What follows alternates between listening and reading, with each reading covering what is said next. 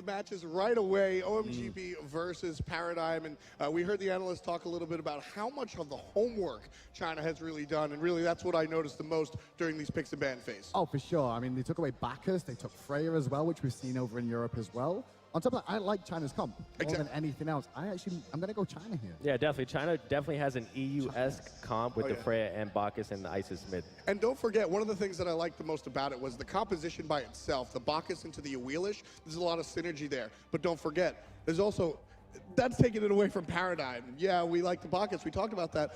We did not mention how much Cuvo likes that Awelish and how powerful that was, how good that was for him during the regular season. Yeah, it was almost like China wanted to take away the EU picks instead of picking their own style. Exactly. Well, maybe they can play that style as well. You know, they've done the homework. They will be researching other regions. It looks like they've planned well for Paradigm here. And it's one of the first times we may actually see Paradigm have a bit of a tough opposition here. And not for nothing, one of the things that we've noted about the Chinese teams throughout this week or just yesterday and even through the regular season is how reluctant they were to go for those objectives. Well, Bacchus is very good at stealing those objectives away should Paradigm decide to go for a risky one, and does a very good job, Isis, at confirming their own. So they do have a good objective secure control here in this composition. Yeah, I expect a lot of action to happen in this mid lane. Blue Whale on the Wheelix with Bacchus and Isis combination is a lot of damage and can pretty much one-shot the new on lobster easily. Now these comps, when I look at them on paper, I would side with China 100% unless, if they're on the same playing field as Paradigm. Like if they've got the experience that Paradigm do, I really feel OMG's comp here is the stronger of the two at all stages of the game, realistically. Mid lane's going to push a little bit harder to begin with the Isis, and with the Awelix in the jungle, the rotations are going to be a little bit quicker too. Exactly what you said, Hindu. They have the early game strength in Isis, Awelix, Bacchus, and then they have the late game threat of the Freya and the duo. And it's just a beautiful composition. I mean, on the across the way, it's going to be very hard for them to kill Paradigm though. Global presence, New War, obviously able to take himself up with the fire shards out of combat. Thor can do the same. Zayli is never going to die because it's a Jin 10, and we saw that yesterday. And then Funball, he's one of the safest hunters in the game. That's immediately what I want to talk about. I'm excited to see how Funball does on this horseman. Kyren has been very successful throughout the weekend. And right away, OMG getting a little aggressive, so maybe a little different here from the Chinese team. I like this, but what Zalia and Cuvo did there was just watch. You were like, okay, what are you going to do? You're going to try and fight us? I don't think you really want to take this. Meanwhile, though, Trix across the way. He's going to go for the steal and actually get it and walk into lane. Thanks to the hand of the gods. He may die. He may die, though. Oh, Funball is helping him a little bit. Luckily, that's going to help him out with There's the passive heal on Chiron. Are still doing work, and the belly flop comes out, but Trix hits level 2, and now Bacchus in a little bit of trouble, but the poke damage from Pulse. Love the calculated aggression coming out of Paradigm. You want to talk about aggression? Funball driving into 2, right into the wave.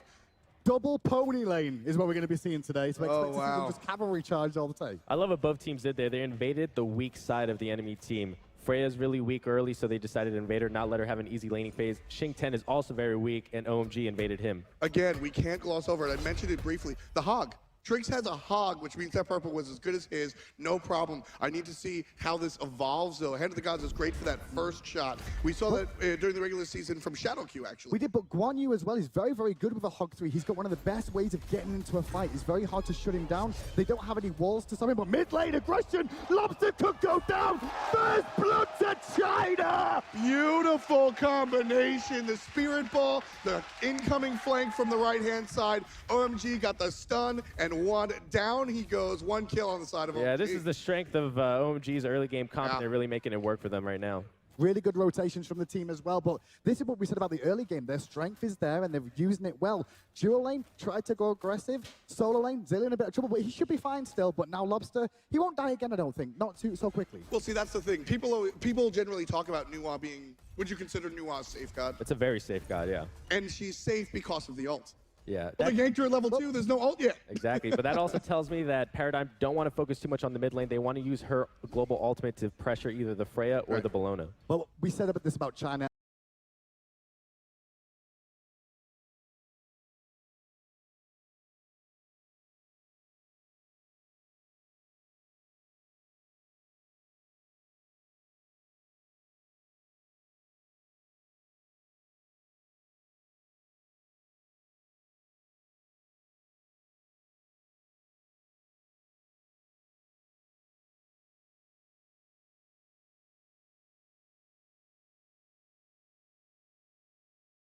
and OMG in specific, Bluefish in the mid lane. He is the big go-to star of this team. They look to feed him and get him stronger, and him getting an early kill will really snowball the team, hopefully. If you're a Paradigm fan at home, though, there is, you know, that first blood isn't the end of the day. Lobster actually, during the regular season, we watched him kind of die a lot. Paradigm does a good job of dealing with Lobster or kind of using him as a sacrificial lamb to come around in the other lanes. Yeah, Lobster is a very tenured player. He's been around since closed betas. He's been behind many times before, and he knows how to come back. Oh, yeah. Well, he's also playing New War, so we can just sit back and continue to farm. ISIS will pressure early on, but then it should be fine after that, and just be able to just sit back with, as you can see there, use the fog, use the shiny metal ball. Right-hand side, aggression coming out. The combo of China is going to bring down Zalia as well. What is this? 3 minutes, 2 kills, and they're both on the Chinese side. I said that comp looked great, and I was like, listen, I'm going with China. The analysts, they went Paradigm, but on paper, it looks like OMG should be the better team. I'm so impressed with Blue Whale. He's hitting every single knock-up that, you know, you have to hit him from behind to actually knock them up, and it's really impressive. Going to be a rough game for Paradigm so far. Cuvo Fred, though, he's got to get himself involved now. He's getting out-rotated by a Wheelish just because of the fact that she's got that mobility with Suku, but now he's got his ultimate available. Keep an eye to see if he goes on. I expect to see Paradigm's duo lane actually do exactly this and try and carry this team forward now because they're getting pressured elsewhere. I like to see Luo on this Freya. Beautiful lift to interrupt the Guan Yu Tallow Assault going on. And Funball playing very aggressive right up in front. And that's the reason he's playing aggressive. Chiron has that dash that gets him out of trouble. Mid lane, though, Trix is just rotating in cavalry charge onto the ISIS, looking for the stun. Will connect, but Cubo at the same time. Bluefish is still alive, but not long enough. Trixtan gets the first kill for Europe on day 2. Paradigm finally answers back with a fantastic 3-person combo onto that mid laner. And with that, they're going to go ahead and pick up the mid Harpies as well. And right now, Paradigm started off.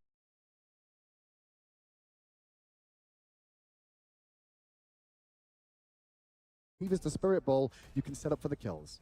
Ice is still on top of your XP per minute. Just very efficient.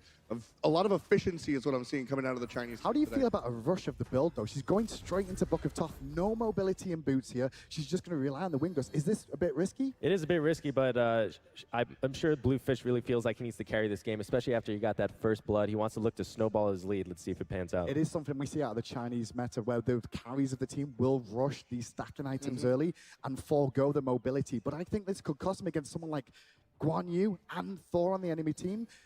I think Bluefish may have made a bit of a mistake here. You know, it might, but here's the method of thinking I'm thinking around. Bluefish is going to be the guy to carry the early game, right? And then he hands off the mid game to Bologna for the most part. And then at the end of the day, you've got this late game of Wheelish that can murder people, and don't forget about Freya. So it's more about the handoff. Yeah, exactly. The one problem with Bluefish's build, though, is that Paradigm's team is made to dive him in the backline. They have Calorie Charge with Guan Yu. They have Thor Dunk, exactly how they got the kill on him in the first place. And he really needs probably to itemize more defensively so he can survive. Well, I mean, he's got the beads, but that's about it so far. I do like the idea, though, that what we're going to see is the Bologna probably engage with Eagles rallies for the most part, try and burn the beads. Then you'll see the backers probably initiate with the belly flops, and then you'll see a Wheelix be able to ult because the beads are down from the Eagles rally. The composition just plays so well together. Ping's coming out on the left-hand side. You take a look at Paradigm, taking a look at the Gold's Fury, but there's vision from OMG on it. So Isis and Freya go ahead and respond. It's already down to 25% HP, and OMG's going to try and pick it up. Paradigm does secure it, but it was a little scary. Bluefish is going to take a spill. Funball gets credit for that one. Lobster goes for the assist. Good Gage, but look at this. The junglers come over a Wheelix. We'll find Lobster again, a return kill. They're chasing down for more. Eagles rally. The burst on Cuvo, but he will get away. Cuvo, sliver of HP. OMG going to be careful not to go ahead and get too aggressive. And this is the strategy that Paradigm likes to run. They actually run it before, and actually we've scrimmed them one time, and they ran the same strategy. Trixtan gets the hog, goes for the early invade, puts a ton of pressure in the duo lane, and then goes for the early Gold Fury. Just to be clear, that was a hog one that Trixtan had there to secure the Gold Fury. The ultimate coming out from ISIS, I thought was probably going to take that one away. We're not going to find it, but Funballer, he's looking for the extra pressure there on Freya. Not going to find it. You can see the split push cam. Zalia did not manage to rotate to that fight. Did get some tower poke down, but at the end of the day, it's a Guardian. Not going to do that much. Yeah, Freya here in this situation, you want to stay in lane. You don't want to get zoned out, but right now, he needs to cut his losses back, take the loss of the creep so he doesn't get zoned out anymore. What's the hardest? Is that one of the hardest decisions in the Hunter role, right? When to back and when to give up. And the moment he leaves, you're probably going to see Funballer push. He's going to push, yeah. And that's exactly what he's doing right now, just pushing it down Freya. Return to the jungle. She didn't go back to base. She's going to do back. That's actually a smart move by Freya. So now she'll come back and probably get most of the wave, at least in experience. And she gets to sustain a little bit of those back harpies. You don't get poked out as much as the wave, especially when there's no Chiron there. So she will get a wave, doing good work of staying in the lane. You can see that the supports have now started to join up with the mid laners and the junglers. Yeah, we see our normal 3-on-3 dance here, at least from the ONG side. The core of the teams, as it's usually referred to as the mid laner, the jungle, and the support. They convene just to share a wave or two, and then everybody goes their separate ways.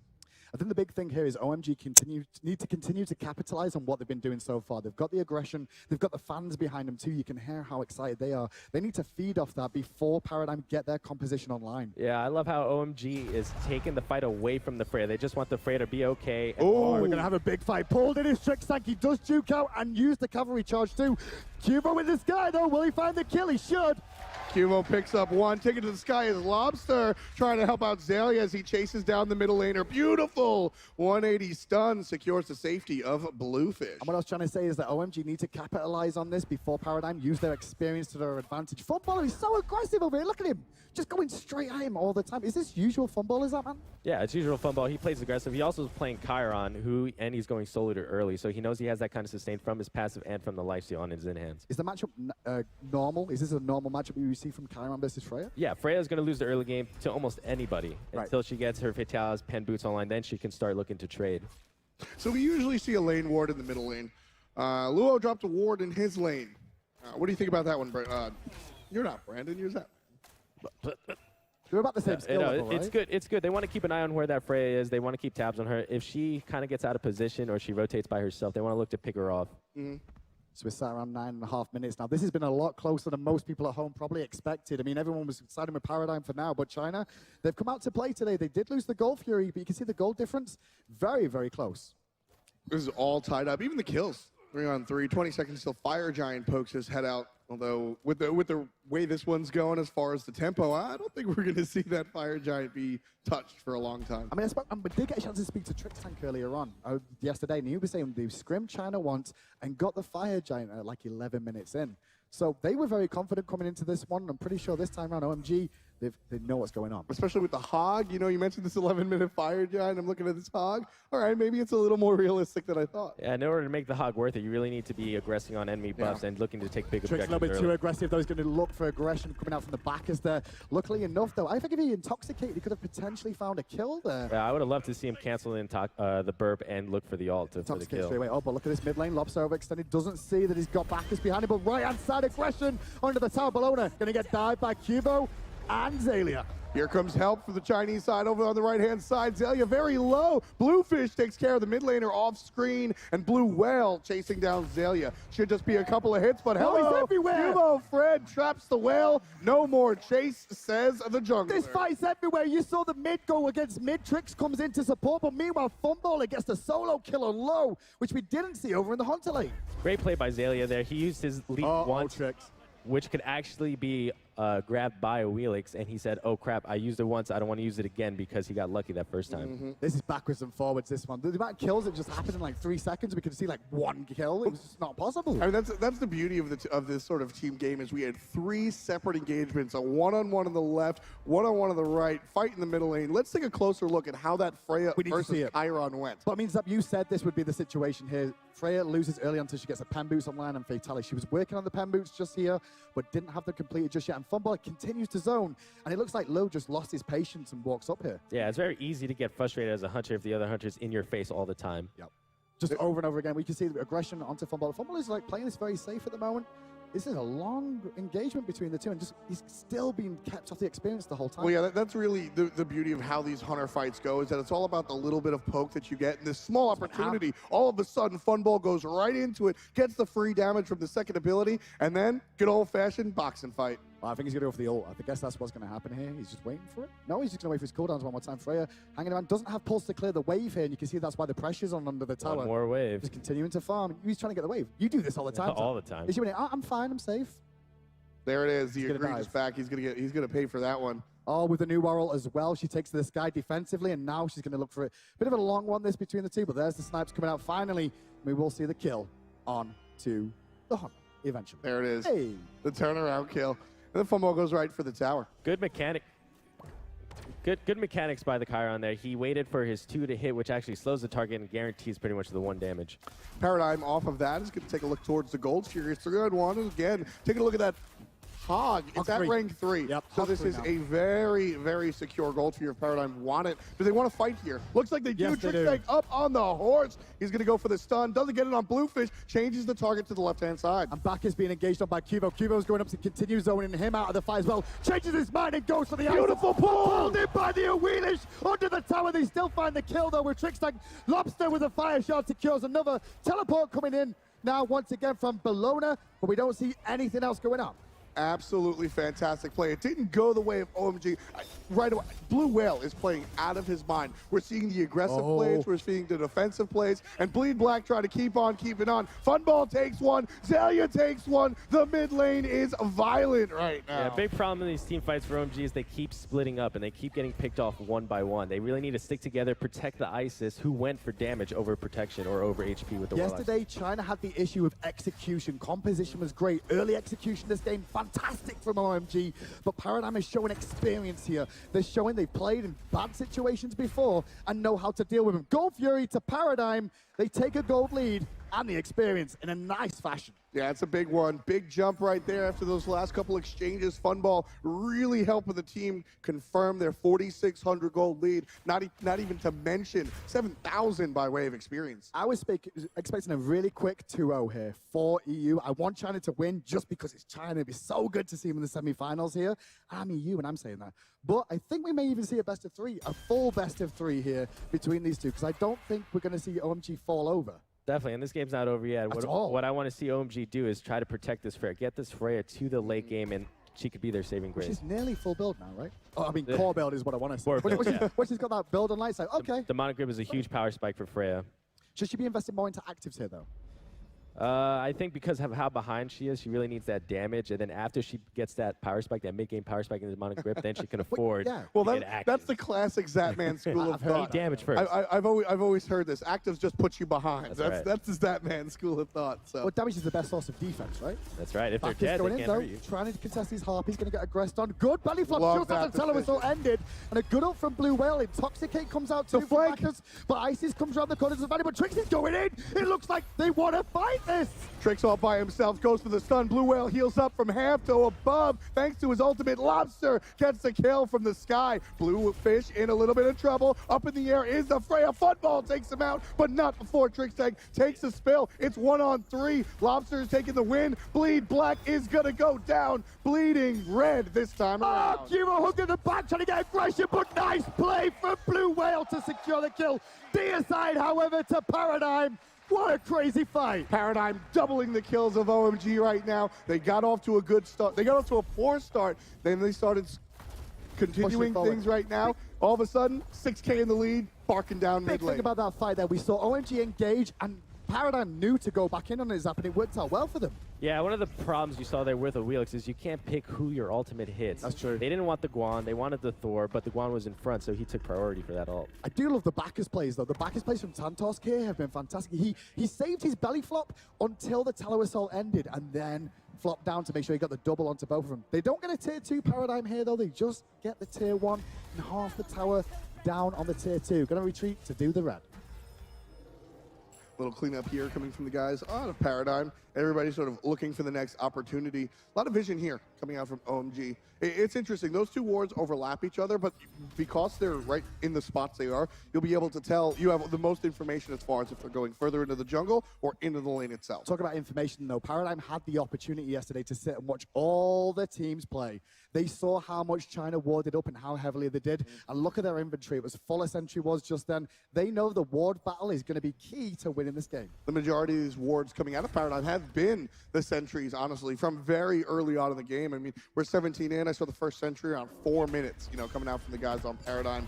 Right-hand side, Bleed Black in a little bit of trouble, but Paradigm not willing to commit because there's 17 Chinese players coming from around the corner. The rotation's coming around, so they just back out. Yeah, this is a little bit of dangerous times for Paradigm because there's nothing to do on the map, and they're kind of getting a little antsy, a little anxious here. They may start trying to force things, which OMG can capitalize. That's kind of what Trix likes to do as well. He's like, can we fight this? Can we fight this? Can we fight? He's always looking for a fight, but there's nothing to get off the back of it really at this stage. Yeah, this is one of those situations that I always talk about where you want to play your lead, right? You need to push your advantage when you have a lead, but you can't let your lead play you. Paradigm can't get a little too aggressive. Trixtank all by himself might be in the wrong spot right now, I think so they have to be a little careful. He seems to be just hanging around here trying to keep vision of them, so on the right-hand side they can look to invade this blue buff there, but the whole China team is rotating. Yeah, right now there's nothing up to do for Paradigm, so what they're really trying to do is have vision control and look for picks. Well, while they're looking for picks, look what's happening with Funball there over on the left-hand side. He's free fun. That's a dream for you, right? That is the dream. But actually, that's you in every single game. You just don't leave lane, right? 3 people coming to the left-hand side, so Funball has to be careful. Trixtank is here, but is it enough? Looks like it is. Funball is going to be safe.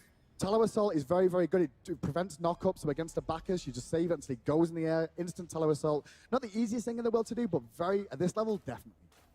Definitely, yeah. I really want to see this Freya look to do what Chiron's been doing. Split pushing, getting that free farm, and trying to get to late game. Bit of a fight between the two. It looks like that did go over to Lou. The Chinese player defended his purple buff. Continue to put poke pressure on because they know in the jungle there's a group still there on that red buff. Still grouped up is China in the middle lane. We'll see Isis back right now, and a little more attention being paid to the left-hand side. Funball's pushed this lane up for the entirety of the match so far, so China has to send that wave a little bit backwards. Yeah, and you can see all of Paradigm back here. They know the Gold Fury is coming up, and they all want to get that extra item in there to help them secure the gold. I feel Paradigm needs to start stepping on the gas a little bit, though, because OMG, they've realized they started to lose the fights, and now they're like, don't worry, we still have Freya. We've got a late gamer Wheelish and the Bellona too. Let's just sit back at our tier 2 towers. There's nothing to contest just yet. Well, the Gold Fury's just come up, I should say. But now we're just going to see them have to push forward again to defend this and not give it up for free. Otherwise, OMG could be in a bit of a sticky situation. Well, OMG is well aware that Paradigm are going for this. They have the timers. They had the vision. Paradigm took down the ward, and Cubo Fred playing goalie. He's going to drop the wall, and there's no chance to survive. Paradigm takes the gold. And this shows a little bit of the experience difference here. Paradigm backed a lot earlier than OMG did, and they were ready right when the Gold Fury spawned. Funball is still going aggressive. They did use the beads because he was worried about the rotation coming out from Lou as well for the follow-up, but that golden experience lead, man, is starting to mount up. Is that, man, I saw how excited you got. If you're China right now, how much are you licking your chops at that no beads Chiron? Yeah, I think they just got to go all in on that Chiron here. Hopefully they get a pick. Yeah, it's a big window of opportunity right here. Paradigm, no fear, playing in the enemy jungle, just pushing and pushing. And again, if you're a fan of this team, you know that this is sort of Trixtank's calling card. Be on the front line. Behind a tier 2. Be on the front line, be a nuisance the whole time, and allow the rest of the team just to do what they want to do and get themselves in position to take the towers down. Left-hand side being pushed, mid being pushed. China have to make a decision to defend at least one of them. I like this siege a lot. A lot of times you'll see the 4-1. This is a 3-2 push, which is interesting because it forces OMG to really spread their team out. Yeah, sometimes as a 5v5, even if you're ahead, it's really hard to push down one tower. So what Paradigm is doing is splitting OMG's forces. They know their dual lane is stronger than OMG's dual lane, so they could win that 2v2 and hopefully get that tier 2 tower. Yeah, we'll take a look as Paradigm pushing down this mid lane. There's 4 players here. Let's take a listen into Paradigm as they siege down this mid lane tower. Okay, I'm fine. I'm fine. Let's disengage. I'm healing up. Stun in the back. Help. No, I'm dead. I'm dead. It's too much. Okay, wait there. We'll do winner. They use a lot. Get out. Bellona. Fred, help. Isis. Isis, Fred. Isis. Get him. Nice. Get him all. Phoenix. Get the Phoenix. Bucks. No. Okay, nice. Left. You guys can get both Phoenixes, I think. Or at least get the Phoenix in tower. Oh, yeah, mid. Phoenix tower at the very least. You get tower. Get them all! Get them all! That's all I heard. And it just exactly worked out well. The fight was not clean though, F-Top. The fight wasn't clean, but the comms were, and that's what's so exciting. It looked like everybody on Paradigm was dying. It almost looked like that fight was in China's favor, but you had Paradigm stay safe. There was call-outs. Cuvo, go on the Isis, and the most important thing, it's always Lobster. All right, excellent. Phoenix. Yeah, he's always the calm collected one. You have the hype one in Trixtank calling the targets, and then you have Lobster, the one calm collected, knows what to do after they win the fight. How important is that balance? Because like you said, Trixtank's just sort of yelling and everybody's telling Cubo, and then you've got the comic look. How important is that balance on a team? It's extremely important because sometimes you only have a couple seconds of opportunity to maybe take that gold free before the enemy respawns, and every second counts. So if you don't have that guy that says, okay, we won the fight enough where we can get the gold free right away, you might lose out on that opportunity. And then you heard Zelly say you can get probably 2 Phoenixes here as well. He was very calm. Zelly doesn't speak that much, but right there he was very calm about things, just like Lobster. You know what I really liked? Funball is usually one of the more vocal And he was players really on quiet. this team. I didn't hear anything, That's crazy. but I saw him mow down the opposition. When you see his scoreline there of 6-0 and 9, he's not hold that thought. Santorski's in trouble here. Good aggression onto him. That's a tank. He's going to have to belly flop away. Meanwhile, Firejet has been started up. On the backside there, Zelly going to be able to find backers. The fat man should fall down here. He's made him drunk. But the guy with a chest for a face just killed him. Santorski tried to get out. Forced to stick around by the solo laner on the side of Paradigm. Lobster picks up the jungler. Fire Giant has been released. It's all about the kills right now for Paradigm. Once again, going on to Lewis. Zalia putting the pressure on. Raw comes out, zoning him away. Bar on the back, though, is Bellona. And Zalia needs some support. And gets Hugo Fred out of nowhere gets the stun, max range, forces Freya out of the fight. Now it's a 2v1. The rest of Paradigm looking at Fire Giant. This one's gonna fall. Paradigm sitting pretty.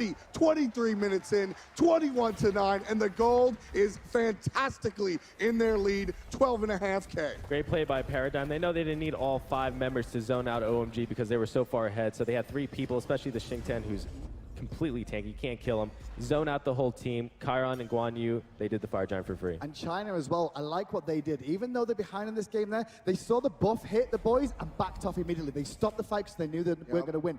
Guan Yu is making an impact, though. You said this yesterday. I think he's going to be the dark horse of the tournament because he's going to have these heals the whole time. Yeah, Guan Yu with max CDR, his heal, he can heal as much as a Raw, he can heal as much as a Hell. It's incredible. And he's got breastplate, so it's actually factor into that. Again, it's just so sneaky, right? You see one Guan healing, oh, okay, no big deal, it's on cooldown. And then he dashes, and all of a sudden it's off of cooldown again, and then he does that 7 times in a fight, and you sit there, why is everybody full HP? Because Guan has quietly been doing 8,000 damage worth of healing. Exactly. Guan has that kind of sneaky heal where you see Guan Yu, you don't think to yourself, oh, I need a weakening curse or I need a pestilence or anything like that, because it's small heals, but it's very often, and it really adds up in team fights. It's the consistency. When you look at the picks from OMG, though, do you think they should have gone for the Ra at all? They looked at it at one point. The sustain would have helped them, Zap. Oh, Yeah. 1 second. Cubo's up. Cubo's up. Paradigm's down. Looking for help on the middle lane. Funball picks up the kill on top of the tank. Bluefish is in trouble. Heal, though, onto him, but the damage from Lobster was huge. Funball gets a double kill. He's looking for the 3rd one off Bellona. Will he get it? He won't get the triple kill. The boys of China are running for their lives now. They don't want that guy after him. This could be game, Hindu man. OMG feel it as well. They slam their F6. Luo slams his 4, but it's not going to be enough. The Titans under attack. Ladies and gentlemen, Paradigm are going to take game number 1. The Titan has fallen. Paradigm up 1-0. They take game 1, but they won't be that confident after that one. China put up a fight there that I think a lot of people at home would not have expected. Yeah, listen, a lot of those mid-game team fights, China could have won if they weren't so far behind. They actually outplayed Paradigm in a lot of those mid-game team fights. I think with a couple small adjustments, China can definitely start. And that's been the story of the whole weekend with China is like, these guys are good. But see, here's what's exciting to me. We keep seeing these good starts coming out from China, and each game these starts are lasting longer and longer. You make an adjustment here, especially with the beauty of a 3-game set. You make that early start last longer and longer. I think we might see a Chinese win here. I hope we get to see China in game 2 pull something out, put the pressure onto Paradigm again. Paradigm, they may be a little bit confident, but they should want to correct those early mistakes. Maybe. Zatman, last thoughts before we head over to the analysts. Last thoughts. China, just small adjustments, a little bit more, stay together in the team fights, protect their carries, and they can come out on top. We're excited. Fantastic match. Hey, Golden Boy, how you feeling? I'm feeling fantastic. I tell you, Paradigm was styling and profiling in that game like the Nature Boy. Incredible stuff there. It's number 1 for today. I think the story of that was an incredible start for OMG, right? And you see this happen a lot in sports and esports, where you have an incredible start. I don't know what it is, but it's just like everything just works, right? And then midway through, it all falls apart. That's kind of what happened. And I feel like OMG were definitely feeling themselves. They definitely had the energy of the crowd after the first couple engagements.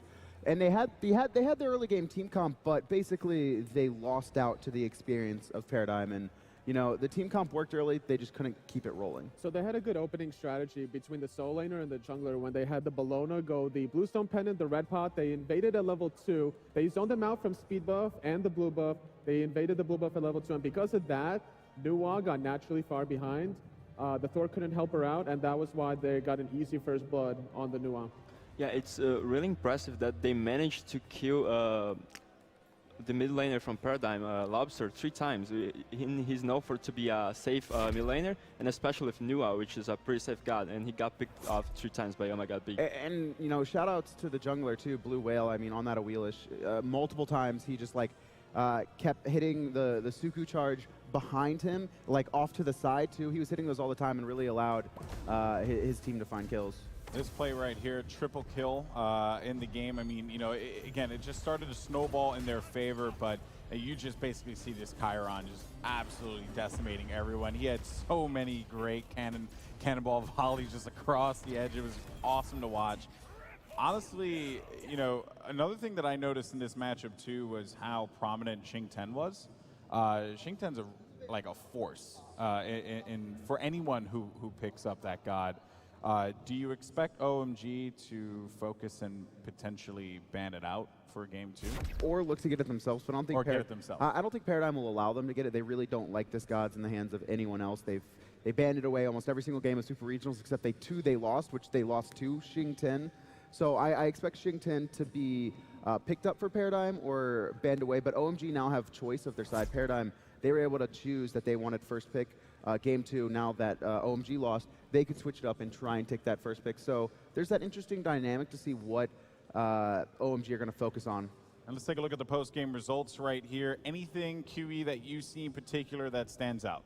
Chiron did a lot of work. You're so happy. I'm so happy. Grinning from he did 9-0-10, dude. It was just so good. Yeah. He dominated the lane against Freya. He didn't let Freya get to the late game. And we actually did get word. So yesterday, and we'll see the stats as well in a little bit, but yesterday there were a couple instances where tower damage was registered, but in the graph it was not enough to be a percentage. This matchup, in fact, no tower damage from OMG to Paradigm. So that is something, you know, again, it just showed like the presence Paradigm had, you know, and how they just dominated from that midpoint of the game onward. But I want to talk about the beginning. What could have OMG done better? And the casters actually broke it down a little bit, but I want to hear from you guys. Well, and totally kick it off to you. What could have they done better? They didn't group up to push any towers or Gold Fear. The first Gold Fear was actually started by Paradigm. The ISIS almost stole it with the circular protection ulti, but Paradigm was able to secure it, and they lost 2 members for it, but it was worth because it was an early Gold Fury. OMGB didn't really get any towers afterwards. They just needed to group up and put pressure. They had the experience and the gold lead early on, but they just never took advantage of it. Kiwi, what for you? I think they should have tried to help Freya a little bit because she got shut down pretty hard by Chiron, and Alex didn't really try to help Chiron. Yeah, we saw a lot of focus on the Lobster we talked about, but Lobster recovered very well. Meanwhile, Funball, you know, I think it was the 10-minute mark about where there was 3 engagements that broke out across the map. We saw Kulo and Zalia diving MM in the soul lane. In the mid lane, we saw the Bacchus and the Blues Brothers combo and kill, Lobster. I made that one up. You made it, not Hindu. And then in the dual lane, we actually saw Funballer solo out Luo, and that just was such a problem because that is such a lopsided matchup in the lane directly. Chiron dominates lane. Freya, Zatman pointed out, gets destroyed in lane until he gets a couple items online, and there wasn't any pressure put onto the dual lane. And I think this game really comes down to Paradigm allowed Funball to get ahead and dominate once the Hunter started rotating. Yeah, and also the new ulti didn't help the Freya at all. Trying to survive against Chiron is not easy, and then when you have to worry about the new ulti, that just makes things way more difficult than it needs to be. Yeah, it was, again, story of game 1 was an uphill battle, but it is certainly not impossible, which is, you know, something that I think a lot of people kind of tossed the favor toward Paradigm very early. Didn't expect OMG to come out so strong. Getting that first blood must have been a huge confidence booster for them. I'm hoping that they're thinking about, you know, how things started to fall. fans, what do you think they should do? You know, they had a lot of surprising picks too, right? The Crowley digging, you know, the Bacchus pick, the Willix pick, right? There were really interesting picks, but I don't know. I personally, for me, outside looking in, it'd be nice to see some more meta-focused strategy. So it's weird because I think you can clearly see the experience difference between these teams, right? No tower damage when you had a very good lead early. OMG, phenomenal individual players, very good at team fighting, especially in the smaller 2v2, 3v3 scenarios. However, knowing what to do after they get kills, or knowing when to engage, what the best time is, or you know that I need to go help my hunter, that just isn't something that I don't think they're going to learn in between a game. I think they need to continue focusing on these very aggressive early game strategies, and eventually I think they're just going to have to win so hard that they snowball out of control against Paradigm. Yeah, and they can't let Paradigm get their 3 tanky frontline gods again like the last game. That was just why they won, really. In the mid game, there was just nothing that they fights.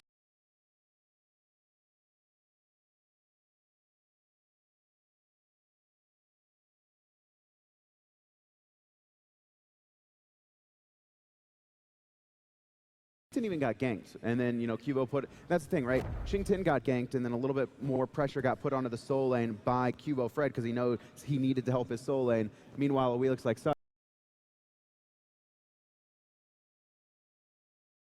Sorry, Freya. Have fun. Good luck against Funballer. Well, guys, this is it. Do or die time for OMG Paradigm, and there you go. Xingtin actually getting banned on the other side, but it makes sense that Chiron goes though early because that did cause a lot of problems for OMG. Right now, Lua is like, I do not want to play against this Chiron. I cannot handle the pressure. Paradigm, they're not first pick. They don't want to play against Xingtin. Just take it away. That was smart. That was a smart play from them. Now it's going to be their turn for their next ban. But yeah, I think, oh, and Soul goes, so not too, honestly, this is kind of like pretty expected here for the ban phase, what we saw yesterday too. So very reminiscent of that. First picks coming in. I was thinking this. I was like, it's either going to be a Neath or a Zeus, I feel. Neath is, like, OMG, they're so good at researching teams. That is clear. They've done their homework.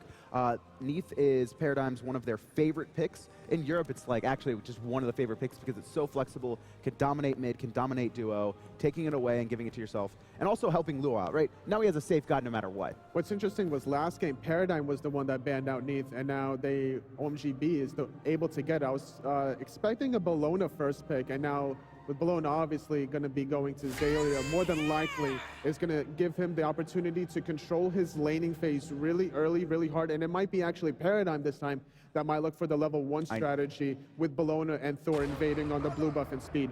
Yeah, QO Fred going to be locking in Thor there, but once again, it could go to Trix too. Yeah, Thor is actually a really good pick against Neath because, like Zebman pointed out, I think yesterday, Thor can really just kill Neath pretty easily. Yeah, because even if you miss your ult, like because she backflips, you can immediately chase her with their hammer, stun her, lock her down. You know where she will land, so you can just stun her. And it's very easy to calculate that landing. A lot of hang time on that back foot.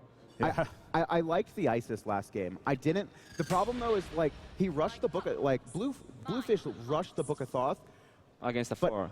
Against the Thor and had no boots. And you saw him. He was the only one to die early on OMG. So if he goes that build, it's a little bit risky. And that's the one you to take off from Paradigms. Yeah, so they took away Bacchus last game, and now they're taking away the Guan Yu. They have to pick and choose what kind of frontliners Paradigm is going to get now with these picks. They're so good at counter drafting. Well, I mean, you know, look, let's just be honest, right? Like, yes, they're good at counter drafting, but there's that whole other thing called playing the game. Yeah, and OMG needs to step it up there. And not to say they are good. They are a very good team. I mean, we've seen, you know, I think the common phrase is mechanics, right? They have fantastic mechanics, and they, you know, they know what they're doing. But you know, and I think Bart came over here earlier, and he had just mentioned, you know, it's experience, right, versus pure skill. And experience, you know, oftentimes comes out on top here. And that is something that Paradigm has. This is a squad that's been in the game for such a long time now. So next band, Serket goes. Which is actually interesting because if you look at OMGB's lineup, they're very sustain-heavy comp. So it wouldn't be bad idea for them to pick up Serket, have Thor maybe go in the jungle. But then again, you have Thor, Athena, Bologna. Those three are definitely going to be between support, solo, and jungle. So that's not an option for them. Who do you think OMG is going to go for in the ban here? Maybe an Odin? No, there's 3 frontliners. They're not going to ban Odin. I think it's going to be something they just don't want to deal with. Zeus. Zeus. Yeah. Oh, that's very intelligent, actually. I mean, Paradigm have a very good composition to keep Zeus alive. Lobster very strong with Zeus, so take that away. I'm a little bit surprised that we actually didn't see that Zeus in place of the Athena. I guess it's perhaps they something- thought they weren't going to go for the ban on that one. Maybe they thought that they would prioritize something else. I think Paradigm here are... I'd like to see them just pick up their Hunter and then save Lobster, allow him to counter pick in that last spot, because they already know that Neath is almost guaranteed going Hunter. They are, OMG, they have the ice. It's going mid. Grab your Hunter that you know you're going to have the matchup in.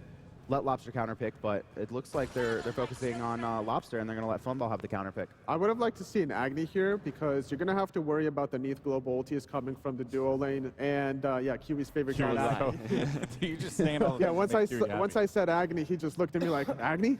And yeah, because Agni could dash away and be safer under the tower when the Neath ulti comes out. Nua's still a safe guard, but it's just not as safe as the Agni would have been. I think Agni is so underrated, though. He does a lot of damage. Oh, we get it. You like Agni. It's just like Agni. Agni is a little bit hard to recover with. If he gets behind, he just like it feels like it just tickles the opponent. It's just not enough damage when he comes set up. So his name should be the Tickler. The tickler.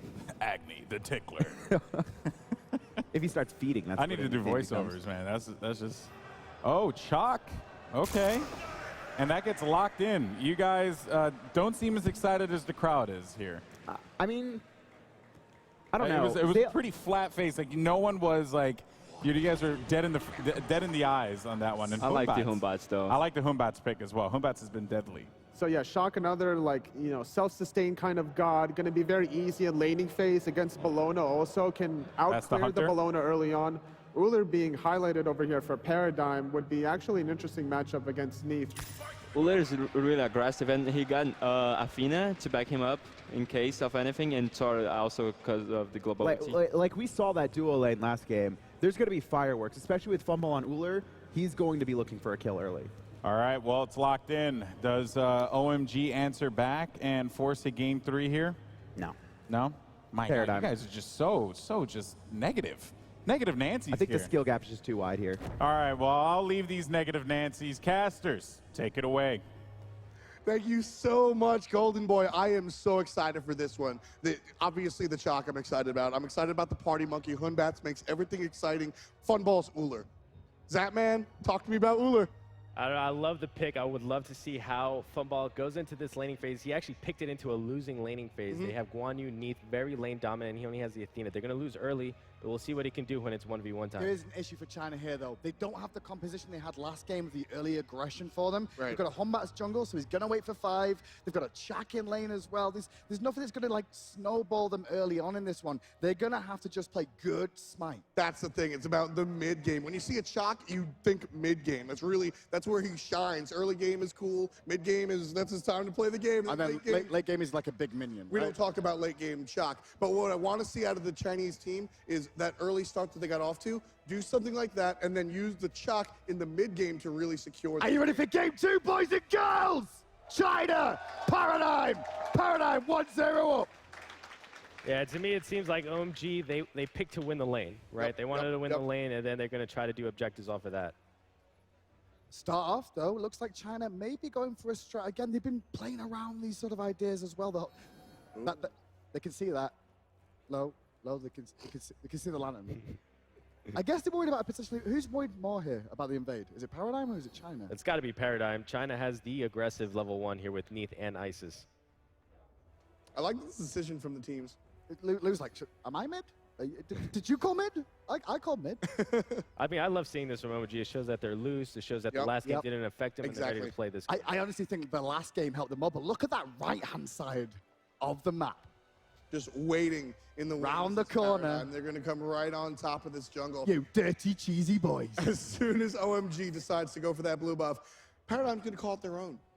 But who wins this matchup? Is this close? It should be, no, right? it's not close. The Thor Bologna win, hands down. He's not got Chak's no power pot either, so he's not going to be able to burst it down. Here we go. Cuvo coming in with Zalia. They're going to look for it. They're actually looking for kills. There's Blue Whale. Blue Whale half. Blue Whale, goodbye. First blood going to Quavo Fred. Cuvo Fred took wall at level 1 to secure a kill. That is mad. Like I expected, like Berserker Barrage or Hammer. He went wall. Yeah, he didn't need to go wall. They had Creeping Curse on the Humbots if he would have went spin, but that just tells me he didn't see the overhead smash at first, so he didn't know if Humbots leveled up an ability or not. Hey, Santos there again. Hey, Trix, you know that thing that you did last game? I'm there too, but I'm not going to get the buff this time, but I will put the pressure on. They've just took a page out of his book, though. Absolutely. Hog online. Hey, what was the first thing we said after game number 1? Small adjustments, right? Small adjustments. Immediately, small adjustments. They pick the Guan, they go hog, just like Paradigm did last game, trying to beat them with a taste of their own medicine. Well, you say small adjustments, but Paradigm have made adjustments. They've gone aggressive early, invaded. Lou and Santos putting a little bit of poke pressure onto that duo lane, but they're not going to be too worried. One thing to note, though, Trix tank on Athena is not something you see very often. Jack in trouble. Bleed Black in some trouble. He'll be fine. But that's the biggest thing. That's the #1 note that I wrote down during picks and bans, Hindu Man, was that Athena is just not, it's not what we're used to seeing Trix tank on. That Guan Yu, those warriors, that's a Trix tank caliber. So I'm excited to see what he can do with this Yeah, you know, a defensive small side. problem here by the duo lane of OMG. They had the lane pressure, then they decided, okay, maybe we'll go for the purple, and then they ended up not doing it, giving up all their lane pressure, and now Paradigm's in the driver's And seat. you said that at the beginning of the game, is that lane's negative, and they picked all into it, and it looks like Paradigm are the ones coming out on top now. Lou having to backflip, and Fumballer's Yes. going in with the aggression. Good poke, but good heal coming out from Santos there, but Lou taking some necessary auto attacks, a little bit much from Fumball. Funball can. This is what's so scary about Uller, and I see Zapman getting more and more excited because it looks like you have a lot of HP, but if you land that 3-1 combo out of Uller, you're as good as dead with 30%. They just disappear. They just disappear. And another thing to note is that Guan Yu's not really a tank. He doesn't have the scaling that Athena does. So even though it's a warrior and you think Guan Yu late game's tanky, in the early game he's actually quite squishy. And now with this duo lane being pressured, Santos has had to do his purple alone. Meanwhile, Louis is not going to get the experience from that. Trix tank's going to rotate around and maybe still see it being done, but just down on the Yeah, side. and all this stemmed from them being indecisive. They went to go for the Paradigm's purple. They didn't do it. They lost lane pressure, and now instead of they were supposed to be the ones bullying, but now they're the ones getting bullied. So they're under pressure here. May have to see a rotation eventually out of the jungler and Blue Whale, but he got killed first-blooded, so that's going to put him behind a little bit. And Cuvo, well, he's on that Thor and working towards level 5 slowly after that first blood. It's going to help him out in the jungle. Paradigm now playing the zoning game here on the left-hand side. Basically, by taking this aggressive position, they can deny any gold or experience that OMG could get by way of. It's interesting. See how these minions are killing each other? OMG is so far away because Paradigm's a threat that they can't get. Throws in the sky, Cuvo's up, that's why he went in. Dead. There's the Dead. dunk, it hits Dead. again. Blue with Lobster coming down, reigning supreme. The wall will cut off the angle of escape. China, second casualty of 4. You know, and sometimes it takes teams a while to get ramped up, Hindu Man. And game number 1, OMG played very well. Right-hand side, Chalk's in some trouble. Here comes help. Here comes help. There it is. That first kill for OMG on the board in game number 2 comes the way of the solo lane assisted by the jungler. Yeah, really important for the OMG to get the kill back, get that little confidence back as we look at the live replay here. Yeah, fantastic stuff. One more time, Thor. This is the fight in the duo lane. This is just picture perfect. Thor comes down, hits 2 with the Berserker's Barrage, stun or none. It doesn't matter. The wall, the geometry, Neith's got nowhere to go. And this is what I wanted to see a lot day 1. A lot of people were picking Neith pretty much every game. And you just hear the Thors go for them. He kept saying None of it. the Thors went for him. It's such an easy kill for the Thor. The backflip is so, you could just see exactly where it lands and you can wall her off. I tell you something, Paradigm was sat in the crowd all day 1 and they heard your commentary, so that's probably what they did. Here's the deal. You could say I helped them win worlds now. If they great, win. help the EU team win. Here's the deal with Thor, though. Thor is almost 2 separate characters, right? Thor can be this tanky, sort of control-oriented guy. Paradigm looking towards the blue buff, not going to get it. Or if he gets a couple of kills early, he turns into this hyper carry. And I mean, you look 3-0-0 on a Cubo Fred Thor at level 7. I'm afraid. Well, it could be another kill for him. He's looking for Isis. Luckily, though, Santos is there to help. Cubo goes to the sky. Will we run to Lobster? Lobster, the one under pressure here, trying to escape, but Blue Whale will find the Where kill. did Cubo go? Not wanting to play Didn't want to go in. defense. Didn't want to go in on that engagement at all. Now the boys are trying to grouping up, trying to chase them down. They're half health here. Guan Yu ultimate going in. They actually Love this force them back, but well played by Paradigm to disengage. Well played by Paradigm to disengage, but I love the insight into OMG's mind right there. They're willing to go aggressive. Right now, Zay is trying to make Bleed Black play, but there's 3-on-1. Bleed Black might fall, but it's still Xaylia in some trouble. Coming around from the side is Bluefish. Oh my but God. Xaylia finds a way out. I can see why the Fire Giant died so quick when we just saw what happened to the monkey then with that bludgeon. Ow! 4-2 right now. Love what Lou is doing here right now as well. He's holding the wave. He's trying to catch himself back up. Yeah, this is a way for a duo lane for a hunter to punish the other hunter for being greedy. A lot of times the other hunter will go to back harpies, assume that the enemy hunter is going to push the wave so he'll still get all the experience at the tower. Go back to the first few kills of the game, though, with that double kill for Kuro over in the duo lane. The one thing I was going to see from that is, like, Paradigm, they had a negative lane, but they also, when they hit 5, they didn't have any engagements that could really punish them. You know, they don't have the big ultimates that you see out of a lot of the duo laners. And he had to rely on that rotation from Kuro, and it was on point. You know, it's interesting. As we said, OMG had on paper the lane control, right? And then Paradigm took it back due to what they did. And then with that one small move that you went into about freezing the wave, now all of a sudden, Neath, as far as the gold is concerned, nice and even. Down by 100 gold, not that much to talk about. That's the way you catch up by last hitting. Talking about gold, though, as well, Guan Yu going for gold boots here with the mobility involved in that. Will get some extra gold generation from it. I don't know about this, though, Zap. The cooldown reduction you were saying is going to give him the extra healing throughout the game. If he went for the not cooldown boost, what am I talking But think about? how fast that horse will be. Yeah, exactly. But I think why he really did that is because he fell so far behind. He needed maybe that extra Catch him from the gold gold? from the boots to try to catch himself back up. Wouldn't it be able to go tanky or penetration, though, with the... Yeah, it could have been, but maybe he's looking to just farm and, you know, get that poke off and get gold. Staying on the same topic of the items, same build coming out from your mid laner on the side of OMG, Bluefish, going for that Book of Thought Rush, and that's essentially trying to get the most power possible. We'll take a look at the jungle matchup as well. Kivo Fred has had a fantastic game, and it's represented in his stats, but Blue Whale, not a slouch at all. We saw him game number 1 on that Wheelish. We need to see a little bit more out of him on the Hun Bats to make this work. Just so you know, that is Kuro for the whole season 2, not just for this tournament. That's a bit weird if we said 50 wins and 30 losses so far. But Funballer being punished a little bit in this lane, returning some damage to low, but once again, it's a Neath, so going to be able to sustain. But he has got support of Kuro in the jungle area just here, potentially looking for the pick. He's baiting. No, maybe he's not. I'm lying. Yeah, that's lying. That's not bait. He goes in the air. Athena's up 2. He goes down to the ground. Luo's in trouble. Flip is strong enough. Now everybody's looking at Guan Yu. Heal is strong. Slow is good, but that's a horse. Ultimate has been forced. 1 for 1 as far as the ults. Lou's reaction time was pretty good with the beads there into the backflip. Otherwise, he was in a whole world of hurt. Rare miss by Thor there on the stunning. Sure, the stun, but last time around, right? Neath was near the wall. The stun missed, but it didn't matter because of the wall. Luo learned. Oh, they're going in again, middle of the lane. This time, it doesn't matter. Funball takes them out. Middle, wall, who cares? That's a death. 5 for Paradigm. Very smart play by Paradigm. They noticed that the Neath didn't know the Thor was in there the first time, and that told them they didn't have any wards. So what Kuro did, he just did the old loop-a-loop and looped around the wall and came back again. And this has been started all from the beginning of the game. The initial invade onto Blue Whale has put him in an awkward spot. He had to play catch-up for most of the game. He's done great work to get to 2-1 and 0 in this game, but that early pressure that they put on him means that he's had to be farming to catch up while Kuvo's been able to do these rotations. Yeah, the problem for the Humbots here is that every lane is losing, so you can't really just go there and gank and get a kill. Who do you focus them? So which lane do you focus to carry? I mean, it's Chuck, so do you really want to try and get him ahead? You want to focus the squad. Isis, maybe? You want to focus either the Uller or the Nuwa, try to kill those guys, get your dual lane ahead or your mid ahead, either carry. But then Nuwa, very easy to escape the ganks we said earlier. It's very tough for Humbots to find. Yes, it's duo lane you focus. I mean, you've got the support of the Guan Yu there as well, and the damage to the Will Weaver from Neath. I want to see Blue Whale head over there to see if he can make something happen. Yeah, honestly, I mean, Hunbats isn't necessarily... ganks work, right? But Hunbats is more of the team fight guy, right? So really Hunbats needs to focus on whoever he can, but more importantly, focus on getting his farm.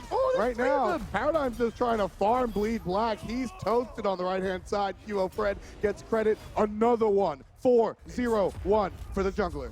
Meanwhile, over the left-hand side, Lobster does pick up Blue Whale as the aggression. You could just see how on point the communication for Paradigm is. As soon as Chuck uses his escape ability, his 1-2, he hears the And now they're going to get Bluefish in mid lane as well. What is this? They're just putting pressure all over the map. They're going to lose left, though. But yeah, as soon as Chuck uses his escape move, Zaylee is screaming, ult me Athena, and then they go in, get a free kill. Right side, mid side, Paradigm pushing down 2 tier 1s right here. 500 gold for each will put 1,000 gold into the coffers of the team of Paradigm. And as we approach the 10-minute mark, the European squad is leading by 3,000 Cam, keep an eye on it. The pressure was on Kuvo. He went to defend them. We're going to get forced out. But the rotation is coming. Tricks and Lobster on the way. And the boys of China realize, hold on a second.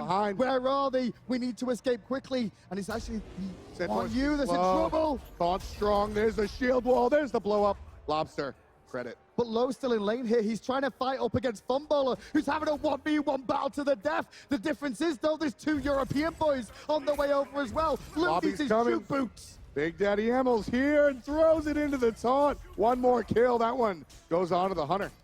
Yeah, OMG did the right move. They were getting pressured mid lane and in the solo lane, so they tried to take the tier 1 tower on the dual lane to get at least something back. But they didn't get the tower. I mean, to be fair, out of all the 3 towers, the tier 1 towers you want mid and you want the right-hand side near Fire Giant. Yeah, they had to take what they could get, but it was great rotation by Kuro Fed. He knew he couldn't really kill them, but he slowed them down long enough to get the rotations from his teammates. Really good work from Kuro Fred. Funballer finally came in, and OMG, well, they got stuck between a rock and a hard place for the most part, and it was like, well, do we carry on fighting or do we just try and get out?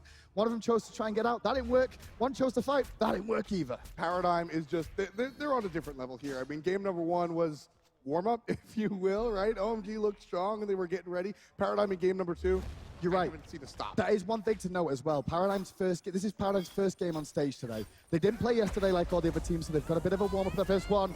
And it looks like Zalia, well, he's rallying everywhere right now. Yeah, rally here, rally there, everywhere. Azalea picks up another kill. 2-1-2 on the slash line for the solo laner. Good performance from Paradigm in this game. They've put the pressure on right from the outset. OMG answered back here and there when there's been a little bit too much overextending. But for the most part, it's been Paradigm, and the communication has been really showing here. Team fights have been very, very good. A lot of damage coming out on the Bluefish here in the middle lane. Trying to slow down is the support. Doesn't matter when Kibo Fred comes off the top. Zalia with the whip through the wall. One more kill onto the solo lane. Man fight in the duo lane. Finally, I want to see this go down. Lou with the backflip Funballer. Will he continue to chase? Going to heal off the minions with the axe stance. But now he's got reinforcements coming. Cubo's on his way over the wall as well. Don't forget, the damage is good. But luckily, Santos is there to support as well, as is the monkey. All of Paradigm is here. Yeah, I mean, Paradigm, they're doing what they're supposed to. They got the lead, and their foot is on the gas. They will not let OMG have anything Big for stun. free. That's Black in trouble. Nowhere to go for a shock. There's silence, but it don't matter. Couple of hits from Funball. Leave that to the hail of arrows. Will Weaver will save the day, though, on the pressure on Santos. Funball hiding in the fog. Lou didn't know he was there. He eats an axe to the face, but a monkey from round the corner. Rally here, says Zalia. But no, Blue Whale will get out with a kill. So right there, that's not a good situation for OMG, but that's exactly what we need to see at a Blue Whale. Y'all, we're talking about where are we going to see the ganks. This is where Hunbats does well. He's a fantastic counter initiator. So now that Paradigm has that foot on the gas pedal, Hunbats can come around, throw the ultimate, and say, you know what, leave my team alone. Yeah, I mean, Funball was a little bit too over-aggressive there. The thing is, level 12, level 13 is the magic number for Uller. His 1 and his 3, his Hail of Arrows, are maxed out, and this is when he does the maximum amount of burst. So he's looking to make the plays. Lobster, though, a little bit overextended over in this duo lane here. Gonna get engaged on by Santos. Bit of damage, but immediately disengages before the Shining Metal connects for the stun on those play minions. Mid lane, pressure onto OMG again. Spin to win on top of Bluefish. He's going to get hit. Nice heal up right here, but keep in mind, Thor misses. This could be a problem if Blue Whale is able to help out. Kibo Fred forced out to the backside. Trickstank in some trouble. Shred, shred, shred, shred, shred. One more hit should do it. Trickstank gonna fall to the hand of Santorsky, but not before losing a teammate. And now the rest of Paradigm have now grouped up. You can see Cubo over the wall trying to zone people off of the wall. Lowe's in trouble there. He will fall down as well. Bluefish gets rallied on once again. My, oh my. Scourge is good. Zalia always going through those windows, finding the opportunity and not letting any chance go by. He's looking fantastic here. He was 2-1 and 2 minutes ago. So what's the big thing to take out of this game, Zach, from Paradigm's point of view right now? They've played well, but who should we be looking at as the star so far? For Paradigm, it's got to be Cubo Fed. He really set the pace of this game early with that big double stun on his ultimate in the duo lane. He got his duo lane ahead and kept going from there. Honestly, I'm surprised by how aggressive Funball has been. He's normally an aggressive player, but in the Pro League and in this team, he's been sort of a backseat passenger for the most part. Played it very, very safe. I mean, I'd hope he'd be aggressive if he picked Uller. Yeah, I mean, he's been so far as well. I mean, straight up into Neef's face most of the time this game. You know, it's interesting. We saw OMG hover over Sobek before they switched over to the Chalk. With the solo lane of Sobek, would that have been a better look here? Yeah, definitely. The Sobek actually has a pretty good matchup against Bologna. What you want to do against Bologna is interrupt the bludgeon, the 2. She has a spin and then she slams down for her main damage. The Sobek tail whip or his pluck can interrupt that. I completely agree. They wanted someone front line. They wanted more control in these fights. Chuck doesn't bring enough control to the engagement. Yes, he brings a front line, but it's just not enough against this comp that Paradigm are running. Yeah, and on top of that, the Isis keeps going for a squishy carry build, and the Sobek would have provided a lot more protection for the Chuck Isis. getting baited on his One blue more buff. time. 2v1 right now. There's nobody else in the area for support because there's an invasion on the left-hand side coming out from China here. Look But at that hit onto Santorsky.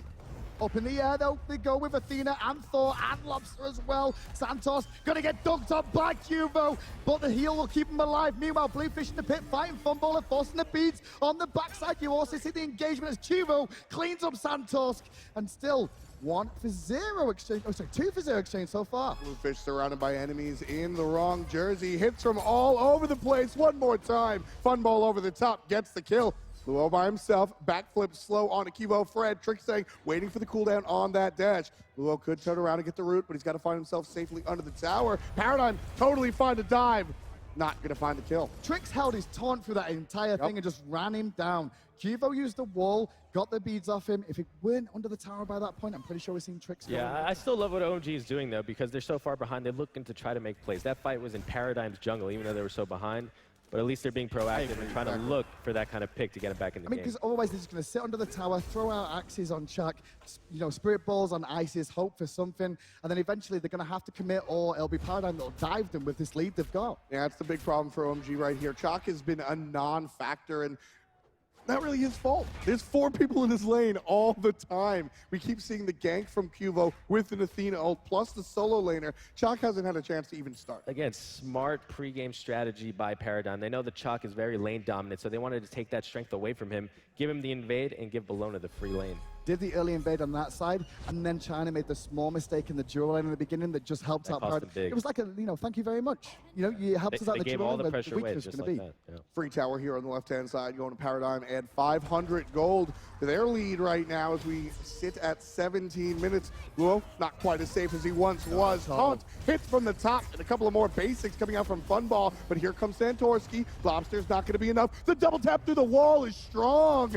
and Luo's in some trouble. On the backside, though, you can see the ultimate Fear No Evil was used, but Thor is now in the sky, maybe looking to dunk down into this engagement. Cubo Fred will found loud, but Santos will return the favor to Lobster. Funball in a bit of pressure here. He's fighting 3 men because he knows he's got Zalia coming. Zalia's off the mark, does not get a stun. Blue Whale will make Funball punished for his transgressions, being so aggressive. Zalia doesn't need the ultimate to take out Bluefish. Looking towards Trickstank as Paradigm. Not quite sure if they want to retreat. Zalia missed a bludgeon, but a really good wall from Cubo is going to help Zalia out, who's being beaten down in a corner right now, surrounded by minions. The monkey goes in, the disarm is good. Cubo on the back with a double tap will help him out. Zalia's still alive. How is he alive right now? Trix is going to support him. Axe him a question. Beautiful dodge. No, he's got an answer. Still surviving. Will Zalia live forever? Zalia, 1, 2, 3. Bleed Black finally gets his revenge, but not before Zalia runs around for what seems like a half an hour. And OMG, they're looking to be the aggressors here as Paradigm need to retreat and lick their wounds. Yeah, the start for me, that fight was actually Cubo Fred. He was low HP for about 75% of that fight. He stayed in range of his abilities. He used his stun to save Zalia at least twice there, and actually killed the Humbots on his own. Exactly, and not for nothing. As much help as Zalia got from his team, he helped himself out as well. He was zigzagging, using the skirts to heal up just a little bit to save himself for those extra and that's the beauty of Smite. You can make those kind of plays when you're low HP. But that's the big level of the game that we're at here, where the players can hang around with low health. They know exactly what they can do. They know they're safe enough that they can get away from the engagement if they need to, but still support the team. Hey, Zalia did die, all right? It just took a very, very long time. It took so long that Gold Fury's now back up. 19 minutes on the clock, 22-8. Paradigm significantly in the lead by kills, but what seems to be a larger lead, they're only up 6,000 gold. Oh, someone else is up. Thor is right now. Will he come crashing down is the question. Hey, Zalia. Big ultimate down as the Fear No Evil hits as well from Blue Whale in the jungle. Santos fighting 4 men. Rest of the team zoned out by that wall by Cubo as Chak keeps Lobster away from pushing the mid. Shell already used by Paradigm right there, jumped all in. by himself as Blue Whale. That's going to be a problem. It's going to be a big Tank problem. on the top of that one. Trickstank half HP, but he's tanky, and he knows it. He is tanky, but now on the backside, it's a Chak versus the world right now. He's tanky enough to hold off. He's gonna use the ultimate, but immediately Lobster responds to make sure he doesn't get silenced out and pressured down. Santos still over here. Cubo cutting off the option of escape. China's still trying to fight this, though. Why are they trying to fight? Are they gonna do the backflip on Lou and continue on? Trixtank up on the horse, looking for more. Zelia gets a credit on to Bleed Black. There's Santorski. Trixtank very low, but it's just a bait. Santorski tries to get aggressive, gets punished for it for the 25th kill. Cubo's always back up. This fight's been going that long. He's used 2 of them now. They'll burst Bluefish down as well. Trixtank getting credit for that kill as under the tower. Lou with no mana will fall down. Who will get the credits? Lobster. But guess who else has got his up back up? It's the Humbats. Good play by Blue Whale, not enough to save his hunter right there, and not enough to save the tower either. Paradigm picks up 1,500 for the tier 2. And with that, they're going to retreat into the jungle and pick up a drive by Gold Fury. Yeah, I mean, OMG is really showing great mechanics and great jukes. I mean, it looks so hard for Paradigm to really kill any of them. But it's a little too late right now as they're losing by a lot. Last year for China was a learning experience, learning the game, understanding what was going on with the other regions. This year, though, they're really showing that they're almost at that level already with the game of Smite. Fantastic Gold Fury right there. One more time, Paradigm picks up the Alienware Gold Fury at the 21-minute mark. And boy, their kills, their gold, everything is looking to go the way of the boys in the yellow and black. 20,000 experience as well, as we see a couple of members on the side of Paradigm approaching that level 20 mark. Lobster already hit it. Yeah, good position for the boys of Paradigm now. They can start to look for either the tier 2 tower in the right-hand lane or the Fire Giant. Would you look to just try and bait them in here's up? Yeah, I mean, when you have this kind of lead, the best play to do is get vision control around the Fire Giant, then look to bait them in. OMG will have to blind check the Fire Giant, and they can look for free picks. Especially with the Athena as well. If they can land some of these taunts off in the engagements, force the beads, reset, do it again, force the beads, reset, over and over, and then eventually you've got Cuvo able to just dunk in with Zelia and the Eagles rally and look for the kills. Ping's coming out on top of Lobster. Thanks to the wards OMG placed in the middle lane. You know where everybody on Paradigm is. But what can they do with that information? They're down 10,000 gold. Paradigm's looking towards the Fire Giant. You're going to take a look at Santorski, and as soon as he even looks, he's absolutely obliterated. That is a tank. That is old school Smite there because he's got a hog 3, right? It's like kill the guy with hog 3 and it's free. That's basically what happened now. Blue Whale under pressure, Aegis is trying to keep himself alive, but Cubo dunks down for the kill. Turns his attention to the monkey once again. Lobster with the fire shot should secure the kill. No, Funballer will say, not today, my friend. I needed another one.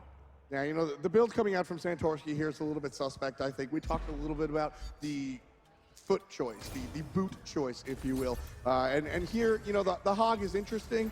The meditation is also interesting. Meditation on Guan Yu is one of those that I don't immediately throw out of the window because it just allows you to spam your abilities a little bit more, but it's trouble. Go into Salvation, though, will give him the heal to keep Fire Shards alive. That's the big key here. But it looks like Paradigm have come. Paradigm, #1 seed from EU, will move on to the semi-finals to face off against either Enemy or Pain Gaming. It's a best of 3, and Paradigm only needed 2 games to do it. Game number 1, China looked very, very strong. They were coming out looking like they needed to make a couple of adjustments. Unfortunately for the Chinese squad, the Europeans did the same thing in the better direction for themselves, and Paradigm wind up with the win in just 2 quick games. Overall, for me, I really want to say China performed very well in the course of this tournament. They've still got one more team in, though, however. We'll see them later on today against Cloud9 as well. What impressed you the most about that one? I think it was Paradigm, the way they played with their lead. They kept the foot on the gas. They pretty much played it perfectly. They baited the Fire Giant to finish the game. Makes a lot of sense. Big part of that game number 2 for me was the jungler. Trixtank is on stage with the wonderful Kelly Link. Thank you so much, Afta. Joining me, like you said, is Trixtank. Congratulations. As always, I have to ask, how are you feeling?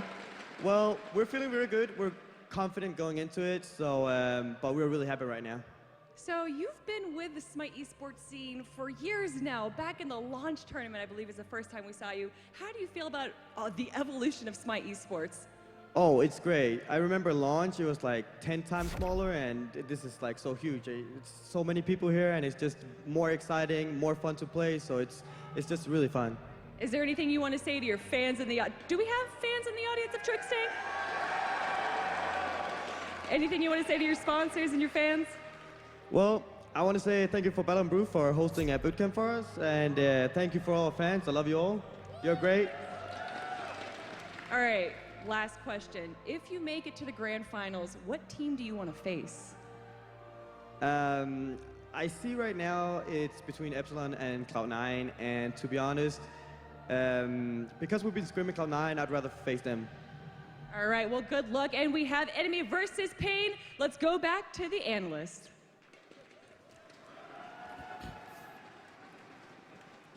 Thank you so much, guys. Wow, what a series there for Paradigm. They look great. Of course, OMG, their journey ends here. But still, I think everyone in the house should give OMG a round of applause for what they've done here. You know, 2 Chinese teams in the top 8 here at Smite World Championships. That's a big accomplishment for them, and they should be super proud of that. You know, I guess now we just go ahead and break down this game. So starting from the top, right? You know, it was something I asked you guys beforehand, right in the middle of the game. I said, it seems like there was always a better option for a pick that that OMG could have made, and they just went with an odd choice, right? Like, you know, I referenced Chalk, for example. How do you guys feel about that? I tend to agree. Just like in game 1, they last picked a Wheelix, which, you know, got some nice picks, but was very bad against the 3 frontline compositions, and you had to snowball super hard early, and they weren't able to do that. And then in this game, too, Chalk kind of just didn't make sense. So it probably would have been a little bit better of a pick. We know Azalea likes to run Chalk, but he's the only one who's ever been able to make it work. Yeah, they already had their 3 frontliners, so there was no way Shock was going to get picked by Paradigm, so there was no reason for them to pick it. If they wanted to, they could have went for a Sobek, which was a little bit of a better option. The previous first game, they picked their Willish last because they didn't want to deviate away from their strategy. They had the Bacchus setting up their Willish. The second game, they went for a heavy sustain comp between the Neath, Isis, and the Guan Yu, so they wanted to have that 4th tanky presence in the Shock, giving himself that self-sustain and making teamfights last as long as possible, which it was happening that game. Maybe there was a comfort break for Omega B picking Chalk to feel more comfortable against going against Elia. But I still think Sobek was a better pick, like Zapman said, because it would cancel the Bludgeon on Bellona, and it can completely negate the Clear Wave. Well, I would say Zalia definitely had a superstar performance there. Here's a breakdown of player damage as well as the rest of the stats. You know, I guess a couple things that, you know, take in mind there was, you know, Lobster's outstanding play, but Zalia's presence in a lot of those team fights was definitely something that you had to take note of. And another thing too, Santorsky down there with 3K and the Guan Yu not really being all that effective, and we've seen Guan Yu contribute a little bit more than that. I think that's the lowest I've seen so far. Yeah, in totally our pointed graphs. out mid-game. Santorsky was actually maxing his heal, and there's no healing on that chart, but I'm sure if it was there, you would see probably something close to 15,000 healing. I mean, these fights were going on forever. Guan Yu wasn't focusing on getting damage off. He was spamming his conviction. He was making sure to keep his team in the fight. And, you know, that's the thing. They were able to stay alive for a long time, but the game still was never close. They could never kill anyone. You can only prolong the inevitable for so long, which is exactly what happened. Is you just see Bellona just tearing through everyone, because that's just what Bellona does, just running, you know, roughhouse all over OMG.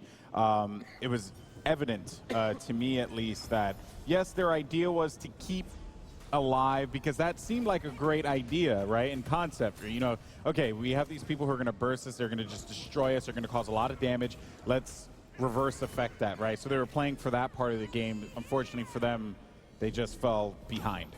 Yeah, Zayla got off to a really fantastic start. I believe that they invaded in the beginning of the game. They were able to kill the Hun Bats there, and there was a lot of plays with the Thor and the Athena earlier on in the mid-game where they ganked the Shock, and OMG could have potentially snuck a Gold Fury during that, and they never really took advantage of that opportunity. And they also rotated into mid lane after getting the solo lane kill, picked off the mid laner, and they just kept controlling the pace in the game after that. I think that's where things start to really fall out of hand. Honest?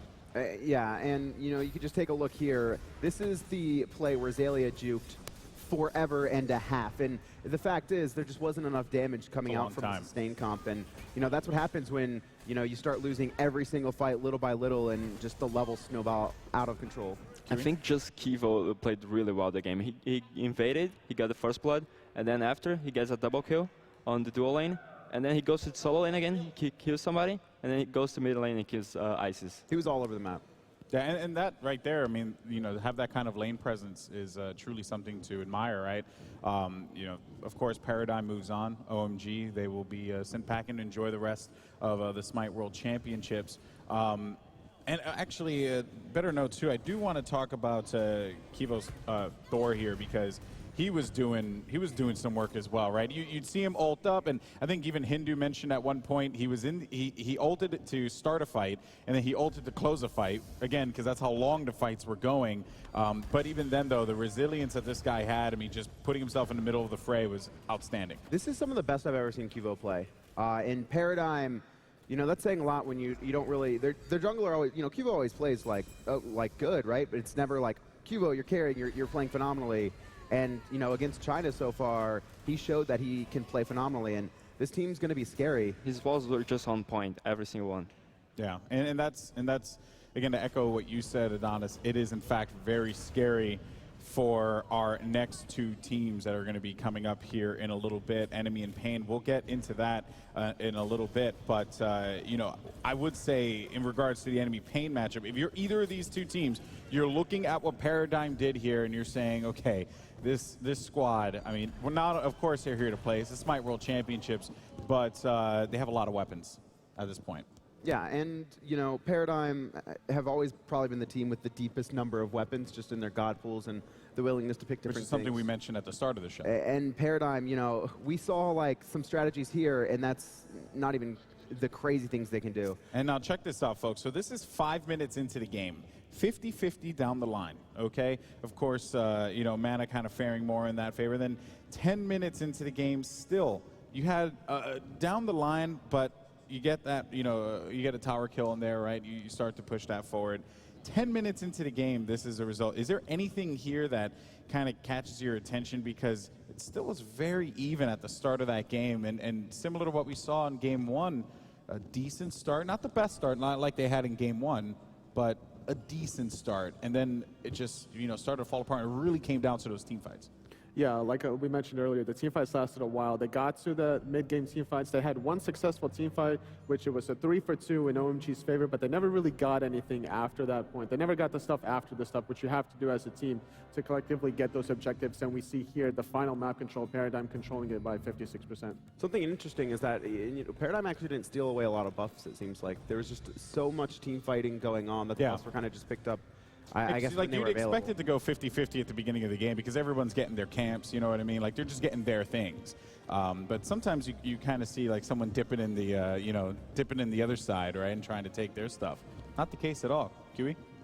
Yeah, they really didn't go for invades that much. They just got the kills and got objectives, like Gold Fury and Towers, not looking to steal buffs that much. Yeah, it was all about getting in there, beating the crap out of their opponent. That's, you know, the long and short of it. You know, China, or OMGB going into this game, I really wanted to see them, especially after Game 1 where they ran the pretty four-man aggression outside of Freya. They didn't have the same thing here, and then we saw it with the First Blood. You know, when you pick the Hunbats Chalk, who don't have really any pressure early, maybe Chalk has a little bit, but Hunbats can just get bullied. We saw it come out from Cubo Fred and Zalia, recognizing that they have the advantage there and forcing the invade onto China. And then from there, you know, they're just a team that I think performed better so far in this tournament with the aggression, and the fact that they didn't have the aggression comp. I think it just, that's what happened, right? It's just Paradigm's more experienced. If you pick Chalk, you want to win the early game, but then Paradigm just invaded and shut down Chalk completely on the solo lane. Yeah, and it's really rough when you get shut down in the solo lane early and your jungler shut down as well. Yeah, I mean, again, you know, OMG had a good run, but now we look forward to our next matchup, which is going to be really exciting. We have North America's Enemy taking on Pain Gaming. Pain Gaming, this team, you know, I would say if you look at the 4 matches we have today, right, a lot of people can kind of predict, except for, of course, match 4, which can be anyone's matchup, in my opinion. But Enemy, you know, this one could be shocking, too, because not a lot of people picked Enemy, you know, defeating Fnatic. And for Pain Gaming, they held off against Epsilon, who many regard to be one of the greatest teams coming out of Europe, despite them being in prelims. So with that being said, does Pain Gaming ride that energy? And actually, we'll go to you, QE, because you graciously allowed them to come here by losing to them. Give them a chance, you know? You gave them an opportunity. So I guess How do you feel about Pain Gaming's chances against Enemy? I feel like they're pretty confident, especially against playing against Epsilon, did pretty well. So going against Enemy on these quarterfinals, right? Yeah. They're pretty confident and really happy to be playing here. So I think they can take a game or two, maybe. Did you have a chance to talk to them? Two, they win. Yeah. Maybe two, okay. Maybe two. Yeah, so you think they can win this game? I think they have chances, pretty high chances. I think they run actually a very similar style of game outside of Pain Deviant. Depending on what Gods gets, we'll get into that a little bit. But they both really are successful in counter-engage and big 5v5 team fights. So it's going to be interesting if both are going to go for that late game style or if one of the teams is going to switch it up and look to be a little bit more aggressive. So, of course, it works out in your favor if Pain goes to the semifinals because it makes you look good. Yeah. Right? Because gracious, right? You're a gracious man. What about you, Anatoly? How do you feel this one's going to pan out? I think Enemy, even though they had a rough opponent on Epsilon, Enemy defeating Fnatic specifically was a very difficult challenge for them. And the fact that they overcame that challenge means that they're definitely going to be ready for Pain Gaming. So I have to lean a little bit more in Enemy's favor.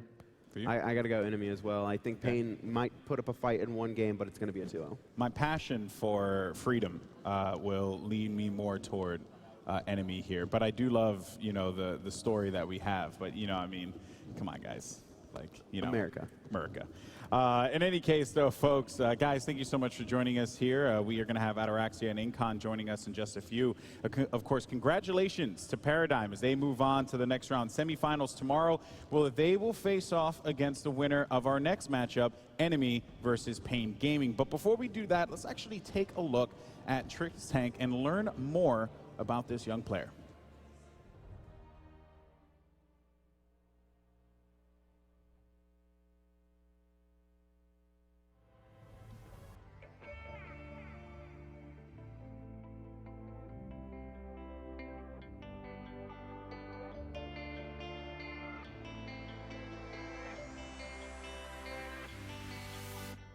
I chose the name Trix Tank basically because I was doing a lot of tricks in my gameplay and I've always been playing tank, so I mixed it together. I'm good at support because what I love to do is engage on the enemies. I love to just go all in without even thinking about dying. Besides playing Smite, I go to school, I try to hang out with my friends as much as possible. So I try to work out and just keep myself in shape. He's trying to do both with perfection, but I know it's a challenge because both takes a lot of time. Learning Smite have been a big journey. We started from the beta version. At first, I was a little bit skeptical, I guess. I was at least less skeptical than our parents. If I look 2 years back, when Jeppe was 16, I remember it clearly that he came and asked me if he could go to Atlanta. And my first answer was definitely no. But after a while, I get a better understanding of what is happening, and I decided to go with Jeppe to the launch tournament. And it was one of the greatest experiences I've had together with him. So this is where all the magic happens. This is my setup. I have 2 screens for obviously streaming. Logitech gear and Razer, everything is just perfect. I am sitting in what I would call my gaming room. Basically, my room is one big bed, so I had no space for my computer. I decided to overtake this room, and now it's my gaming room. One of the funniest stories about Jeppe is definitely when he his pants in Atlanta. A lot of the competitive players out there are gonna know what I'm talking about. He dueled me to a one-on-one in Smite. He thought like he can beat me easy, so he bet out $100 and he ends up losing. Interacting with people is really important. Whenever I stream, I always try my best to really interact with people. For example, if I stream and they start to ask me questions, I always answer the questions they got.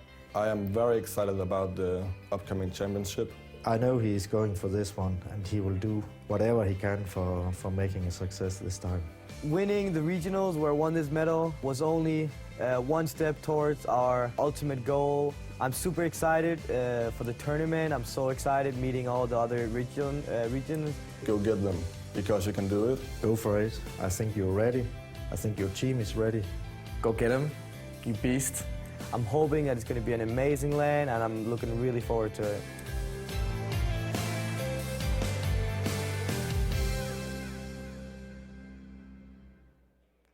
back here on the floor, and I am joined by the man himself, Fumble. How are you, sir? I'm very good. You know, we just won a set in 2-0, and yeah, it feels really good. Must feel good. Talk to me a little bit. Tell me a bit about your Smite World Championships so far. Right now, meeting all the fans is like, it's insane. Last time I was on Team Coast in the launch tournament, and it wasn't really working out. But here in Paradigm and launch, it's great to meet every fan, including the EU ones. Including those. Now, one of those fans you may have noticed is standing right over here. What's your name, sir? My name is Mick. Now, Mick, where have you traveled from today? Orlando, Florida, man. Orlando, Florida. We're so happy to have you. Now, how are you experiencing this Smite World Championship? It's insane, man. The crowd goes wild every second. You get a kill, the crowd is up. You get a death, like the crowd is up. Tower go down, Phoenix go down. Everybody's just so electric in this arena right now, man. Now, I understand that you're a bit of a fan of the Paradigm Boys, and that you actually, this isn't the first time you're standing right next to Fumble. Tell us about that. No, so yesterday I was holding Zalia's food while I was taking a picture, and he's like, oh, let's go to the VIP section. So I was like, dude, can I show up? And the whole Paradigm team's like, hell yeah, man, let's go. So I got to chill with Paradigm and C9. They're all such great guys, man. It's just so down to earth. Well, that's exactly what the Smite World Championship is about. Hey, guys, are you all still out there? They are indeed. Guys, I'm so glad you took the time to talk with us. Congratulations, of course. We'll see you later, and enjoy lots more of the show, Mike. And thanks for watching. Anything you want to shout out to anybody at home? Hell yeah, man. Shout out to Thirst Chat. Shout out to everybody who supports me. Follow me on Twitter at McMickeys. You know, I want them Twitter followers. Has to plug the Twitter. Absolutely not a problem. No, you're fine, mate. Don't worry. That's perfect. I love Smite! I love Smite, man. Come on.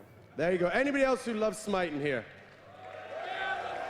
You are not alone, Mike. Fumble, thank you again. And of course, guys, stick around. There's lots more coming. Inside your cell phone with jetpacks and swords. Jetpack Fighter. Jetpack Fighter. Beat up robots in the Jetpack Fighter. For a criminal. Jetpack Fighter.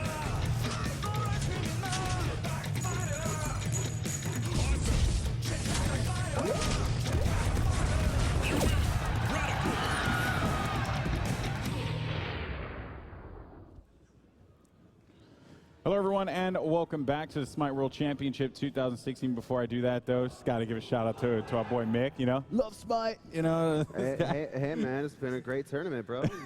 Killing it with Thirst Chat. You know, crowd's electric, bro. It's been amazing. So let's actually talk about Enemy. You know, going to this. How production is just in my ear, and I'm just like, I'm gonna talk like this the whole time, dude. Anyway, guys, welcome.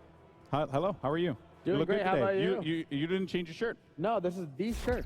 It's the only shirt you own. The only shirt I own. Yeah. It's actually like he doesn't even have two jerseys. He's starting. He to doesn't. smell. Yeah, he doesn't have. It is a bit smelly right now. Yeah, I'm not gonna lie. You know, I want to stand a bit over here. You know, it's almost a bit closer, but So you didn't see. What you don't see because the camera works magic is that there's just like this green aura, just actually emanating from Incon right now. So I see how it is, guys. 3-on-1. Where are my odds, man? Anyway, I mean, if you made it to Worlds, you wouldn't have to take these shots over that. Yeah, but the rest of the team looking good to be making Worlds. And that Xbox Open bracket in the final. Right, Okay, that's right. That's actually going to be coming later today, so we'll update more of you guys about that one. But actually, no, I was just lied to by my production guy. He said Saturday we will see some Xbox Smite, so yay. I'm sure Scott Gandhi is happy about that. In any case, though, let's actually talk about this matchup coming up here, folks, because we actually do have to analyze this game. That is what we've been hired to do here, besides talking about your BO. So thinking about this Pain-Enemy matchup, very exciting, right? Because while, of course, the Epsilon Fnatic matchup could go either way, right? Both teams are very talented. You know, this matchup has that same potential, right? Of course, Enemy's looking great, especially after that win against Fnatic, but that was yesterday, right? Today's a whole new day. It's a new day. Oh, yes, my it God, is. again? Another WD? All day. That's two. So, I guess, how do you feel about this team's? How do you say this? How do you feel about it? Okay, let's go. All right. Unwind.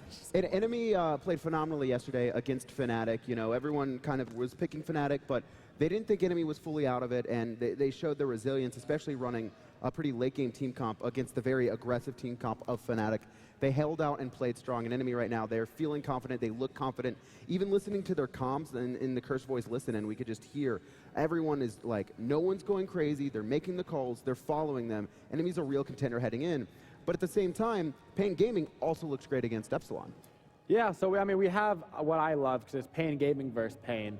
So, I mean, that's one of those things that's going to be wonderful. But honestly, Pain Gaming showing up versus Epsilon Esports, keeping the game even, almost in taking a lead, actually, at one point in 20 minutes against Epsilon. And that's huge, huge, huge for a team to be showing that they can play like that level against Epsilon. They are pumped right now. They are so ready to be playing this game. And on the other side of things, Enemy Esports, who, you know, they were so happy just to make it to Worlds. Now to have a legitimate shot at going into the semifinals is huge. Yeah, for me, Pain Gaming, out of all the international teams we've seen here over the past 2 days, they're the standout ones for me. I think, you know, going toe-to-toe against Epsilon, and for me, the most thing, the big standout thing is that they farmed like an NA or EU team. They farmed like a Worlds team, which we haven't really seen that much of outside of NA and EU. So for me, that's really awesome. And what I would just love to see now going into this set is continue that, you know, work with that, and then move to actually look for opportunities to move into, to actually, you know, put the aggression on, which is not what we didn't see that against Epsilon. So I'd love to see them actually look for opportunities and use that farm efficiently. Yeah, I think that's a great point, because both these teams actually love the passive game. We saw both of them very comfortable letting the first 10, 20 minutes of the game kind of fly by, looking towards that team fight section right around the 20-minute mark right now at Smite, that where really, really get your team ahead. You win that one team fight, you get the Gold Fury, you get a couple of towers, all of a sudden you're 4K ahead. And that's what both these teams really want. So it'll be interesting to see if either of them go to interrupt the early game to try to mess up the other team's strategy, or if they both say, hey, we want to go 20 minutes with you and we'll win the team fight. That's the thing, though. We talking to QE yesterday was the team as a whole has a passive playstyle, but the side lanes are actually very aggressive. Stalker and that Soul Lane is definitely going to be looking to challenge Salt Machine, but at the same time, Enemy's kind of the same way, where Salt Machine he's a superstar in lane. He will dominate you. Mechanics are phenomenal. Will take any 1v1 that you bring to him, and that could be something that's going to be a rough look for Pain if Stalker tries to get over aggressive, because we know Adjust likes to go over to that Soul Lane. Adjust likes to make sure that Salt Machine is safe, because Salt Machine is kind of the same way with Stalkers. He's going to be very aggressive. So Adjust puts a lot of effort into making sure Salt Machine either doesn't get ganked or gets ahead. On the topic of Enemy, me and Incom were talking earlier about, you know, what is Enemy's identity as a team. Like Fnatic are, you know, they're very team fight oriented. Cloud9 are like the favorites. And for Enemy, we were talking that their draft is on point, and they might, you know, they could be the smartest team right here, because their drafting is amazing. You know, some say that the reason they beat Fnatic was because they mirror their playstyles, and when it got to the end, their draft was so much better. You know, everyone saw it in the pick and ban. It was Enemy's draft. It was. How do you feel about Pain's drafting, though? Wait, which Pain? Pain de Beyond or like Pain This Gaming? is going to be confusing, because I'm not that smart, so I don't know how I'm going to do this. I think Pain Gaming actually outplayed. We're going to call him Meatloaf. Meatloaf?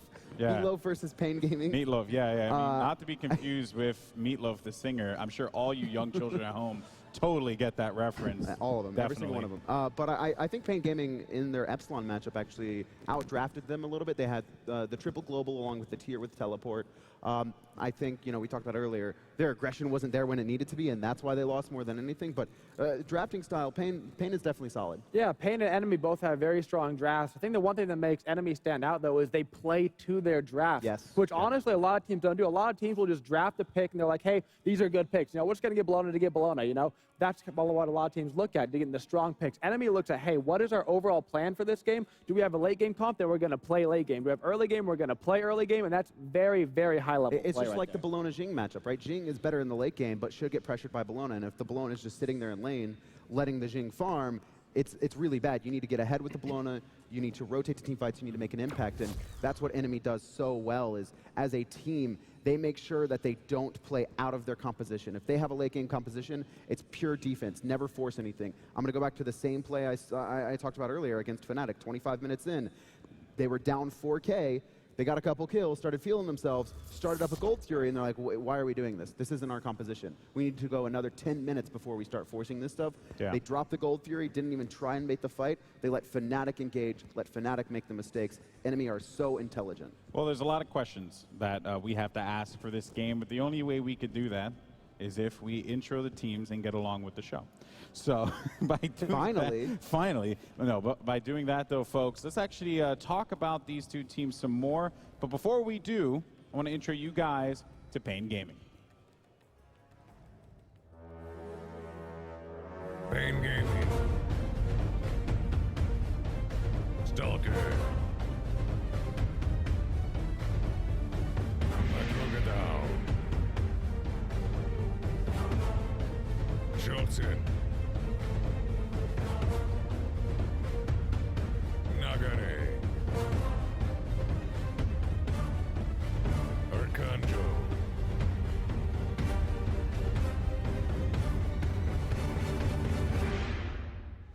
And there you have it, folks. Pain Gaming. But on the other side of them is a squad that not only is happy to be here, but could very well make their way to the top 4. And you know what? I mean, hey, they can go all the way. You never know. They could. Enemy is looking very strong, but you kind of just told us that we're talking too much. Yeah, no. Roll the video. Yeah, no, we're gonna. That's actually a good call. Way to go, buddy. I'm trying to recover. I knew you had some skill. I knew you had some skill. They put you on this test for a reason. 1 out of 10. Let's go ahead and intro to you guys. How do I keep focus in this booth? Enemy, enjoy. Enemy.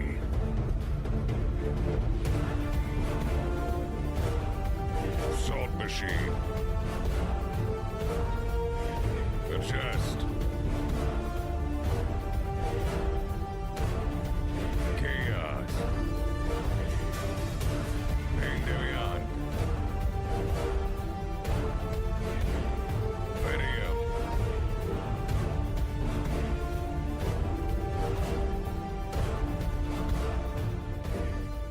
And there you have it, folks. Enemy, not Pain, Enemy, actually showing up big time here. Crowd loves them. They're certainly our fan favorites going into this matchup. The game is just about to begin, but before we dive into that madness there, what is it about Enemy that, the crowd seems to really enjoy, Adonis? I think it's that underdog dark horse story, right? I predicted them to be the worst team in the fall split, and they were incredibly average. We expected them to beat Envy. Boo him. Excuse me. Everyone, boo him now. Everyone agreed with me, okay? No one predicted Enemy over TSM and then Enemy over Envy. I know Incon didn't.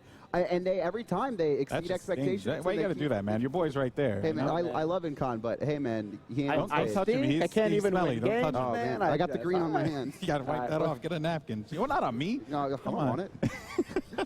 Honestly, for me, the highlight of this game is going to come down to Arcanjo and Vedium. Honestly, they have played so well this tournament. Vedium considered widely to be the star player of Enemy, and Arcanjo really showing up this tournament. Everybody was looking towards Stalker to be that star player, and I think it's really going to be leaning on the Hunter role, so I really want to see how that pans out, Hunter v. Hunter. That's the one thing that we saw in Pain Gaming versus Epsilon was that, that they were farming evenly, and they weren't looking for opportunities, except for Arcanjo. He was trying to get his team to make plays. We saw that amazing snipe through the wall, followed by the 2 to get that kill on Rafa. So really, what it comes down to, Arcanjo, can he get ahead in his lane? Can he get his team to start doing things, start winning these team fights? All right, well, it's going to be an interesting game, without a doubt. People, are you guys ready in the crowd? Just want to know. You guys sound ready. See, hey, Sean, I could hype them up too, right? You see, I could do that as well. All right, speaking of Sean, as a matter of fact, he's over at the stage. Sean, what's going on? I am indeed, Alex. Thank you so much. I'm joined by 2 men who need no introduction. Guys,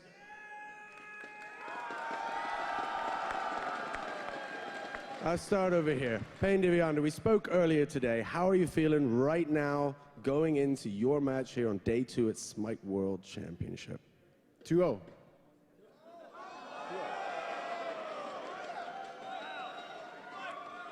Schultzen, this isn't the first time we've spoken, but I feel like, I feel a little bit like there was, shots fired right there.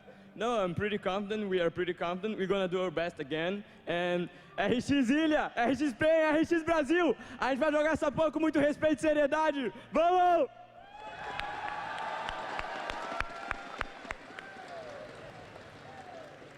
I don't know what it was, but it felt powerful, so thank you so much for saying that. I have to let you put some words back. I mean, beyond the 2-0, what are you thinking? I'm thinking, what the hell was that? Enemy boy, let's go! Playing to the crowd, always a good thing. Guys, I want you to come here and shake hands. Oh!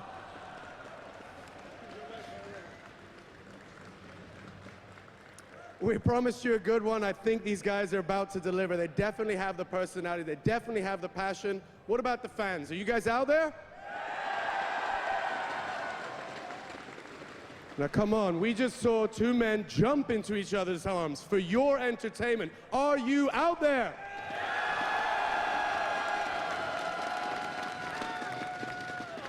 Guys, I love your energy. I know these guys love performing for you, and I know that's exactly what they're about to do here on this stage. So let's get game 2 of day 2 of Smite World Championship underway one more time.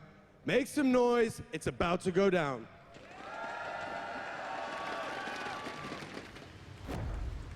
All right. Sean's a little better at that than I am. I'll give him credit. You know, he's okay. He's okay. I'll get him next time. He's pretty good. You got to give him some credit there. Yeah, no, that's just what he does best. What about that warm embrace? That warm embrace. Schultzen was ready, man. Yeah, he just I think dived into his he arms. might have like clawed Payne's back. Could have. Like Injury. We have to check maybe for he was that. looking for we need an instant replay on that one. That's right. We need to double check. Okay, here we go. So Shing 10 says bye-bye already for Enemy. They do not want to deal with him. Totally understandable. Has been a force in this competition. Honestly, kind of surprising to me because that's been one of their best picks. Enemy has been using that Shing 10 to such great effect. You know, they used it honestly against us at the Super Regionals in the first game. It totally caught us off guard and was one of the huge reasons why they won that first game. All I hear is excuses. So it's such a strong pick overall, and they play it extraordinarily well. I'm really surprised that it's, you know, because they are first pick as well. So the Jing Chen, if anyone's going to get it, it's going to be them. And the fact that they've opted to ban it out means that maybe there's a counter going around in scrims that they're not ready for, or maybe they're just, you know, they're not interested. They might just be looking for Bologna. Like the option here too. We know Vedium loves Soul. He played it a lot at Super Regionals. So I don't think it was the best thing we've seen from him, but it's something that, you know, puts out a lot of pressure at lane and maybe Enemy wants to look for. And I like this Kepri ban away from Payne. I like the Zhang Kui ban, by the way, just out of curiosity. Yeah, that Zhang Kui band's interesting. It was played by Enemy, though. We saw the Zhang Kui come out to great effect. So it's one of those gods that people always say, oh, you just buy Shell to counter him. But, like, if you're buying an entire active to counter a god, I mean, you do that against Poseidon. You buy an Aegis to counter his ultimate. You know, same kind of thing. Doesn't make Poseidon bad. So something they definitely don't want to deal with, all of that area damage. And there's the first pick, Bologna. No, nothing crazy. There's going to be a tier. Like, Payne Gaming, Stalker is getting his tier. The matchup in lane isn't the worst, considering you can knock or stop the bludgeon with the Fearless, which is very important. You know, take away her main clear move. But no, Payne right away, they're not going to be playing passive in the dual lane, at least. Soul going away. So Soul picked up by Payne Gaming, which is an interesting pick because she did not win a game yesterday, I believe. She was picked in 3 and lost every single one. So obviously she is starting to seep through pick and bans as people realize maybe she's not as good, or maybe, you know, Enemy are just ready for this. But I'm excited to see what Arcanjo or maybe Schultzen can do on the Soul. I really enjoyed those first 2 picks coming out of Payne. Soul, incredibly strong. It's going to give you the push in the lane. And Athena, not only is that a great pick for you, but you're also taking it away from Payne Viande, who is arguably the best Athena in the entire world. And he plays so aggressive with that Athena. It's one of the only gods that they will play aggressively early with it. And we see Agni possibly coming out as well for Chaos. Where's Kiwi? That's his god. He's so excited. He's in the crowd cheering right now. He's the guy I heard squeal just a little while But here's the ago. problem. Payne Gaming don't have Agni. It's Enemy. That's so true. He can't cheer for Agni. He's got to cheer for Payne Gaming. That's true. That's true. You know, I don't know if he secretly. I don't think he wants to cheer for. He probably wants them to lose. He's Yeah, like, I can't believe you lost to this team. He's like, I'm the best hunter. Oh, look at them. Locked in. Danced a little bit. We were talking about the strength of both of these teams in their picks and ban phase, and right now, Payne Gaming really showing how strong their pick and ban phase is. Do you notice how unbelievably confident they are? They are. Can you just I mean, you know, I know we're supposed to break down the picks and bans, but like, look at this. Just so confident. They're just so happy as well. You know, they're genuinely having a Either that or great they're time just on stage. absolutely insane. One or the other. It's like you're either blindly happy or just this is it. This is the edge of insanity. Schultz in their mid might be a little bit. Maybe. He's the one who jumped into Payne's arm. Yeah. Oh, okay. So Sobek and Humbats is going to get banned out as well. So I think the Sobek ban is to, you know, that's for Salt Machine, so it doesn't have to do the Bologna Sobek, the infamous counter matchup. So that's a pretty smart ban coming out there. what do you guys think of the Neath and Agni picks on enemy side? I think it might have been a little bit early for the Neath pick, because if you want to pick the Neath early, you usually try to make it a pick where, oh, it could go mid, it could go in the ADC, and they immediately picked up the Agni, so we know it's not going to the mid role because we're going to have the Agni there. Yeah. And we also love the Hunbatch ban coming out. Hunbatch has been one of the most popular junglers right now that we've been seeing, and one of the most effective, so might as well take that away from enemy. Yeah, it just didn't make much sense, right? They picked up Soul, so you clearly know, like, okay, right, you can take your time with that, right, in my opinion. But makes sense, though. Makes sense. On the topic of Agni and Neath, Whoa. though, they are. Oh, that's gonna be a. That's They're not not real, locking right? it in. They're not locking that in. They're not I locking dare it you, in. enemy, to lock that in. I They're not. dare Because you. Ataraxia hates Anubis. They're trolling. They also Yeah. have an Agni. Yeah. They're trolling the crowd. You hear the crowd start booing like, come on.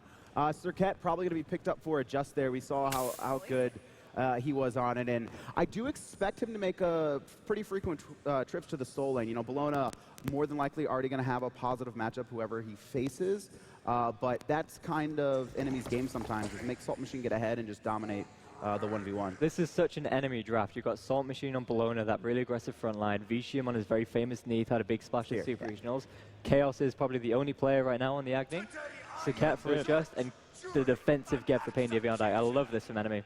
All right, they locked in tier, and that's going to do it. Folks, it is time for enemy versus Pain Gaming. Casters, take it away.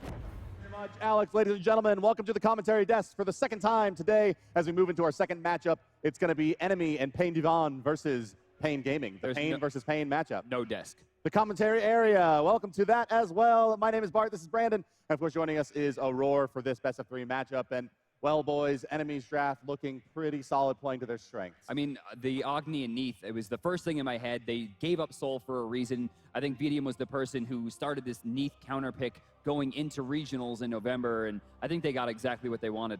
Yeah, and they also were able to pick up Bologna, which is big for Salt Machine. So I'm excited to see how Enemy plays this game. Yeah, probably the most interesting part of the draft for us here was the Shingten ban in the first position out of the first pick spot in lieu of the Bologna. Any thoughts there? I think they did it purposefully. They grab Bologna first. If it gets through, they give up the Soul to counter it with the Neath, and then Chaos gets his famed Agni. I mean, it's his best god by a mile. I think this was perfect. They've also banned out both a Sobek and a Shingten, both of which are very, very resilient, very hard to kill, high damage output mages.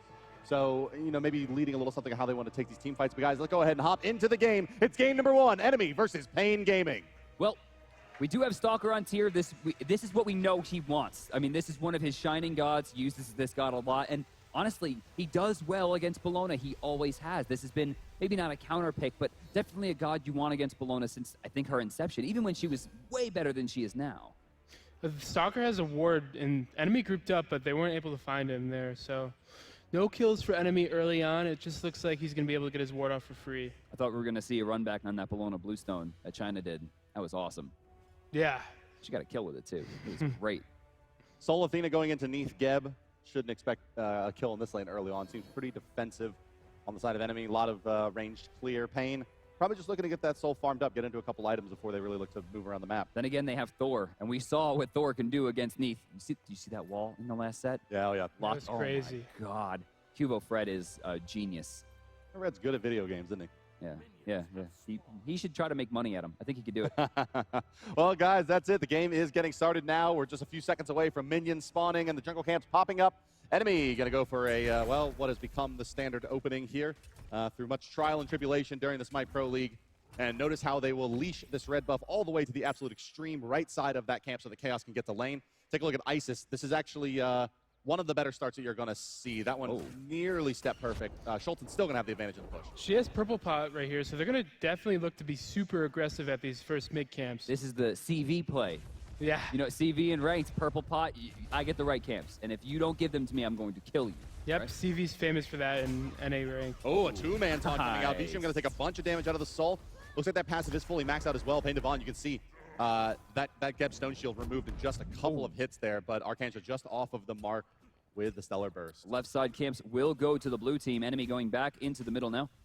Pain Gaming has control of the lane, as you can see. Justin Chaos going to be a step behind as the Potion Brothers are going to go into the jungle, trying to clear up as fast as possible, get Thor to level 5 as soon as possible so we can start ganking this Neath.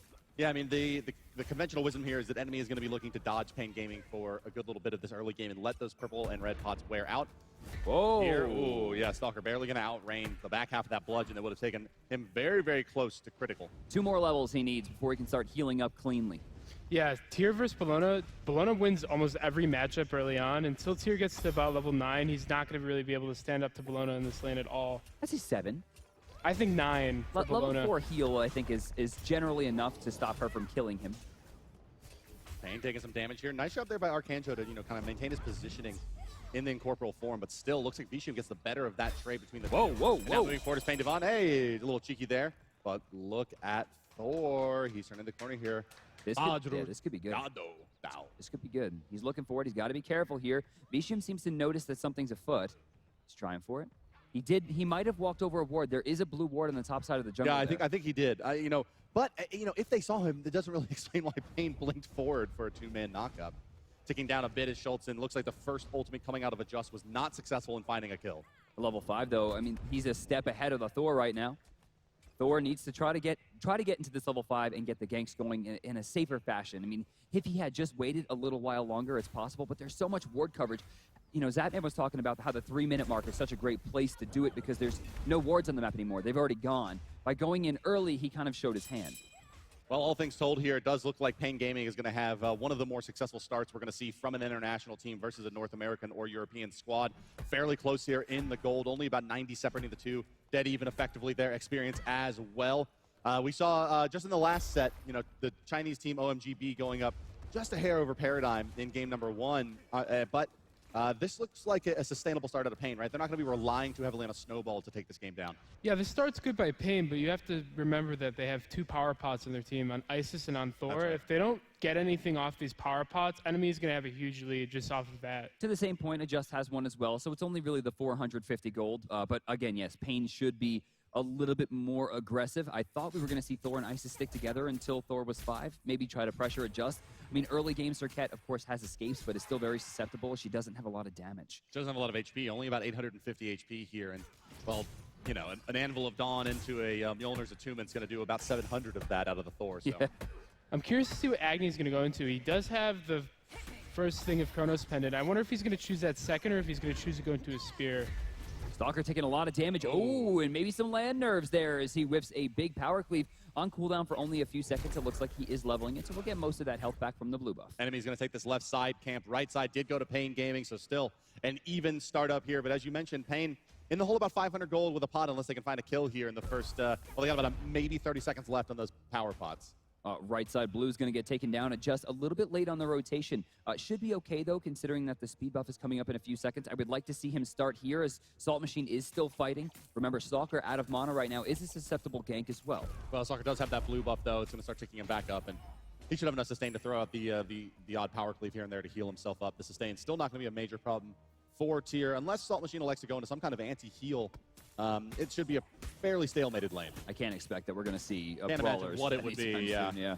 So one thing I've been seeing this tournament out of Enemy, they've been splitting camps way better than usual. Back at Super Regionals, Adjust was soloing a lot of these camps out and not splitting experience with Chaos. Trouble. But we look like Trouble. Oh, nice jukes there by Stalker, putting on his juke shoes. He's gone. He's going to move both of the, or at least lose both of the Madness stacks. Thor.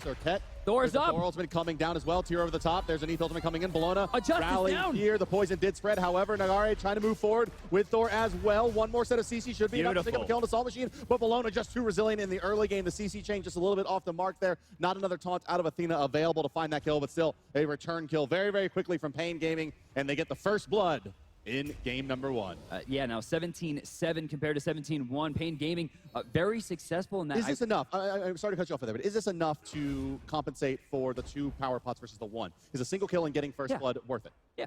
Yeah, and they also took Adjust out too, so I think that's pretty big. Thor really needed to kill him there so he could get the farming time and try to catch up to him a little bit. He's actually 200 gold ahead of him now, even though they both got the kill, so I think that was really, really good that he got the kill.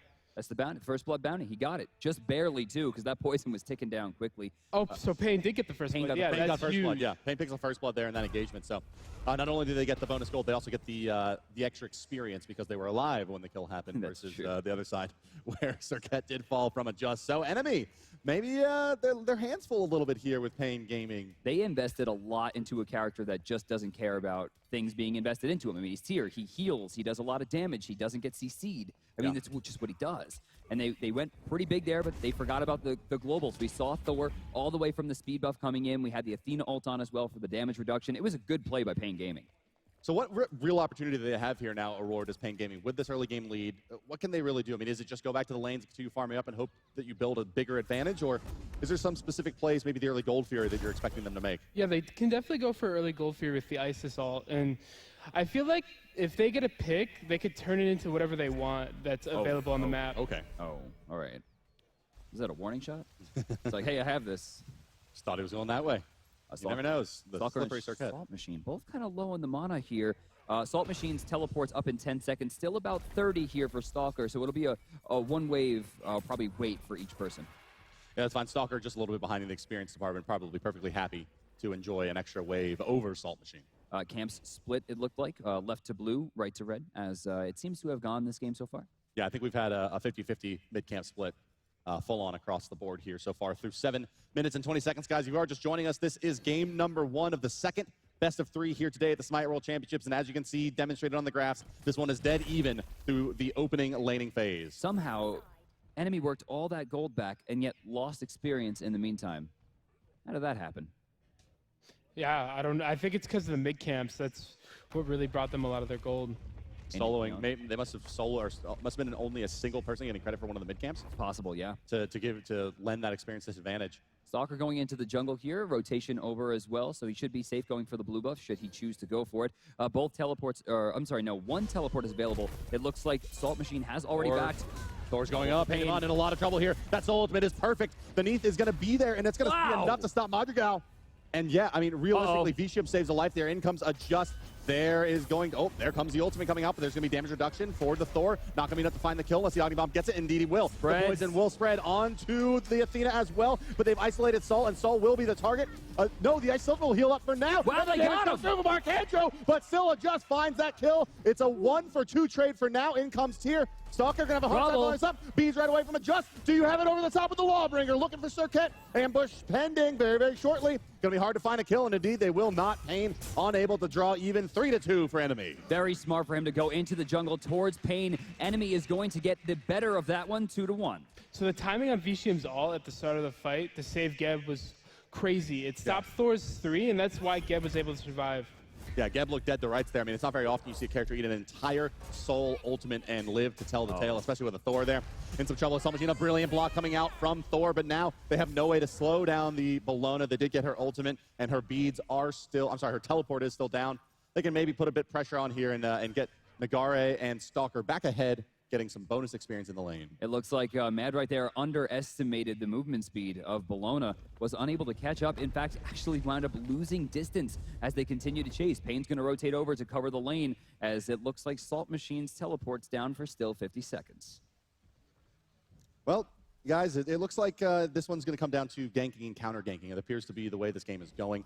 And you would think that Pain does have the better of that with the Thor. They should. But I mean, they've really been using Thor as an initiator, not as a counter initiator, because comparatively, it just has been significantly less active. Well, I mean, he's 2-1-1. He's not so bad right now. Pain in a real good spot, though. Another beautiful Cataclysm. Jolson's going to get stunned out of the... Oh, he's trying for it. He's going to have all of his healing reduced. There's nowhere for him to go. In fact, he's going to spread this poison if he's not careful. He might get out. Final tick. Jolson will he's survive. alive. Just barely. On the backside, Athena as well. Just now going to get CC'd out by the Fearless Chain, and that turns into a kill in return for Pain Gaming. A little bit of overextension into the enemy jungle by, well, Enemy. This is big. Look at this. Vicium going at it as well. Arcangelo try to send some damage back. He doesn't have his movement speed available to him. He's trying to be careful. Probably looking for the Radiance right now to get a small amount of healing. Vicium keeping pressure forward, knowing that no one's coming to save him. Going back to the fight in the right jungle, I feel like they backed off because they thought Agni Bombs were going to hit it and finish the kill off, but Enemy just wasn't able to secure any of the kills, and that great rotation by Stalker to pick up Circuit. Yeah, that Aegis factored in pretty heavily there. And now, Stalker didn't even have to port in for that one, so now he does have the available teleport 3. Look for maybe a deep rotation to a ward out of the tier. That's going to be a Soul Eater picked up for VDM. You can see he pushed the wave very aggressively, even at the cost of some HP. Went into the jungle, placed the ward down, backed, and finished up that very helpful, tanky lifesteal item. With that, we still see Soul sitting on a Talon Trinket. Now, this has two options. She could go for a heavy lifesteal and Aura to help out the Isis with Pythagorean's Peace, or could go for just a ton of base damage with Bancroft's Talon. I think either one's fine. Or I mean, do we want to play new meta or misclick? I mean, that could have just been accidentally going for down the Polynomic tree. Ooh. And picked up the Talon now. I mean, because that item is not something that seems like it's worth prioritizing in early game on Sultan unless you want to really be a pure mage. I really like it because, I mean, she needs a lot of base damage. Poly does decent damage, but you also need to have damage to back it up. It's 65% scaling. So putting something like 100 damage on Bancrofts, which is a super cheap item, super cost effective, I think it's really a smart play. Oh my goodness, Pain Gaming. Ice ult's ready. Just before 12 minutes here, they've started up. The Gold Fury has been sniffed out by enemy. Spread out, though. Here. They have the Isis ultimate. This should be sufficient to pick it up, and indeed it is. Pain Gaming gets it. Cataclysm is going to hit multiple, as will the knockup. Vici getting credited for a kill. The Soul ultimate, not enough to push back enemy. Enemy continuing in. It does look like they will stop the bleeding there. 2 members do go down in exchange for the Gold Fury, which will make this effectively a wash in terms of gold and experience. You see the graph dipping down and coming right back up. Wow. Yeah, look at that graph right there. It's just a complete dive down after it goes straight up. See, it looks like it's a really important swing, like, oh my god, look what just happened, but those are 2 500 gold markers, which are not something we normally see at this stage. But another 500 gold gained, and there goes the entire lead once again. But experience still continues to go in favor of enemy. In fact, they're going to take 2 towers off of this push. Really pushing their advantage there. Nice heads-up play by the captain, Pain Devon, to get his team in position to find 2 towers. That's 4,300 experience. The gold is the first real lead of the game at just under 1,500 gold in favor of enemy. And now they are in the driver's seat here. What does Pain's response need to be? I'm just so surprised because it looks to me like Tier had the teleport. Why didn't he take the chance to defend the Tier 2? At this time, that tower does way too much damage to pretty much everyone. They wouldn't have been able to take it. Athena could have ulted him as well to reduce damage, get another presence there. That was curious. They're going to trade out a 1,000 gold swing for those towers. Yeah, and they elected, split push that that right side lane and take a Tier 1. I think they just got a little bit caught out of sorts there, thinking they could trade a Tier 1 for a Tier 1 and maybe 30%, 40% damage on the Tier 2. But, that Neath in the backline, Cirquet, and Bologna, I mean, you got pretty decent damage into those towers with the 3 physicals. With that Stalker a level down, Mad a level down, Schulten a level down. It might get worse here. A lot of presence coming through. There's no healing, and that's true damage. Decent amount of ults used, but it's going to be spread. Nagari is forced to retreat. Yeah, the Cirquet into the Isis, I mean, so often she's using that ultimate to heal herself back up during these gank attempts, as she does, but that Cirquet ultimate shutting down all healing. Yeah, Pain's got to start watching out more for the Circuit All. It keeps spreading almost every fight that we see it go out. I mean, I think that's number 3, right? Yeah.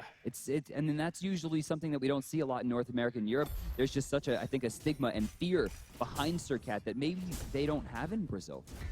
Bologna holding 2,200 gold in her pocket right now. Salt Machine.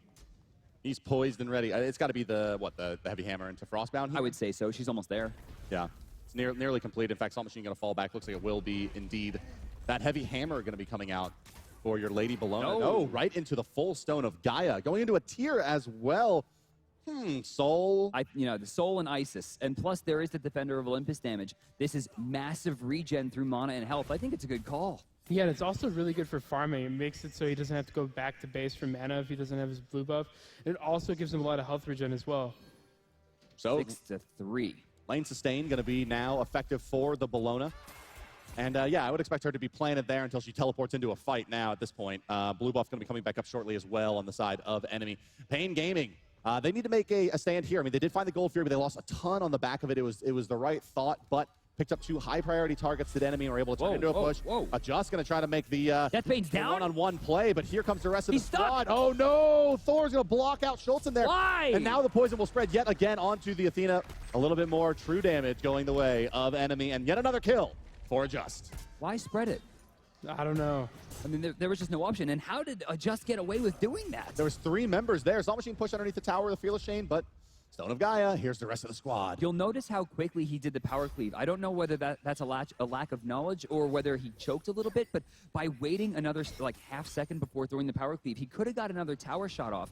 Given the fact that he has a Stone of Gaia on Salt Machine, that lack of damage is really effective. We got a double ult coming in. He's going to miss most of the damage. Salt Machine able to get out of this one. Taunt doing decent damage, but Chaos was tanking the tower. Salt Machine continues to hold the front line. Wow, yeah, I mean, 2 big ultimates used there, and they didn't really find much damage on the Salt Machine. I mean, 50% of Bologna's HP pool is just not a problem, especially with Stone of Gaia. She's going to sit there and laugh this off. I mean, she just doesn't care. They'll go right down for the blue buff. They'll split it, some extra experience and gold. Chaos is here to hold down the lane just in case. I mean, this is really good defensive play from Enemy. Well, guys, we've just passed the 16-minute mark here. Gold Fury, she's back up in just under a minute. You're looking at 6,500 experience on the side of Enemy, 2,300 gold as well. And it's been a slow but sure, steady path for Enemy here. Taking this lead away from Pain Gaming. It was modest in the beginning, but now it's turned into a real lead. And one thing about the graphs that I did just notice, I mean, we were talking earlier about that big swing, and Brandon, you mentioned, you know, look, those are 500 tick marks. Right around that 12.5-minute mark, you can see where that swing was and just how small that is now in the scheme of things with the lead that Enemy has built. And with that, Enemy about 6 levels their senior right now. Pain Gaming starting to fall behind. I think this is the same thing that happened to them when they fought Epsilon. They had a fair lead in the early game. They started to work it. They got a pretty good objective clear, and then Epsilon started being Epsilon. Mad's in some trouble here. Salt Machine going deep, needs the Scourge or the Bludgeon. Gonna find it, but he's out of position. Decent damage. Trying for it. Pain's here to protect. They'll silence onto 2. They'll put a Spirit Ball out. That's going to be, shielded away by Geb. Geb's going to Cataclysm as well, just to stop any follow-up. That is the third, like, absolutely perfect multi-target Cataclysm to stop CC. Pain has been perfect this game with Geb. And now with that engagement going on deep on the right side of the map, Enemy is going to pick up a Gold Fury. That one uncontested by Pain Gaming. And this lead is continuing to expand. It looks like the North America #1 contender is here to play. I mean, there's been a lot of doubt around this Enemy squad. Was it a fluke? But no, I think that we can say unequivocally now that this is one of the top teams in the world. Look at this Enemy's guy. got a good Look chance at to win this this. guy. Pain to Beyond again, perfect shield. I mean, he's playing at an all-time high. Yeah, Pain's playing like a crazy Geb right now. I think they were happy to give the Athena up and pick him ban because they knew they could just go to Geb and stop all the Athena taunts and just play to counter-engage again. But right now, like, they weren't really even counter-engaging this game. Their biggest fight was on the first Gold Fury that Pain tried to take when Pain blinked in to kill all the Enemy members on Pain. But it's about 5,000 gold now for Enemy.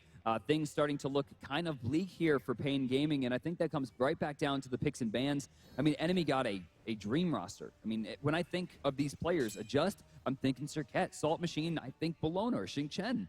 I mean, Chaos is Ogni, right? At least of North America. That still belongs to Lobster. Lobster over in Europe, yeah, you're still giving to him. Forever Well, and take a ever. look. I mean, here's what I think is really worth pointing out is Salt Machine, this Stone of Gaia early on, you know, we were kind of saying, okay, you know, it's a lane sustained pick, but when you look at it, Pain Gaming's only real option to get back into this game is going to be on the back of Soul, who has gone for a immensely late game focused build with Book of Thoth and Bancroft's talent. Wow. Very much a mage, and basically Bologna will not care.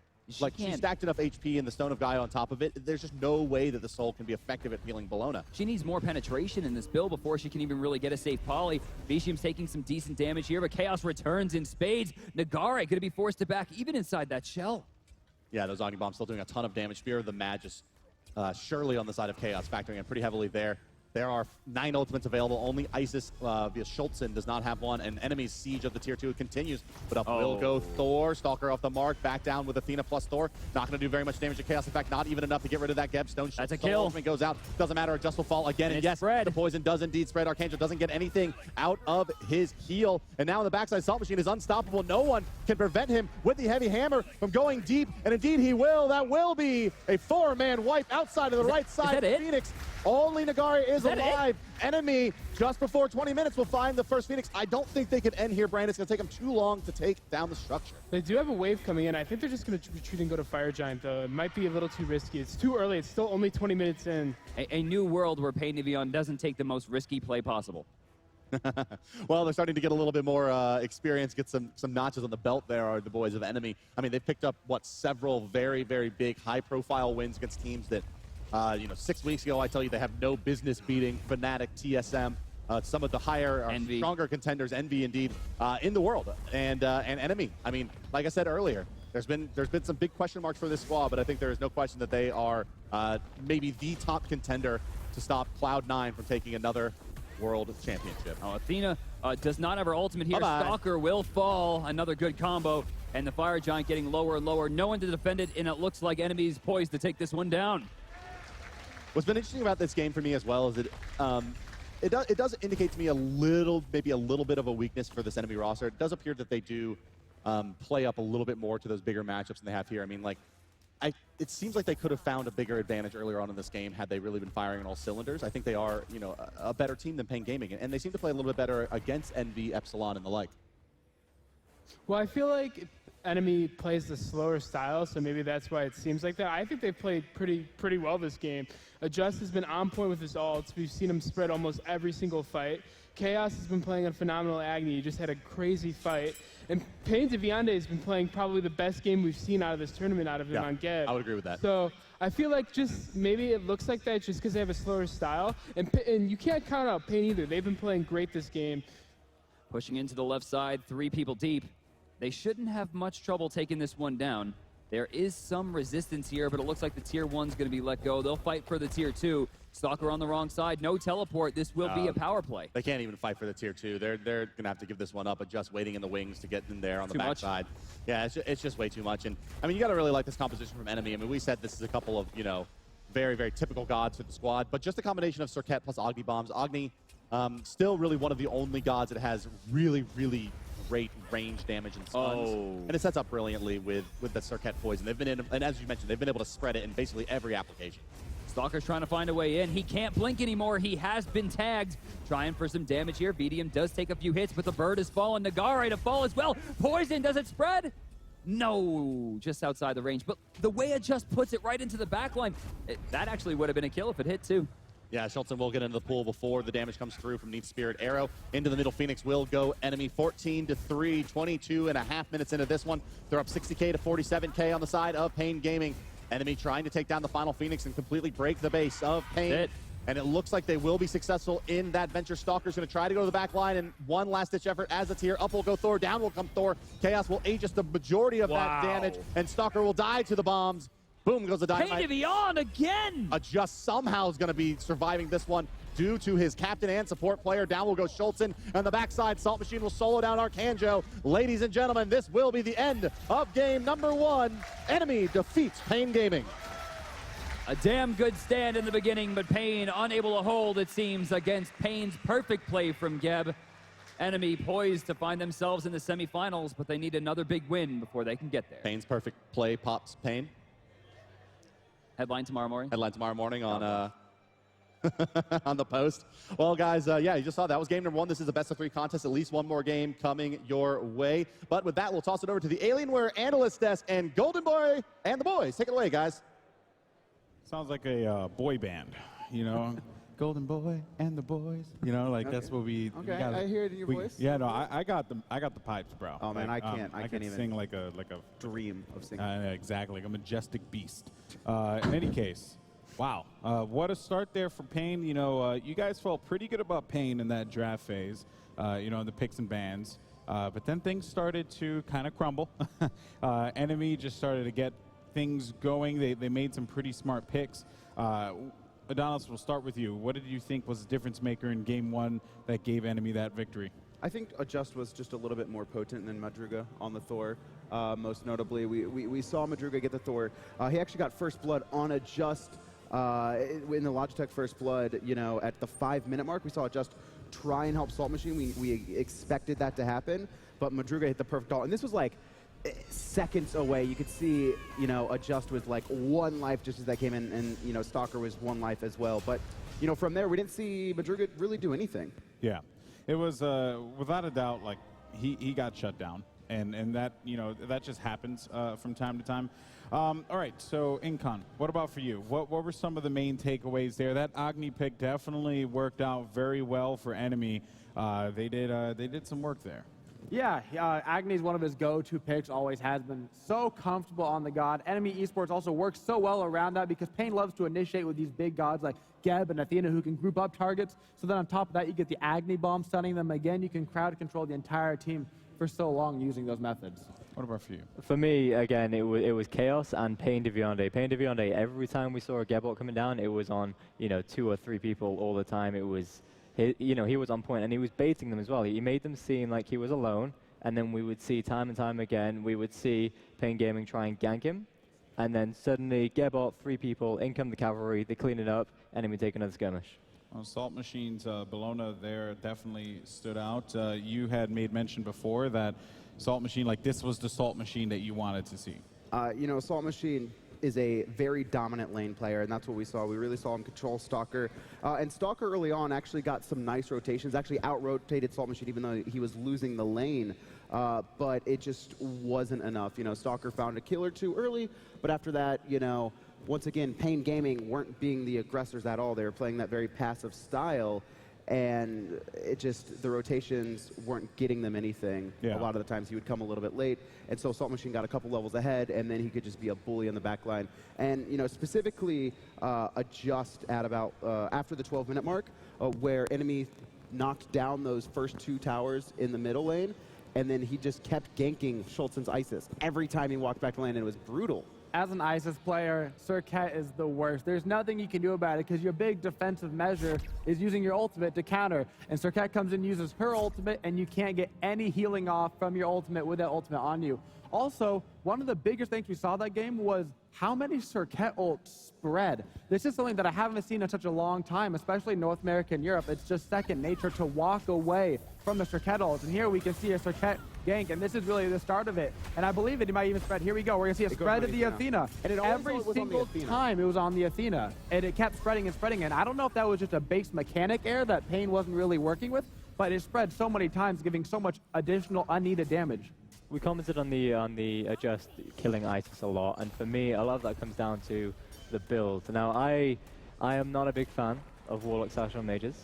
I find that it's, by the time you get stacks up, especially as a mid laner, I love on solo, but as a mid laner, you never really get them up to a point where it's worth it. And if you want that HP and survivability, as he definitely did in this game, for sure, because he got the brunt of the offense, then maybe an ethereal staff would have been a better option, because you get all the HP straight away, same price, and it just works out a little bit better in my opinion. Okay. Interesting observations there. Of course, Adjust will be your player of Game 1 with his outstanding performance. Definitely held it down there, and certainly is very deserving of that title, at least for Game number 1.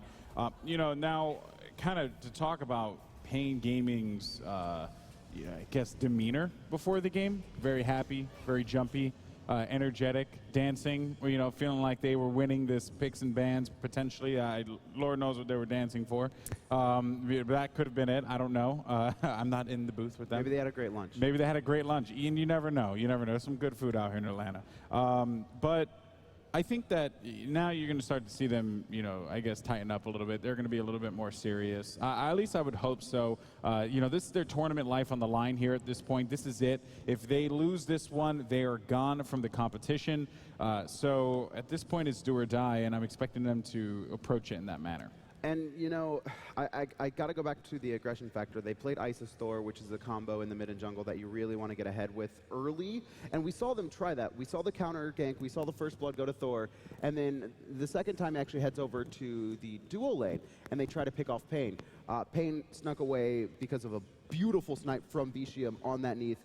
Immediately stopped Thor the second he landed, and Pain was able to get out. But after that, there was nothing. That fight got turned. Enemy won it 3 for 2, and then Madruga kind of fell off the map. There was nothing going on from him. So I want to see them, even if they get a little bit behind, they can't be deterred. They need to be aggressive if they have that style of composition. And I think, once again, that factors, I wouldn't say scared, but they felt timid in this game. Yeah, so we're seeing a lot of, even from the Chinese players as well, we saw the early game was actually very strong. We saw these first, 5 minutes going into 10 minutes, actually very competitively strong, good farming, good rotations, good ganks. But it's right around then where you're starting just the beginning transitions into the mid game where you're going to start leaning towards more grouping up. is when we're starting to fall apart here right now for the international teams. Pain Gaming has a great shot at it. They just need to keep moving forward. They can't be giving up as many objectives as they had. And the one thing was they went for the early objective, and they got it. They got the Gold Fury, but because of the Gold Fury scaling now, it was not worth it for them when they lost 2 members and then lost 2 towers. It was not even close to being worth for them. So they have to be a little bit safer with their calls as well. So do you feel like they did a good job, though, in the picks and bans phase, like overall, and you feel confident about them? It comes down to execution, right? I mean, there's 2 games here, right? There's the picks and bans. That's where you got to outsmart your opponent and try and get what you want, for your team. And then, of course, there's the part which makes this indeed a video game, the part where you have to play the video game. Ataraxia, for you, I think, that is something to keep in mind for them. Anything that you want them to change up, though, potentially? Maybe take away some of their comfort picks, because for me, I know you guys preferred Praying stuff, but I loved enemies because it is an enemy draft. All of their signature styles were in there, so maybe if they feel comfortable on those gods, try to take them away. Okay, folks, well, here we go. It's going to be time for game number 2, as this is Pain's last stand here. This is the last opportunity that they would have in the Smite World Championships. They have to get together, they have to focus, they have to make this happen. But for Enemy, though, one more. They move on to tomorrow's matchups, where they would actually they would compete against Paradigm, who had one heck of a game today. And there goes that Xing 10 ban right away. Enemy just prefers not to deal with it. Kepri on the other side. When you're Enemy right now, as far as I care, you want to just run it back, right?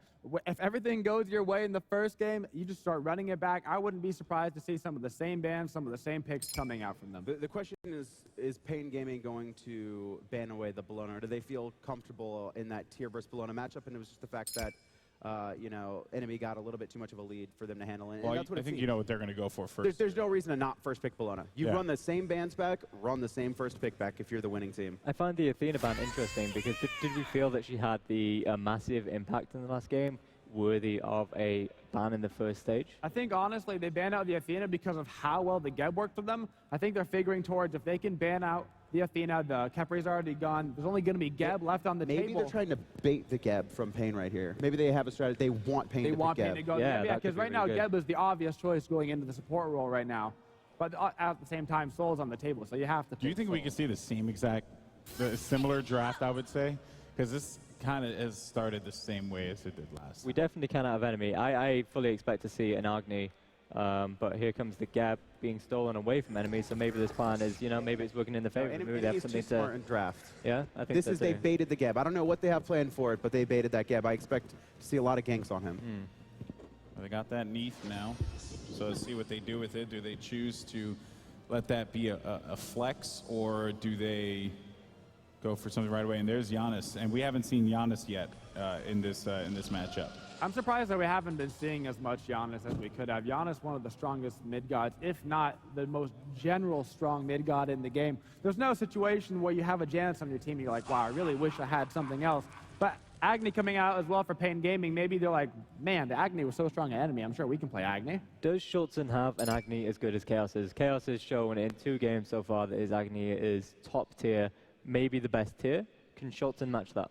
Got rid of that Circuit too. Makes sense. You don't want to have your jungler with that again, right? I think right now this is actually the Agni pick plus the Circuit ban. This is the mid laner tired of getting farmed last game. He's like, I'm tired of getting killed, so I'm going to go a nice safe pick with Agni. I can always dash away and call it a day. All right, boys. We're going to see the Bastet come out from Adjust, and he's going to gank Nagare on cooldown. That's what I think is going to happen. I can see that, yeah. That's what I would think be they wanted pretty to do. good. I think they wanted to get the Geb, because Geb can get picked pretty easily. He has the rollout, but if you can't get it started, very easy to lock down, kind of like Sylvanas and Ymir.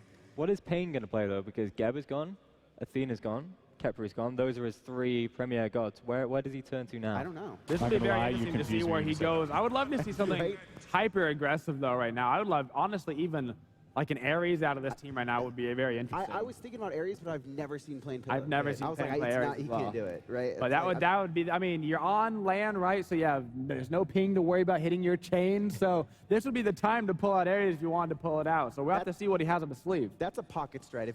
That is something that Pain's definitely been practicing in private. That's oh, Hunbots is available as well. Ares does do very well against Geb, especially when paired with Needs, because they combo the chains, and then Geb actually cannot do anything. He just just dies, really. Yeah, not to mention if you hit the knee through, then you can't possibly miss your chain, so you don't even have to worry about hitting your chains. But we're leaning towards the Bacchus here, which is going to be interesting. That's more of a trick tank style pick. And if we lock it in. I don't know how I feel about this. This is not Pain style. Pain style is calculated aggression with the Athena and a very defensive backline type of support. So on a Bacchus, which is more, he's messier. Pain is very clinical, and Bacchus is a messy support. So I am very interested to see how he does in this. And that could, spell bad for me, because that's the only time that, Pain really falters is when he gets a little bit over-aggressive if his team's behind. Pain Gaming go for the Sun Wukong? Break out the monkey. Bring out. It looks like he's saying pick it right there, Pain. So, I mean, Bellona versus Wukong, that's a very good matchup for Bellona. Please take Wukong. This is a very interesting, I think maybe he has to go for a red pot to even do anything in this lane, otherwise Bellona is going to walk all over him. All right, does Pain force the game 3? Ataraxia, start with you. I think this is Enemy. I loved that draft. I loved it last time. Easy, 2-0. Enemy all the way. Enemy. Okay, I will refrain from, picking here. All right, folks, that is gonna, I'll save for the last one. That is going to do it for us here at the Alienware Analyst Desk. Let's go ahead and toss it over to the casters. Thank you very much, Golden Boy. Ladies and gentlemen, welcome to game number 2 of Pain Gaming versus Enemy. I'm Bart. This is Brandon, and we're joined by Aurora. And, well, looking at that Enemy draft, Brandon... Yes. You're saying, like, yes. GG at pick 4. This is, yeah, I mean, as soon as the Humbots got locked in with the Janus Neath, I was looking at that like this is Dunskies. Global. Very global is this lineup. And Pain, you heard Araxia pointing it out as well, is that that this Sun Wukong into Bellona matchup is a really, really difficult one.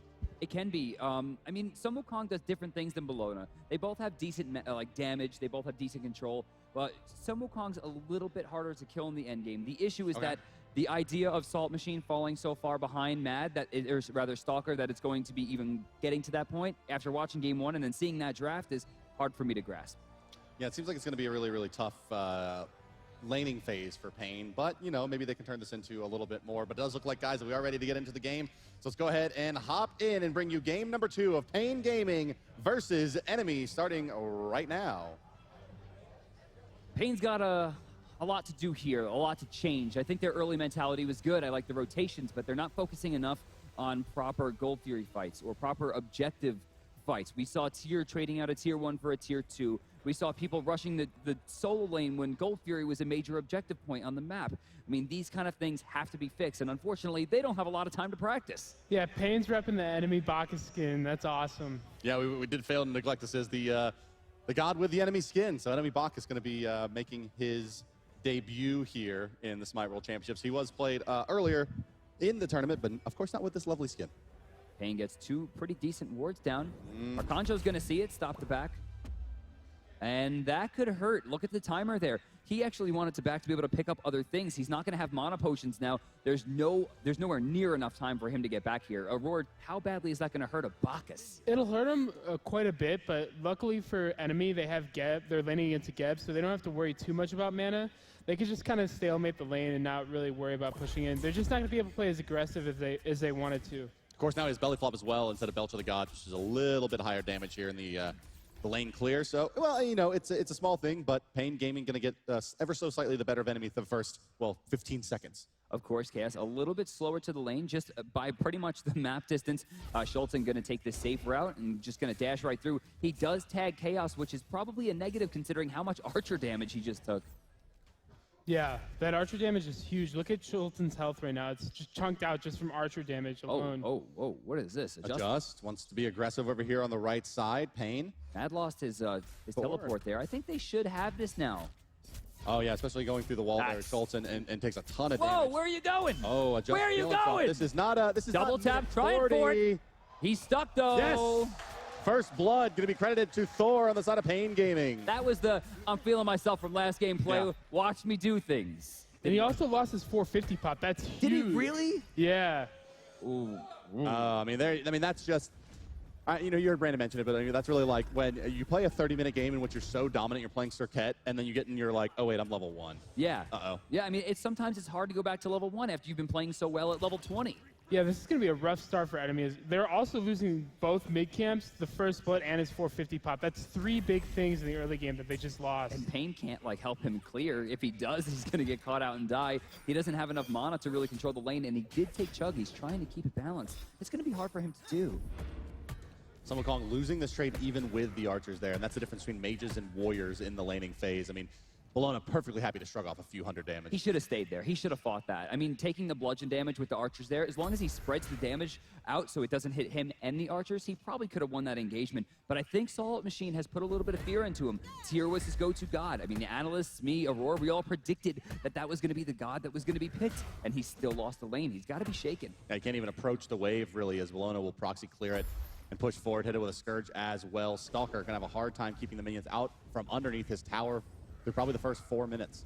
That final cudgel there is not going to get him anything. It's a use of mana. He doesn't back. That could wind up coming back to haunt him.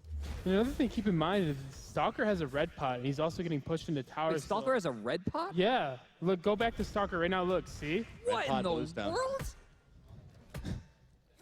And Salt Machine's winning against Wukong. How does that happen? Positioning.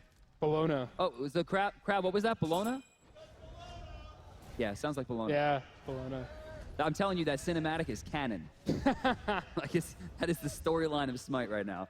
He's going to finally go back, but I mean, that's 3 minutes down on the potion. I didn't even realize he had. What the? Hey, they're still winning, though. There was a Thor ultimate there that nearly would have been enough. I mean, they would have been able to get in there before Just hit level 5 and really put him behind if they find that kill. Just is still level 4 at 3 minutes? Jeez. A slow start certainly from enemy, but we've seen them recover fairly well throughout this tournament. That's true. I mean, they are the... I feel like the first blood doesn't hurt them. I feel like it makes them more powerful. They were down 0-4 against NB at regionals and won that game. And then yesterday against, what was it, Fnatic, right? Yeah, Fnatic. Yeah, they were down They were all getting game. bodied. But the difference here in this game is, compared to the Envy game, Brazil instead of Europe? Well, they died before the red pot was on. Now he died while his red pot was on, and they lost both mids. That's true. In the Envy game, they just got invaded on before the bust were even up. Right, but it was 3 kills. Like, how do you come back from that deficit so cleanly? It looked like they controlled almost the entire game after like the 10-minute mark. Well, just through 4 here, it does look like Pain is going to enjoy this early laning phase advantage, and they haven't given anything back just yet, sitting on just about 600-700 gold. Yeah, I'm surprised why they didn't contest the purple buff there. They have a Thor with red pot, and they have a... And now he's leaving. Yeah, I guess he's just like, do you think they're going to do it? How do you think they're going to? Let's watch. Looks like they may want to try to take a fight at the mid camps here is Pain. As Thor moves forward, he's going to stun out Adjust, and Adjust really does seem to be the target. And look how much damage Mjolnir's Attunement does. Oh my. Agni Bomb thrown out as well. The Meteor not going to do much. Adjust also does have a health pot ticking, so no worries just yet. I guess with what we saw there out of the hammer toss from Thor, you get a good idea of what his build-up is. It's a 3-1-1-1 build. Oh, jumping in on the left side. They're going for it. Schulten very low, going to be picked off. That's 1 for 1 now on the board. Yeah, and no Thor ultimate in response. In fact, he does ult, but it is not in time, and he goes over to just simply the orange buff. So, yeah, that's 2 Thor ultimates now that haven't really resulted in any kills. Well, I felt like Pain there should have just stayed grouped up. Thor went for the right camps while the support and mid went to the left. I feel like if they were grouped, enemy would have not been able to do that to them. My big thing was that the Geb used the shockwave from like mid-range on just the camps. Didn't save it for the fight, didn't save it for the secure. It seems like they thought that they had that for free, and they very clearly did not. Like the 4-man split on the back camps. God bless. Hey, you know, when you absolutely must maximize. No, you don't like 4-man splits on back camps? No, please. Stop. What if you had 2 Bumbas masks? Oh, I can't breathe. Oh, Stalker going to take some damage there, force into the animals again. Now we're seeing the more kind of traditional Sun Wukong play out of Stalker here. And early it seemed like he was a little bit hesitant to kind of move forward and go for the Cudgel, Master's Will, and Ox back through. But there, I mean, it is a little bit more effective, obviously much more mana intensive, but a good clear. Salt Machine's in such a good spot. I mean, he's 400 gold up plus the 450 pop. Up. Exactly. Yeah. He's 900 gold that he just gained in this lane for what seems like no reason. Bologna. Chaos's Giannis hasn't really factored in too heavily yet into the game. I mean, that first kill did for Enemy did result, you know, was as a result of the burst coming out from Giannis. But we haven't seen that big rotation just yet. Magic out taking just an absurd amount of damage. Looks like he got hit by Bludgeon and a first hit crit out of Adjust on the Hun bots. You'll notice Adjust ult there. He was saving it for a little while longer to guarantee that if Thor decided he was going to throw the hammer a little bit later, he was going to be picked off. Didn't use his jump to ensure he could follow up if necessary. Really good play. Doing what he can over here is Stalker, and I think, you know, going back to what Ataraxia said, he's right on the mark. I mean, this is just, Incon was saying it as well, nearly an unwinnable matchup for Sun Wukong now, given the adjustments to both him and Bologna, and now he's forced up into the Sun Wait, Wukong now round. there's two of them. Maybe they can win now. No, that was part of the trailer too. Never mind. Blue buff has come back out, and Sun Wukong has been forced out of the lane. See if Salt Machine recognizes this and goes for that kill. Knockup's going to come through onto Arcanjo. Adjust going to do what he can as well, but without any additional CC, hard to keep that soul. Oh man, the second time now that Adjust is going to get out of the way of a Thor ultimate. Continuing to fight here at Pain Gaming. The Bond's coming down. Pain Devion will go down indeed to Schultz and Chaos, putting a ton of damage in through the wall. Stalker does not have the ultimate still available, but will get out just fine for now. Purple buff going to be aggressed by Enemy. It's a 3v5 for the moment. Someone probably will need to back to deal with Bologna in just a few seconds. They've done decent damage, but I feel like they're getting baited by the presence here. They shouldn't take this as a fight. They should take this as an opportunity to spread back out around the map and continue farming. Bologna does take the back camp. She's going to take a blue camp as well for free and get the better part of a wave, it does look like. So maybe not the best decision to leave Bologna out here on an island, although to be fair, Stalker hasn't really been preventing too much farming on Assault Machine. Look at the XP difference right now, 2,500. Even though they got the first blood and they got Adjust in the grave earlier, he wasn't able to farm. I mean, Salt Machine's at 760 per minute, just about. Next highest is 665 on his own team. Wukong's over 170 behind, and that's his own lane. And look at Adjust. He's ahead of Thor, even though he died early. That's crazy. Like, to get over 800, it would mean that, like, the Thor was ulting to the Soul Lane to feed Salt Machine underneath this tower on, like, cooldown, right? I mean, like, this is an absurd amount of XP per minute. I don't understand. I mean, realistically, Wukong has some of the safest and cleanest clear in the game. You can walk away from the wave, just let her clear, and you'll almost out-clear her every time, at least in the early game. But it doesn't seem like that's what he did. He was trying to trade out because he had the red pot, and I think Salt Machine just got the better of him. Well, yeah, I mean, how are you realistically supposed to handle this? I mean, Bologna's Bludgeon's just doing so much damage to Sun Wukong. I mean, there's the answer right there, right? I mean, you have to Oxform the knockup almost every time, but the Neath ultimate's keeping him just so honest. I mean, you saw it right there. Summerstar Cloud force out yet again by Vicium targeting Stalker in the right lane. Looks like we're going to get their jungler going back to the base again. It's a lot of trips back to the base for Thor, a lot of trips back to the base for Wukong. I think that's kind of where these leads are coming from. Check it out. We actually have Hunbot's back on, not only on par in gold, but he's ahead of him in experience pretty cleanly. It's a level now, whereas I think it was 6-4 in favor of Thor, yeah? Yeah, totally recovered. And he's also down 600 gold in the early game, and now he's ahead of him by like almost 50 gold now. That's crazy. That's really good farming, and I think this is something that adjusts, and I hate to point it at it, but it's ranked. It's playing lots and lots and lots of ranks, you know, learning when your team falls behind, you're with it, and you learn how to carry games. When people tell you there's no elo hell, it's people like Adjust that could tell you that because he knows how to get out of it. It's that kind of being able to play from behind in the early game that makes him such a good player, and then his late game team potential is amazing. Another thing going off of that, enemies just gotten so good at splitting camps. During Super Regionals, they weren't as good as they are now at splitting camps, and I feel like they've gotten so much better at it. Ooh, pressure into the jungle here, just leading the charge. I think they're looking to see if they're doing back camps, which they do intend to do. Pain Devion leading the charge now as he sees the red buff is available. Just going to scoop around. I think they're going to make a contest here. Yeah, with 3 members and a 4th in the wings in terms of the Neath. There's also a wave being pushed into the tier 1 tower on the left side. It's going to make it very, very difficult for Pain to stop this in aggression, and indeed it will get picked up easily by Adjust and Chaos. Vicium a little bit out of position, but will backflip the Agni Bomb and will root the game. In fact, will root all 3 by detonating a weave, and Vicium standing in place and doing a quick 360 there.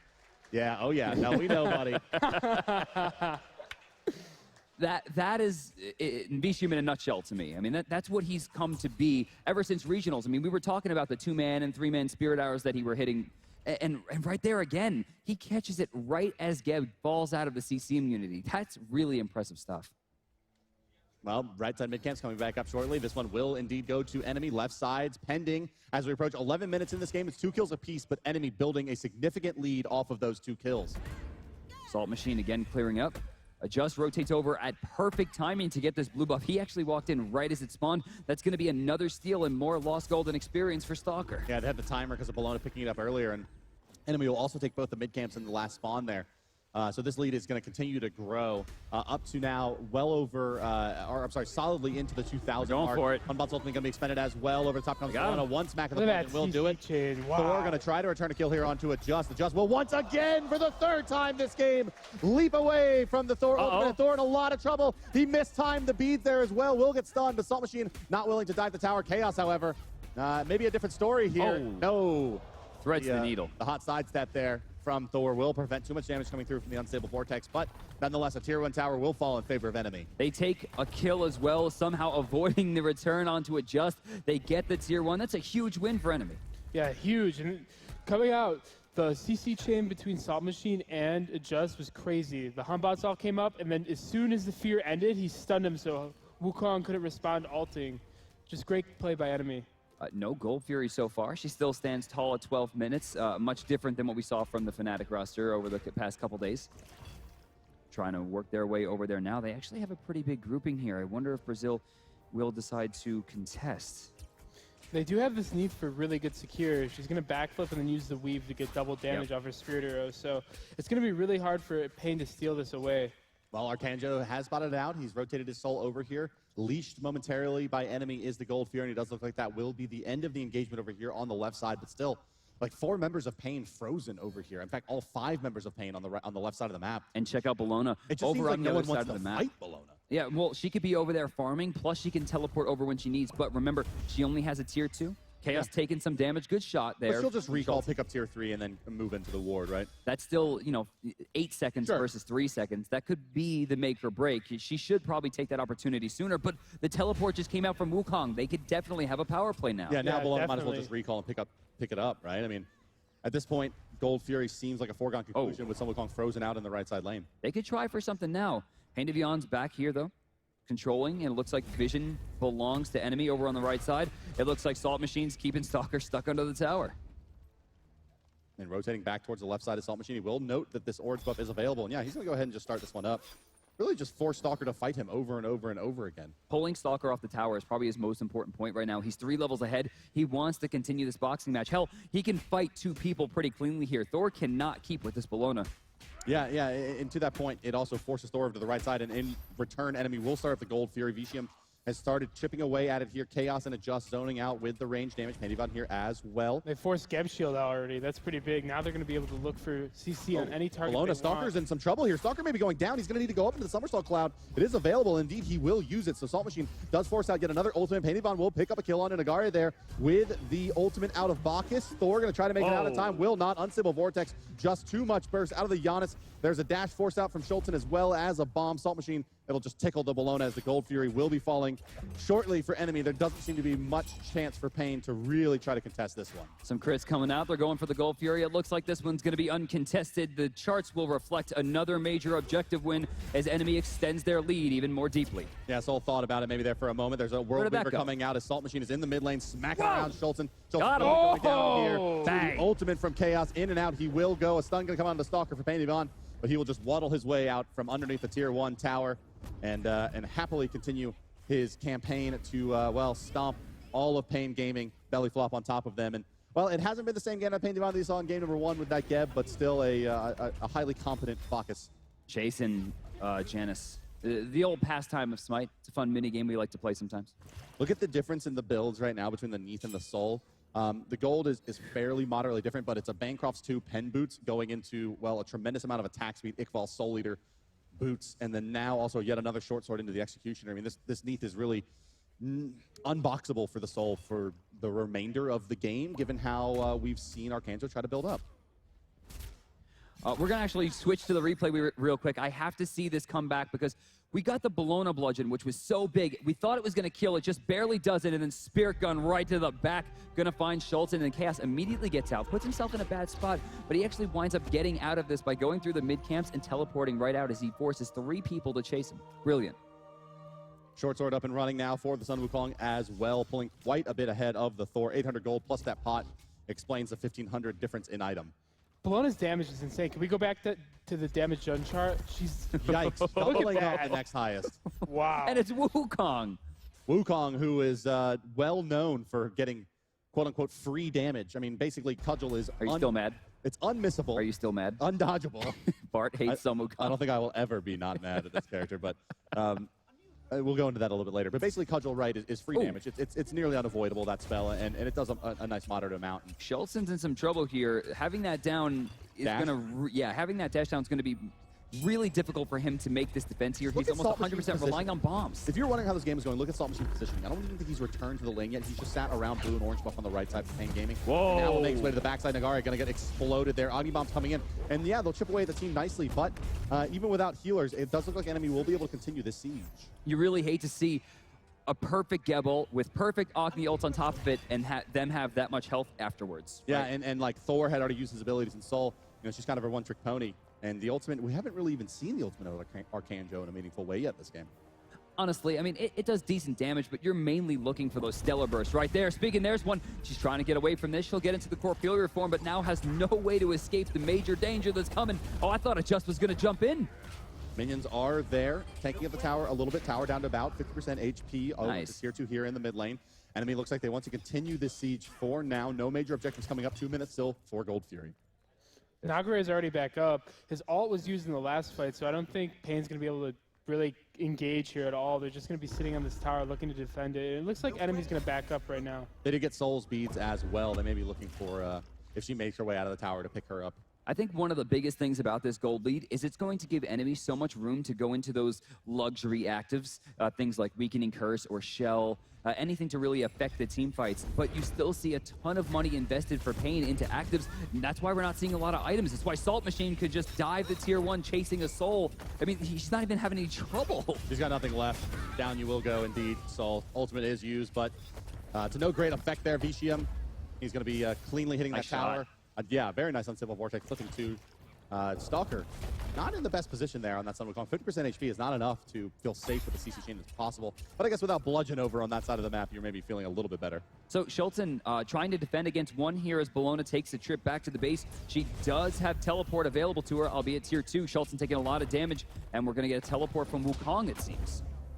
Yeah, Wukong's going to move it over here to the left side of the map, and this makes it easy for Bologna to port in as well. Bacchus, he's pushing up the mid lane. He's going to force Thor to stay there and respect the Bacchus in hands. He will likely get to the mid tower as well. He just doesn't care. Benny Vaughn really knowing basically exactly how much he can stretch this. Now getting down to about 50%, or 6% HP. You know, he would have had to start bugging out there, but it doesn't matter. Tier 2 still successfully secured by a Bacchus of all things. Little by little, they're finding these wins. They're getting objectives. They're getting towers. They're getting 1 kill at a time, 2 kills at a time, maybe even trading in some regard.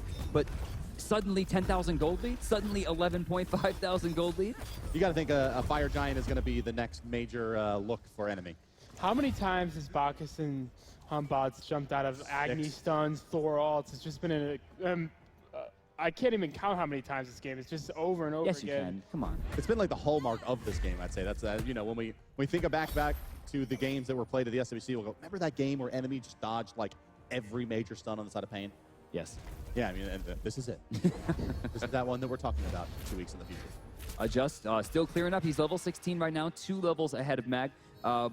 And he continues to farm. I mean, that's what he needs to do. The only level 20 on the board right now is Salt Machine, which is 2 levels ahead of Chaos, who's the next highest. He's 4 levels ahead of his lane opponent, Stalker. Oof. And some absurd amount of net worth, nearly 3,000 gold. Is it really? Ahead. Yeah, and well, Vicium doing what Vicium does best, standing still and holding down left click. I mean, and look at the two, the Warriors, right? It's a full Frostbound Hammer plus the end of the Stone of Gaia over the other Warrior. I mean, look at the position there's no again way from to Enemy. Why is Pain Gun here? I mean, why not? Like, legitimately, why is he in that position? He came from behind that Sun Wukong while Bologna was taking blue buff.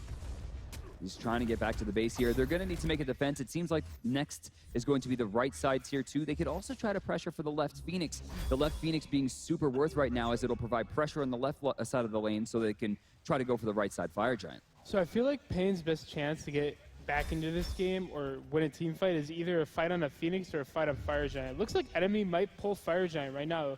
Or it looks like they're just setting up for it. I think they're perfectly happy just to force Pain to fight at the Fire Giant, right? And that's got to be the call for now. Salt Machine here. They can't burst him down. I mean, they, you know, an extended engagement, maybe they find him, but they've... That's all 3 Agni Bombs. Yeah, they've isolated Thor over Spirit here. Gun. Oh my god! Bang.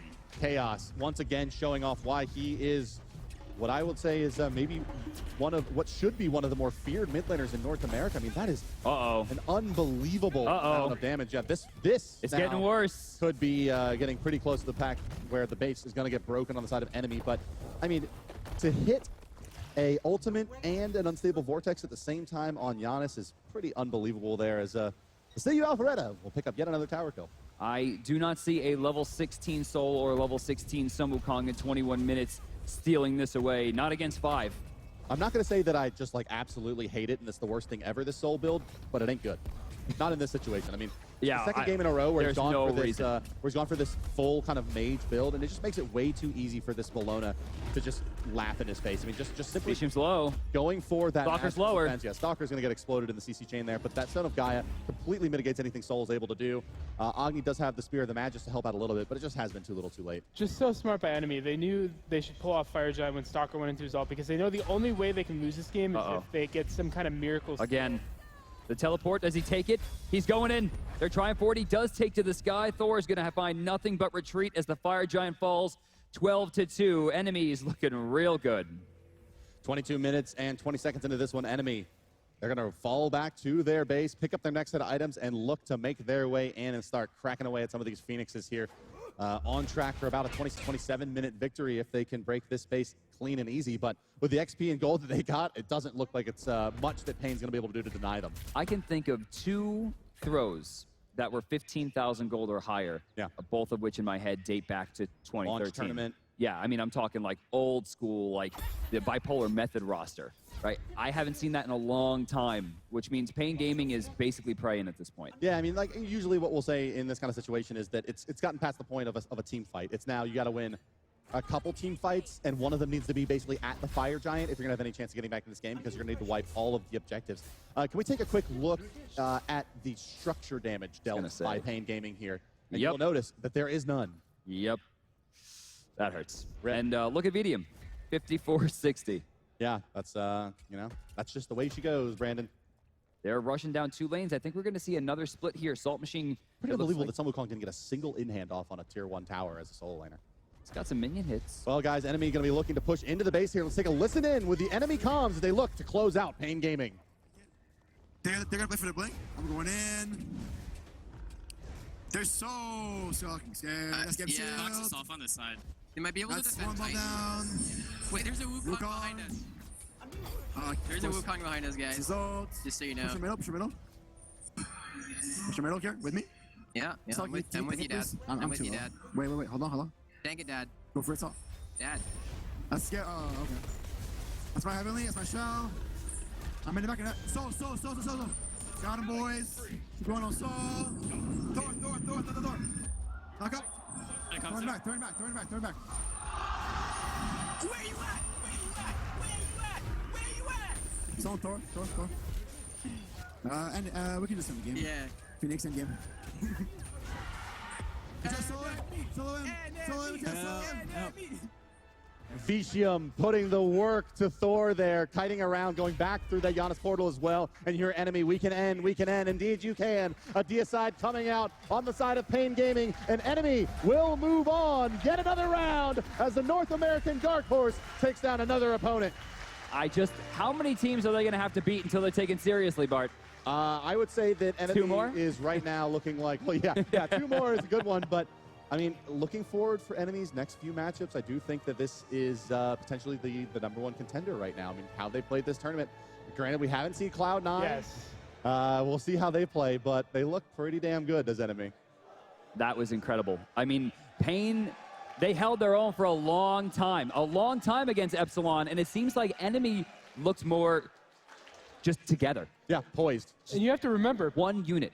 Pain had a huge lead at the start of this game, so it just shows how good of a team enemy is to come back like that. Well, guys, with that wraps up the commentary desk for set number 2. Let's toss it down to Kelly Link with the ever so gregarious Pain Devion. Take it away, Kelly. Thank you so much, Bart. I am joined here by Pain Devion. Congratulations on your win. You know, your teammates are newer compared to a lot of the other North American and European teams here, and a lot of people probably didn't give you the credit and your team the credit that they deserve. What do you have to say to those people now? Every tournament, we go against anyone, it doesn't matter. Predictions are Enemy's gonna lose against every single team. And guess what happens? Enemy wins.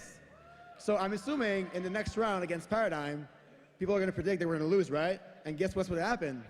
And then in the finals, guess what's gonna happen? So here it is, boys. All right, let's say you make it to the finals. Which team do you want to face? I kind of want C9 to make it because NA Master Race, right? But but I kind of want to face Epsilon because they struggle against these guys, and we kind of just walked on them right now. So I mean, I'm gonna take the mic away from you right now. All right, guys, we got Cloud9 versus QG coming up next. Let's go to the analysts. All right, some strong words there from Enemy. You know, looking good. The not America, but the North America. So, North America. Pain's from Canada, so it kind of counts. We got our friends up north. You know what I mean? They're just a colder America anyway. You know, with better health care. That's just essentially what they are. Hey man, right? don't be. Let's not start with health. They have great health care. They do have fantastic. I'm complimenting, and they produce Justin Bieber, you know, and Tom Green, and all these. I don't think that cheers for that. I'm almost certain that cheers not for that. Any case, though, everyone. I mean, it's been I would say a very stressful road for Pain Gaming, but Pain Gaming certainly fought valiantly. Enemy, just a talented squad, and they are, as we actually go ahead and take a look at the Logitech First Blood here in just a second. Adonis, why don't you set this one up for us? So this was actually a pretty big misplay by Adjust. You can see here, he actually jumps onto the Agni after the Giannis gets the portal, but the Giannis is backing off, right? I mean, Chaos doesn't want to fight this, just a miscommunication, and then Madruga is able to pick up the First Blood. So just a little bit of miscommunication. Adjust thought that they wanted to fight the 2v2 after they got that massive amount of poke, and Chaos didn't, so. Yeah, so that, of course, folks, when you're talking about Enemy, right, this team, they are, as Bart had said, the North American dark horse, right? Now, was that Bort being Bort, or was that actually the case? Or, are these teams now the North American dark horse? Because even DM said, how many teams do these guys need to beat? Of course, the joke is 2. But, I mean, take them seriously, right? Yeah, so definitely, I think Enemy is the Titan of last year, where no matter who they were going against, people, that's right? People were saying they're not going to win, right? They're like, they were not going to win this game, they're not going to win this one, and then they win it. They're like, they're not going to win this one, and then they win it. We all thought last year that you guys sucked, essentially. I mean, okay, all right. I'm gonna agree. Everyone came in saying, nah, Titan aren't gonna win, they're gonna lose this match, and you know what? They were wrong, but I think that Pain Deviant, we were for the final until they were right. Until they were right. All right. Like, honestly, too soon. Too soon. I think that I think that Pain is taking the team in a different direction. We were the traditional underdogs, We were nice, and I think Pain is going for he's going for the villains. That all that talk on stage, he is going for the bad boy smite. So honestly, I think that's refreshing. It's so hard to see. It's great for storytelling. They were smiling the whole time. Like, you can't. It's like kind of like being a bad boy and like grinning from ear to ear. It's just, I don't know, either that or like I said before, you're just crazy. Maybe that's it. Maybe that's what Pain is. All right, so let's go ahead and talk about this matchup here. Game 2, you ended up seeing Adjust just doing work again. I mean, absolutely talented player there. What were some of the takeaways in the jungle for you? Just kind of losing that First Blood, losing his red pot. He was, not only 400 or 500 gold behind because he lost First Blood, but also that 450 additional gold for losing that red pot. But he was able to just farm up nicely. There wasn't crazy engagements, and he played a very defensive style until he finally got even, and then he could find picks in the jungle, just like on this Agni here. It was incredible play coming out from Pain Gaming yet again. In the early game, we saw them playing very strongly, not making any mistakes until the point where all the mistakes were made. It's so strange to see that they can play so strong up to a point, and then you can see it slowly starting to fall apart as the North American, European metas really start to come together, where the focus is all on that mid game. So speaking of the North American, European meta, actually we'll get to that in a second and talk about map control here at 5 minutes in. So mid Harpies control. for Pain Gaming. They were looking really good there at that 5-minute mark, you know, winning that a little bit more than Enemy was. But then as we started to see the game progress, you like a seesaw, just swung right over to the other side, and then Enemy from there just kept the good times rolling on. It's definitely one of those areas where it's just Pain Gaming has that great start, and the picks are strong, and I love being able to see all of these incredible picks coming out, but Enemy showing veteranship, coming out saying, hey, even if we lose a little bit in the early game, that's fine, we're going to transition, and they had such strong jungle clear there at the end of the game. You saw getting upwards of 60% of the jungle. That's just showing how much dominance they had towards the end of the game. For me, a big part of this was Salt Machine, and I think that we've seen through this tournament, Bologna is tearing it up. You know, maybe it's a new cinematic, it's really hyping all the Bologna players up, but she is actually ridiculous at the moment. Her win rate and pick rate is through the roof. Do you think that maybe teams are going to start banning her out now? I think she's definitely going to start to see some bans pretty quickly here. I mean, I think she was banned once or twice. It's Epsilon and Fnatic are the only teams that have banned her out so far. So clearly those teams, because they were scrimming each other, have figured it out. You know what, she's not worth that. Well, I had thought in game 2 that Pain would ban out Bologna. I thought that was definitely a possibility as well. Because, you know, the Xingtian went early, and that's one god you got to be careful about. And then everyone, I mean, it was a kind of just like a meme in the crowd with DM at this point where Bologna was just, you know, too good. And everyone's like, yeah, Bologna. You know, it's like, yeah, Brandon's like, what is this? And the crowd go, Bologna! Yeah, that's it. It's just Bologna things. It's just, yeah, you know, just another day in the office for Bologna. So I don't know. Honestly, I think that, you know, that should have been their plan. And the fact that they didn't do that, maybe they felt like that Sun Wukong could counter it, which did not happen, like, at all. The worst part, I think, about the Sun Wukong is that I also bought a red pot, 450 gold, and then, like, I think, like 5 or 6 minutes in, he was already 1,000 gold behind, plus the 450 he invested. You buy the red pot to either look for a kill very early, or you need it to help your clear. Didn't help him either way, and he really struggled.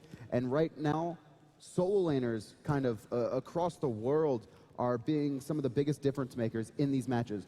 There's very few games are going into late game with the solo laners having been even. One's usually dominating the other and making a much bigger impact. When your solo laner is behind, it's so much harder to win right now in Smite because you need them for that mid-game transition. They're going to have the teleport so they can get to the team fight. And if your solo laner is 2 levels above the other solo laner, that's an incredible difference. And especially if it's a Bologna, there's nothing you can do. Yeah, you know, and just real quick, yeah, Ataraxia, you know, you also have dabbled in the solo laner realm.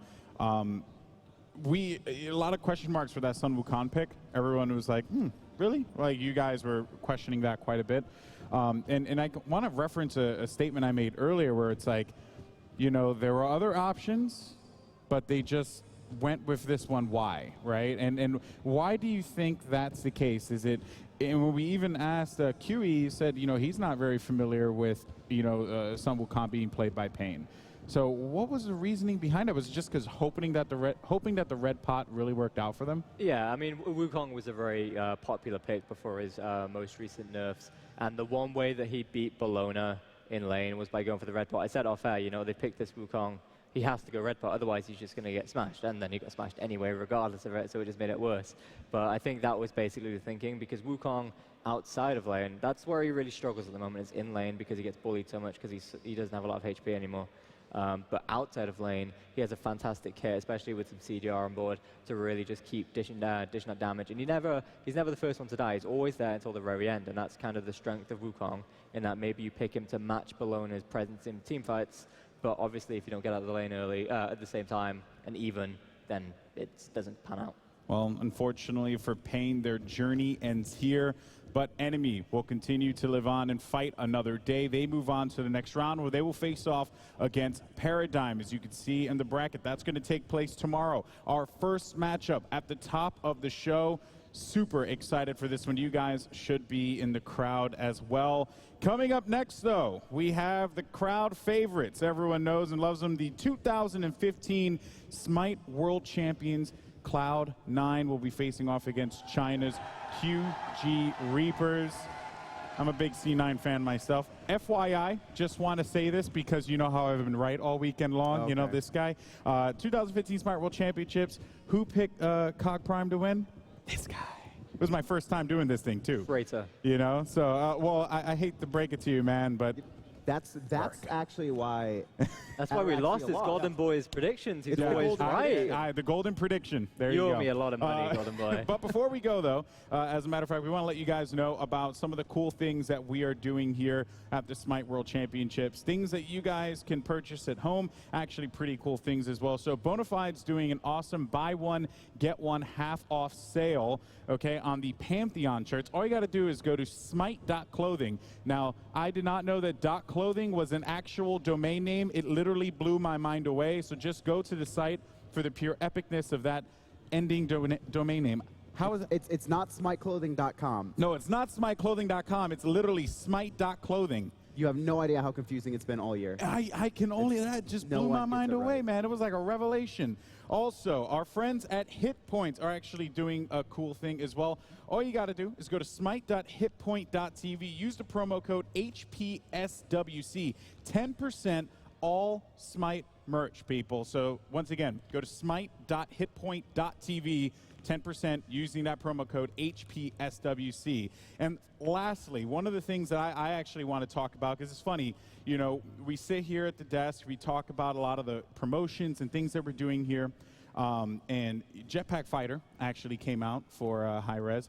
And you can actually get the awesome Leona Nemesis skin in Smite by trying out the new iOS game. And I actually want to show you guys something, because last night I was in my hotel room, and I was bored. I was actually watching Barack Obama's town hall meeting thing, you know, because that's what I do, right? I'm not a very entertaining person.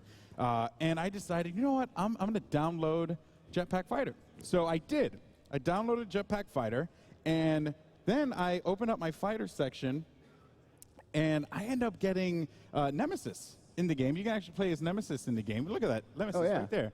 Right, I got these giant gloves on her because it punches harder. It's actually pretty cool. So I honestly, I know people are like, oh, totally were paid to say that. Look, man, either way, right? I think the game's cool. So check it out if you get a chance. Pretty cool game and really fun to play. So once again, Jetpack Fighter's in the iOS store. Give that one a try. But that's going to do it for us right now. But in the meantime, though, we're going to go to a break. When we come back, we are going to have Cloud9 G2A versus QG Reapers. Don't go anywhere, and we'll see you guys on the other side. You have chosen wisely, Grasshopper. I am the Dojo Grandmaster, or something like that. Just getting my yellow belt should be enough to crush these guys. Can I get some nunchucks? Hiya! Power up!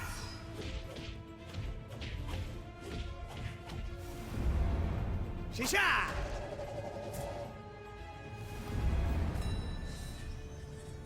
Skadoosh! My moves are fast as lightning. This thing barely even fought back. Hey, nice try, big guy.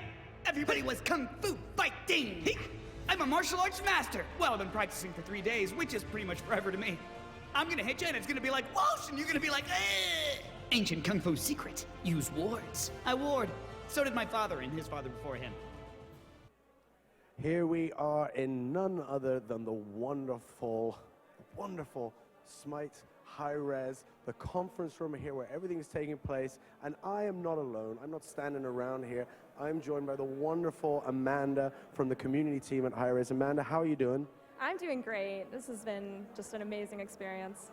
Now, Amanda, beyond just being somebody that you're talking to from the community side, also has gone ahead and I'd say kind of hit it out of the park in her Bologna cosplay. Tell us a little bit about this. Yeah, so I'm dressed up as Battle Maiden Bologna, who is Bologna's recolor. I've done it through Cosplay Q Up, our YouTube show, and it's just been so much fun to make this armor and have people recognize me here. Now, a big question is, a lot of people ask, especially in events, how long does it take to put something like this together? Well, I've been working on this for most of the year, so I'd say 80 hours. Yeah, a lot of Netflix.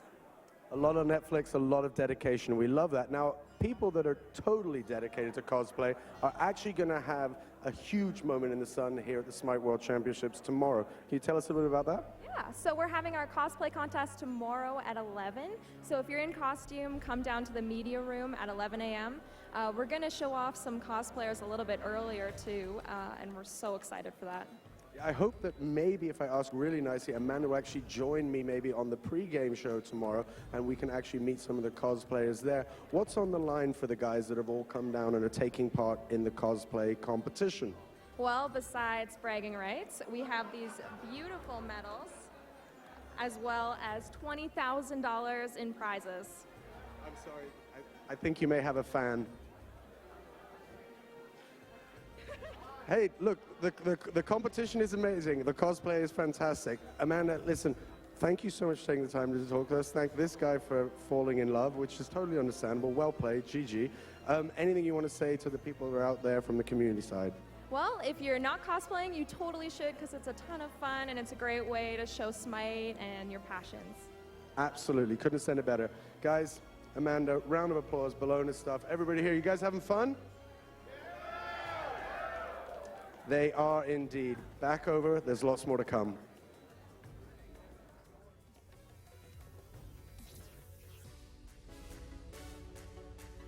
是因为我前几年一直在玩游戏吧，想打出点成绩证明自己。 I've played a lot of the MOBAs, you know, I've played every single one, but there was something there because I really enjoyed playing World of Warcraft, you know, the PvP arena aspect, and I love playing MOBAs, Dota 2, and Smite was the mix, you know, it was perfect for me. As soon as I got into it competitively, it was awesome. What drew me into Smite competitively, and Smite in general, was the third-person mechanic. I really liked World of Warcraft and other third-person games like that. And I like the whole MOBA idea of League of Legends, but I didn't really like the top-down perspective a whole lot. It kind of confused me, and it wasn't as immersive. And then when I heard about Smite, it was just crazy cool, and so I jumped into that.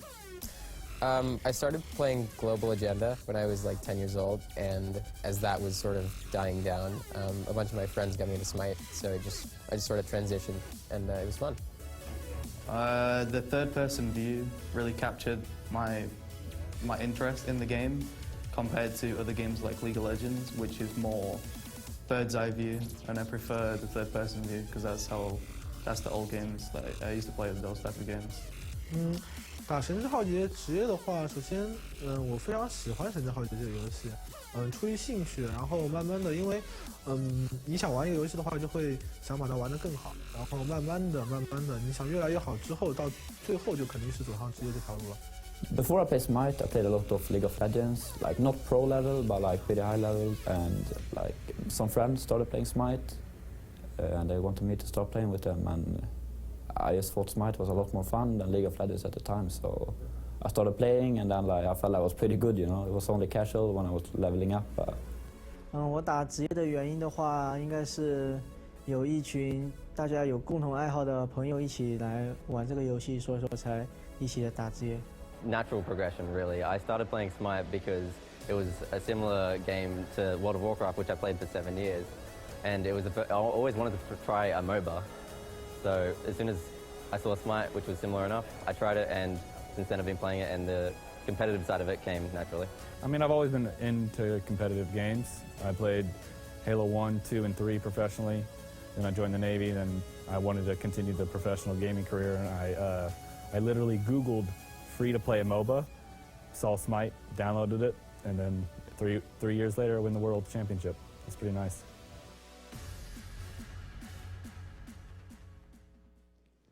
Hello, everyone, and welcome back to the Smite World Championship 2016. We're going to get ready for our next matchup, Cloud9 versus QG Reapers. Of course, joining me is my partner in crime, Adonis, as well as the pride of Brazil, the ever-so-charismatic QE3Q. And, of course, he once played an extra in The Sopranos, the one and only Anatoly. How you doing, buddy? I'm doing good, man. Did you die in that episode? Yeah, I did. I was just an extra, man. You know, like they couldn't handle me.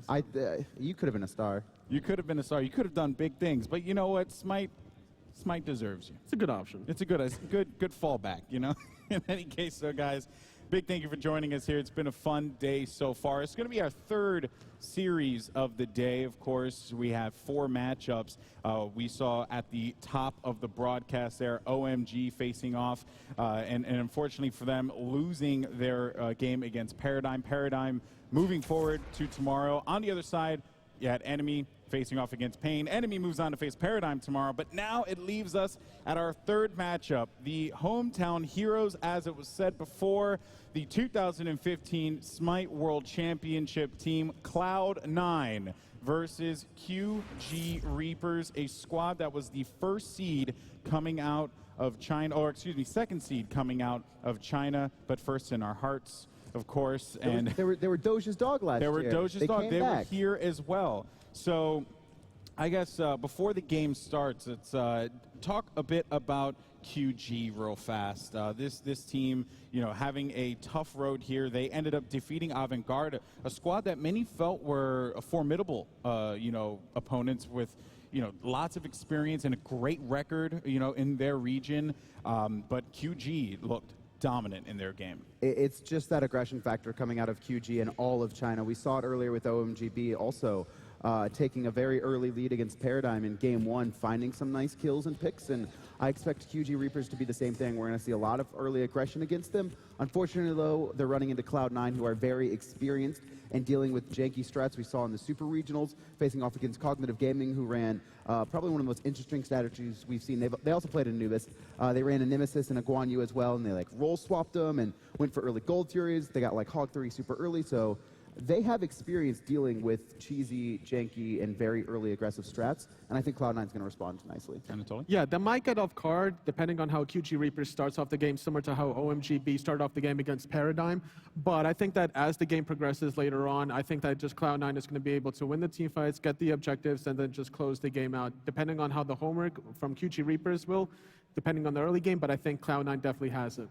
What about for you, Kiwi? Yeah, I agree. I think it's good that QG, it's the first time that Sinai is playing today, so they got to warm up in a little bit. But they really get really good stuff from the crowd, because the crowd just loves Cloud9. Yeah. And I think we all do. But well, Cloud9's first in your hearts. Whoa, are you coming over to the side here? Are you cheering on America? I am. Oh, man, Ataraxia is left alone now. Oh, man. Well, yeah, no, he can just go ahead and live in his, hate box. Okay, His second place at Worlds. I mean, hate box. He's like seething. He's not even here to defend himself, I know, man. that's why I got to take the best shots now, so I don't get anything in return. So, okay, now, Cloud9, they had an interesting start to their run, but we'll talk about Cloud9 in a few. But I actually want to go ahead and intro you all, for those of you who are just joining us, to QG Reapers. Shogo Reapers. Mikasa. Yuan. Knight. Kaya. Master Lu.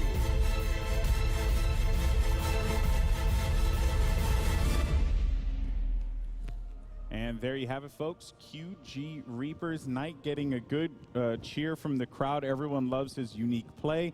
Great player, and definitely deserving to be here at the Smite World Championships. But now Cloud9, we got to get back to this this professed love that you have, QE2Q, about Cloud9. Because what's going on here? I mean, my team name was We Love Bacon back then, so I guess I'm half American, There you go. Oh, there we go. There you go. Bacon is the way of life, buddy. Look at my gut, and I'll tell you exactly the way you got to live your life. It could lead to some heart problems down the line, but it's okay. It's worth it. Well worth the 30 years that you'll be alive. In any case, Anatoly, you have a lot of experience with Cloud9. This team, since 2015, just continue to see their meteoric rise. Everyone loves them. I guess my question for you is, do you see Cloud9 dropping a game in this series? In this series, no, not at all. They're too experienced. They've been around together for a while. They made the roster change with Baskin replacing Omega, but honestly, that was a plug-in play. So he fills the same exact role, the same exact gods, and it's the same Cloud9 that we all know from before. Do you see Cloud9 trying anything new, given the situation, or they respect their opponents, they're going to play their game? I think North America, Cloud9's always been at the top of this roster, and they've always kind of played in their own refined meta. You never see anything crazy or innovative from them, not immediately at a tournament, right? Maybe over, you know, a couple months they'll throw in a couple picks here or there, but they play a very standard meta, and I expect all these players to play maybe just 2 or 3 gods throughout the tournament. Maybe Annister does something and expands it a little bit, but outside of that, it'll be pretty standard. Yeah, C9 definitely leans on Annister a lot throughout every single play that they have in store, that they're just going to keep rolling off of any god that he goes. He's going to go off of the momentum that he does in the early game. Whether he plays off of Baskin or MLC stuff, we'll have to see their god compositions, but they definitely rely heavily on Annister. I accept them to play their confident picks, especially in this matchup against QG Reapers. But later on in the tournament, maybe we'll see something new from Cloud9. I'm not sure. All right, well, folks, let's introduce you all to Cloud9. Cloud9, G2A. Baskin. Annister. MLC Stell. Jeff Hindler. Barracuda.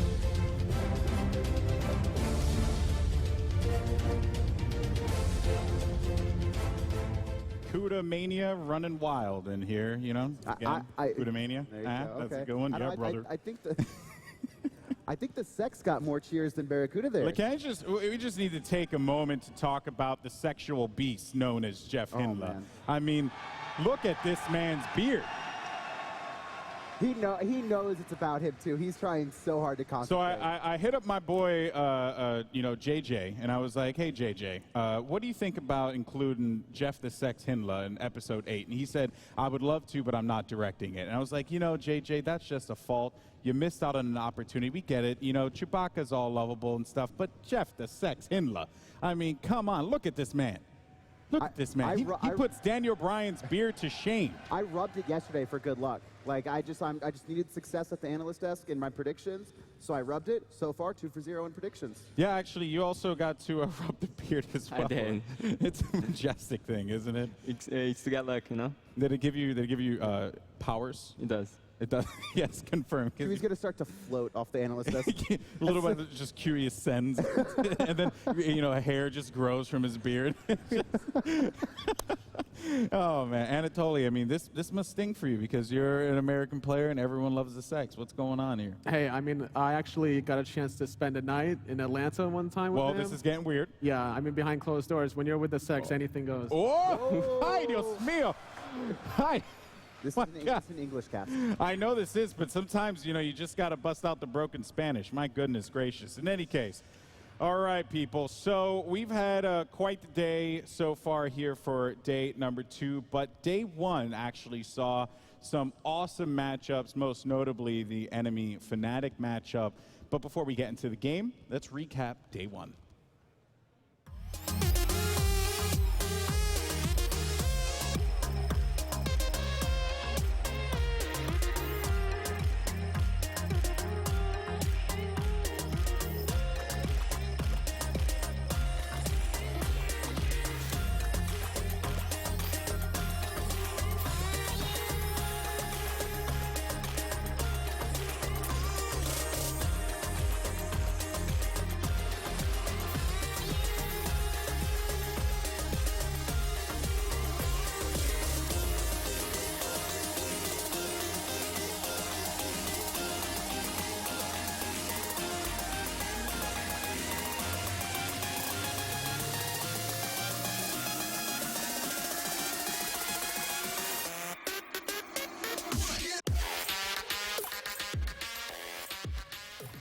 Here we are, live on the stage at Smite World Championship, Day 2, match number 3. I have a sneaking suspicion that you guys are pretty excited about this one.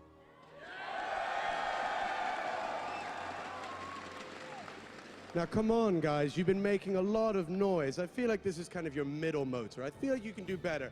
Are you really excited to see this match go down?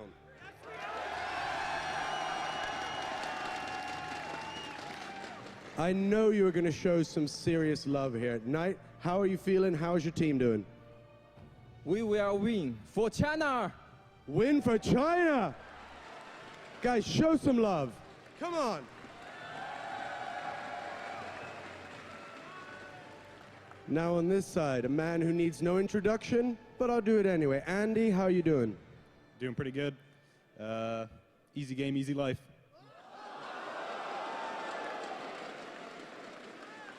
All right, guys, few words. I can understand that. There's a lot riding on the line. I'm going to ask you to shake hands, gentlemen. The best of luck to you both. Back to your teams. Guys, come on. Are you ready for this?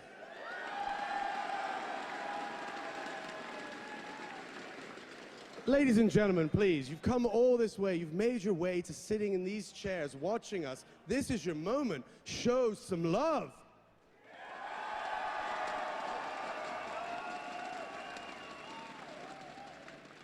I do think we are ready to go into this. Guys, are you all ready to see Cloud9 play?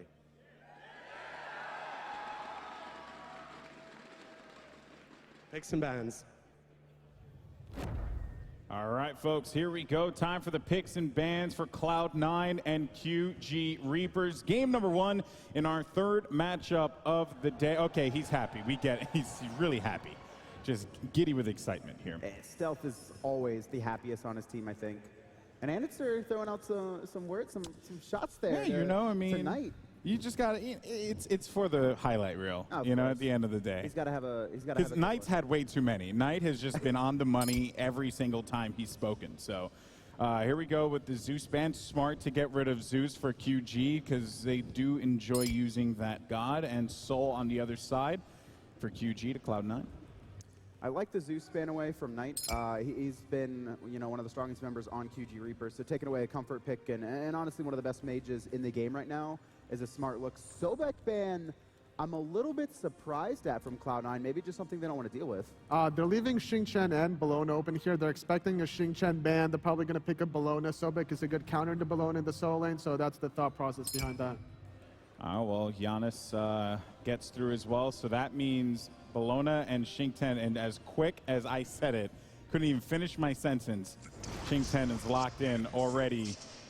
I think this will be the first time we see Xingchen played, or in a while, I would say. First time in a while. Yeah, it's been banned for most of today. People just don't want to deal with it.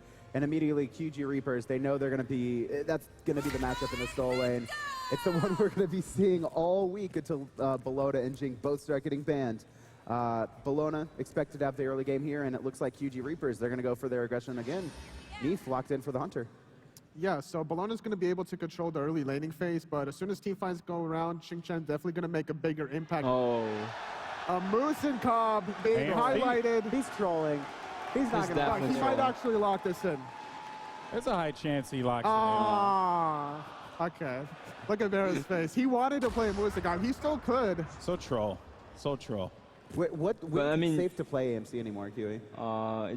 You have Neef, so I mean, actually Neef is in the same lane, so it's basically you can pick Muzinka because there's still Tor in the table. There's so many global ultis on the table, so it's hard. Get dove too easily.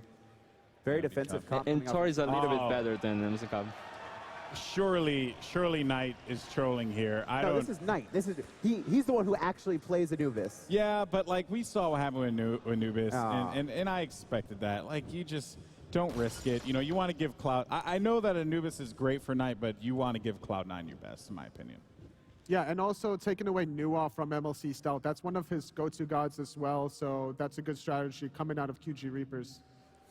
Banning phase here. QG might target a Hunter they don't want to deal with, considering they have Neith locked on the board, and yeah, they don't want to give Barracuda Hou-Yi. Hou-Yi we actually haven't seen too often. I think we've only seen him once so far this tournament. Hasn't made a big impact, but probably a matchup that they don't want to deal with. Master Lu doesn't want to fight. There are a lot of options for Hunter right now, I would say, for Cloud9. Chiron's still open. What was that? Chiron's still open. I want to see Chiron again. Yeah, Chiron. Yeah, you could realistically see Chiron. That'd be a very tanky, sustain-oriented comp too. Chiron very hard to lock down. His ult giving him death immunity, potential to revive if you kill someone while he's in there. Especially with the Capri support, yeah. Okay, and Athena taking a seat, gets banned here. And over to QG Reapers. I almost would have liked to, I mean, obviously I don't want to deal with Athena, but I almost would have liked to see a Thanatos ban, considering that we know QG will run that, especially against a Capri, can go through the execute, but it looks like they're highlighting Naja. And Naja locked in. This could be support. This is not 100% jungle. They ran Naja support in the Chinese regional finals. Speaking of Naja, if this is jungle, that 2v2 matchup between Balone and Naja is a little bit stronger than the Thor Xingchen, so there could be a potential invade coming out of QG Reapers as Chiron does get locked in there for You're Barracks. so happy. You're so happy, QE. It's disgusting how happy. You know what he'd be really happy about? If Chiron and Agni were both picked up by Cloud9. It'd be the best Same team time. ever. Yeah, well, still hope is there? No, maybe, probably not. Poseidon, though. Poseidon is actually my most second play guy. And Poseidon locked in there, so that is going to be very interesting. The wombo combo between Thor and Poseidon just works so well together, the synergy that they provide. So Anister's going to set up MLC for a lot of easy Kraken kills. I expect to see a lot of stealth and Anister synergy. That's, Andy camp stealth. That's what, this team has been known for a long time. And he started camping Baskin a little bit when he first joined the team, but Baskin, he can hold his own now. There's going to be a lot of focus on that jungle mid synergy. Cloud9 usually looks to fight at mid camps with Jeff, Andy, and stuff. They really have a really good synergy. So this final pick will basically tell you where that Naja is going to go. Is it going to be support or is it going to be jungle? And it's going to be support. That's Thanatos jungle. And that Thanatos will be able to execute through Khepri. And it's locked in. All right, folks. Lightning round predictions. Go. C9. Cloud9. C9. All right. Well, the analysts have spoken. It is now time for Cloud9 and QG Reapers to take the stage here at the Smite World Championships quarterfinals. It's time to go ahead, toss it over to our casters. Thanks a lot, Golden Boy and crew. Fantastic pick, Bandface. I mean, right away, we're taking a look at a Thanatos in the jungle and a Naja support. I mean, what do you want to see? Hold up. Let's find out when we get in game, because that could be Thanatos support as well, Naja jungle. I mean, Rafford did it once way back when. It could be. I'm just saying, it could possibly be. All right, so Zapman, you flirted with the jungle a little bit. I know you like Naja. Talk to me about the pluses, less so the minuses. Talk to me about the pluses of what Naja brings to the table. Yeah, what Naja brings to the table is the fear factor. If you get too close to Naja, she has the potential to ultimate you, which brings you up to the sky, does a lot of damage to you. And when you land, it basically sets you up for all the damage from the enemy team. So it's high risk, high reward, because you've also if you missed the Naja. Sorry, I should say good matchup against Thor as well. Yeah, it's pretty decent against her. Because he could stun out the spin. Exactly, and one of the things that I like about Thanatos in that regard is looked at as the anti-Thor. The Berserker's Barrage, well, there's a silence for that. Thor goes up, so can Thanatos. So Thanatos in the jungle is going to do a good job at following around the Thor as well, but more importantly, there's a Khepri. Tell me about the interaction between Khepri and Thanatos. Well, the Khepri and Thanatos interaction, obviously you can execute through the blessing, the Scarab's blessing that he can put on with his ultimate, so you can still find the kills. What I'm looking for, though, is the fact that there's very safe lanes from Cloud9. I expect them to look for the Neath all the time. That's going to be the real pick they're going to have to go for here. Yeah, I was curious to see if Cloud9 was going to bring out any experimental picks here against the Chinese team, but they really went for a standard Cloud9 comp. They love to have an aggressive support. That's why they banned out the Sobek. Sobek's one of their favorite picks from personal experience. I know they love that. Yeah. They like the kill potential that Khepri brings, and also they banned out the Athena, which is another aggressive support in lane. Yeah. I think these comps on paper, overall, I think both teams are quite happy with what they drafted. They drafted comfort for the most part. Oh, yeah. Even Stealth going for the Poseidon, very, very comfortable god for him. Nothing too extravagant or crazy. Yeah, that was a very interesting pick. Hitterman and I sort of looked at each other, hey, why Poseidon? And that man said something, but I wasn't really listening. I'll listen this time. Why Poseidon here? Well, both us and Cloud9, we have a lot of experience together, and a lot of the time run Naja Poseidon, and the other pick to it is Thor Poseidon. And he's a lot more comfortable with Thor over the Naja. But they both do the same thing. Thor lands from the sky, guarantees the Poseidon pull Kraken, and look for them to be aggressive at the mid-harbies when no one has actives yet. Don't forget, though, as well, that these guys have been waiting all week for this game. Right. Cloud9's first game is today. They had to sit and watch Paradigm. They saw everybody play yesterday, and now this is finally their moment. The first game for Paradigm today, a little bit shaky. I expect Paradigm, I think Cloud9 is going to go for comfortable, get themselves set up, get themselves in the zone, and then game two, probably turn it up. One of the things that I was looking at specifically as well as for on the side of Chaogu was the Thanatos pick. It came out after the Poseidon. One of the big things that Thanatos brings to the table is using that ultimate early in the game, not for the execute, but for the setup. Well, when you do that to Poseidon, the results can be bad for the Thanatos. Yeah, Poseidon is kind of like Zeus. If you don't kill him right away, he has 100-0 turnaround potential. So they have to be very careful how Thanatos uses his ultimate to engage on the Poseidon. Yeah, if Thanatos lands down and Poseidon lasts throughout that stun, there's a Kraken right underneath the Thanatos where he doesn't want. So mid lane, if they are going to look at that Poseidon, it's going to have to be absolute just domination, very quick on the money for that. Taking a look towards the solo lane, it's pretty standard, honestly. Xingqian versus Bologna. Well, hopefully. You know, I mean, I don't know where Nija's going. I don't know where Thanatos is going yet, so we can't say where we know where Bologna's going. That's true. There's a lot of ambiguity on the side of the Chinese squad, which can actually be a very good thing. That said, if Cloud9 has done their homework, they can tell that the Chinese final regionals, we saw the support Naja. So we have a little bit of insight because we sat there and watched the games. Does Cloud9? That's the real question. Yeah, but the one thing that Cloud9 is looking at with the draft is that the Chinese team picked 4 physical characters. So all they have to do is basically itemize for physical defense, and that is the type of defensive items that you want to get. And QG, the biggest issue they have is their individual skill is very, very strong, but their team fights is where they kind of let themselves go. They're not very good at objective fight focus after they actually win a fight. Cloud9, on the other hand, they will abuse every single second they can of putting the pressure on them. One of the big things about the whole situation, though, that you really have to think about is the idea of a LAN meta. We really dove deep into this during the Super Regionals, which was almost a week-long tournament, right? And the LAN meta that's going to come out is really the big thing that we noticed about the Chinese teams is their reluctance to go for the objectives early on. They like to be very, very safe. What we saw earlier today, OMG already made that adjustment. Yesterday, almost no objectives. Today, we saw OMG go for the early Gold Fury. Do you think Xiaogu has made the same adjustments that OMG had? I mean, I hope they do. They need to be taking these Gold Furies. They need to protect the Gold Furies. They need to be able to sneak them to even have a chance against Cloud9. Big difference is LAN meta is still early days right now. Day 1, no one's going to really show too much. We've seen the same sort of picks and bans. We said this earlier on. Day 2, where we are now, we may start to see 1 or 2 things. I don't think we'll see much out of Cloud9 that's special today, but I tell you what, the game 4 today is when we will start seeing things because that one is not clear cut. That's very true. Touching back on that LAN meta, so much ISIS today. I tweeted out earlier, I was surprised that we saw so much ISIS. She's very strong, but not as much Giannis, etc., that I would have expected to see. In this game specifically, we don't see the ISIS. So on the side of QG, it's going to be a very curious situation to see how that mid lane goes. But again, that Kepri pick. Let's talk about that dual lane one more time. Zatman, I'm going to touch on you for the ADC knowledge, or the hunter knowledge, rather. Talk to me about which team you think is going to be able to put on the early pressure in the long lane. It's pretty much a rule of thumb for all dual lanes. If whichever dual lane has the Kepri, has the pressure. And on top of that, they have Chiron, which has great clear, great sustain on top of the Kepri passive with the shield. They're an unkillable lane. However, though, you say unkillable, but if it is Nisha and Neath in the same lane, their wave clear is quite strong, and they do have kill potential as well. Yeah, I mean, I've never seen the Naja Neath lane before. I've never really faced against it, so I'm actually really excited to see what happens. You don't play ranked? No one plays support. They're just like, I'll play Nisha. I mean, the Naja support is something that we have. It's not completely unheard of. As we said, the Chinese played it during their regionals, but even in North America, shouts to Aurora, who's not on the stage right now. He's been casting along with us. He's known for these aggressive sort of assassin supports. Naja has seen their time in the sun, and Ionic, the support player for what used to be Team Solo Mid, he actually has brought out the Naja in a couple of regular season games and even LAN games. So, I mean, Naja in that support role, there's a couple of things he does. He's got a slow, he's got a sash. Use your imagination and tell me where you expect to see this Naja support, if it is support, make an impact. I expect to see the Naja support coupled with the Neath help the Thanatos gank that duo lane. Really just set it up, guarantee the Thanatos size, guarantee the Thanatos ultimate, and hopefully executes.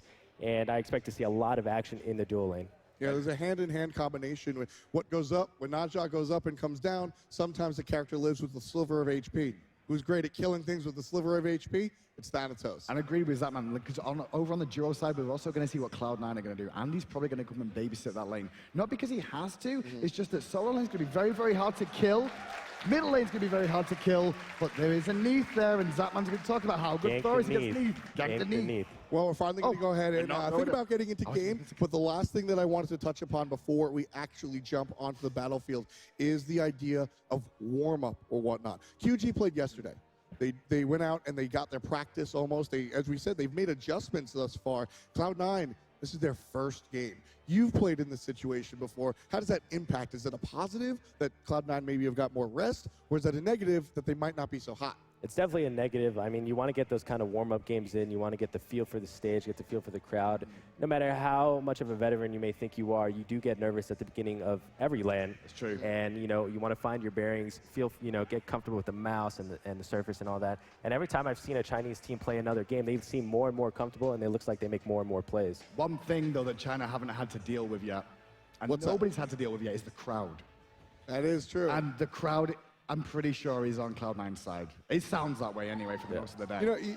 You know what? I mean, I wasn't even trying to get to do that, but like that was a light one from what we heard the crowd's earlier. been pretty active, but I do got to give a lot of credit. I love the amount of love that has been shown to QG, specifically Knight, If, and Master Lu. Towards the end of those introductions, I think we've got some fans of the Chinese squads in here as well. So there's a lot of Cloud9 fans going on, but I think we've got more of an even arena than you might have thought. I'll be honest, Knight turned around and said, you know, he's going to win for China, and I guarantee you Europe will be very, very happy if he won for them too.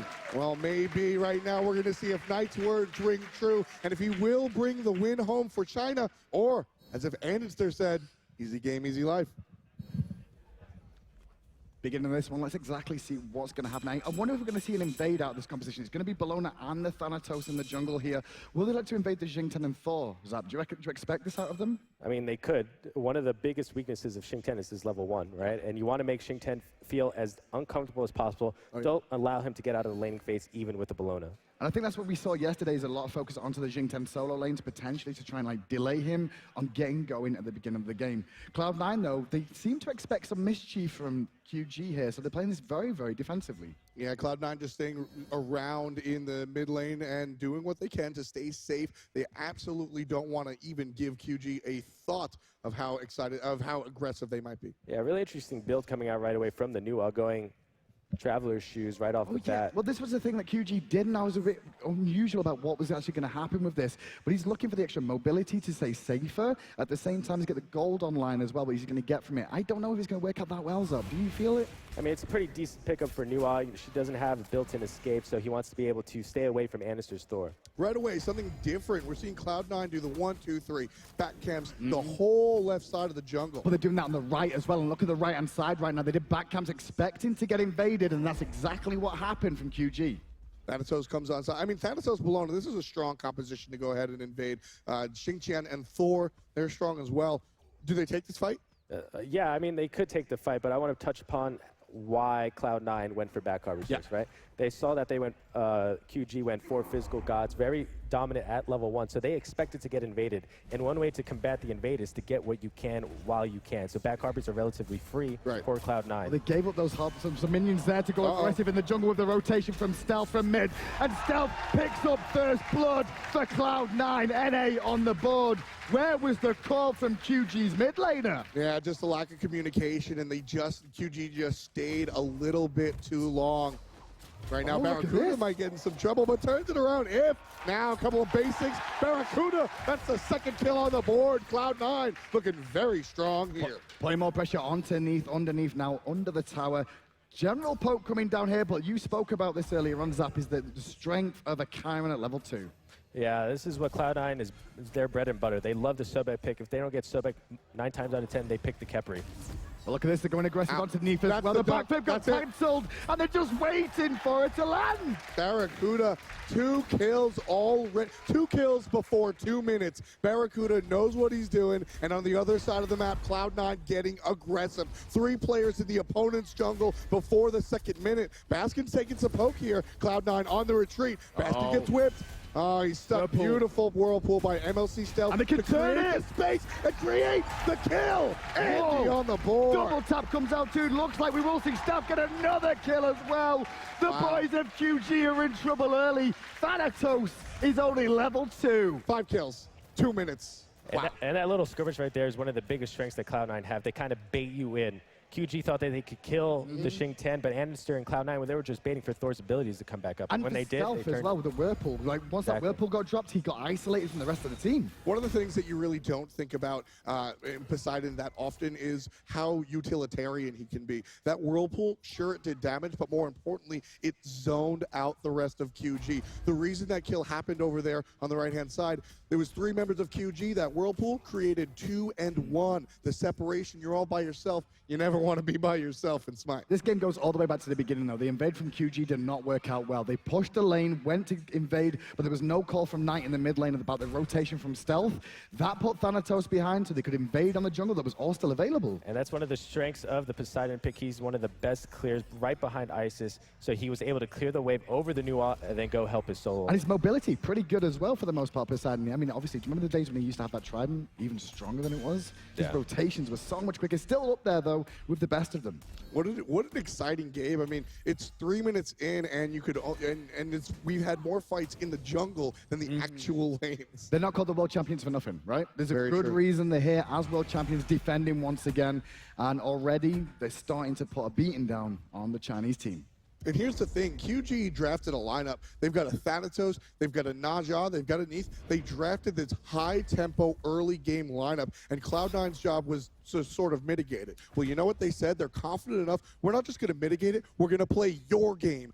You know what we're going to do? We're going to get your early characters, and that's what's allowed Cloud9 to get ahead already. 2,000 under the tower. Stealth is under pressure here. Ultimate is up, and Andy's in the sky waiting. The support from Jeff Hindler is here. The abduct is good, and Andy gets one. Stealth gets another, and Thanatos is like, well, sorry guys, bye. Yeah, I mean, that was the bread and butter of the QG lineup. Naja in the air, but the problem was Thanatos wasn't level 5 yet, so they had no kill potential off to Naja all. Yeah, one of the big things that you see Naja with when Naja's in the jungle at the very least is the combination of, well, usually a Poseidon, somebody that, what goes up must come down, and when it comes down, we're going to have you fall into a crater. Well, with Poseidon on the side of Cloud9, Nuwa doesn't have that real synergy with the Naja like some of the other burst mages. So because of that, we saw one of the problems. Naja's target comes down and still stays alive. Talk about problems, 2 men of Cloud9 are just sieging up the red buff. They know it's being done here. They're trying to find a pick. And it's on Thanatos. He's going to fall down here very soon. Andy gets the kill. And now rotation from Baron, the rest of Cloud9. And QG have to back out their own jungle. But luckily, the buff is down.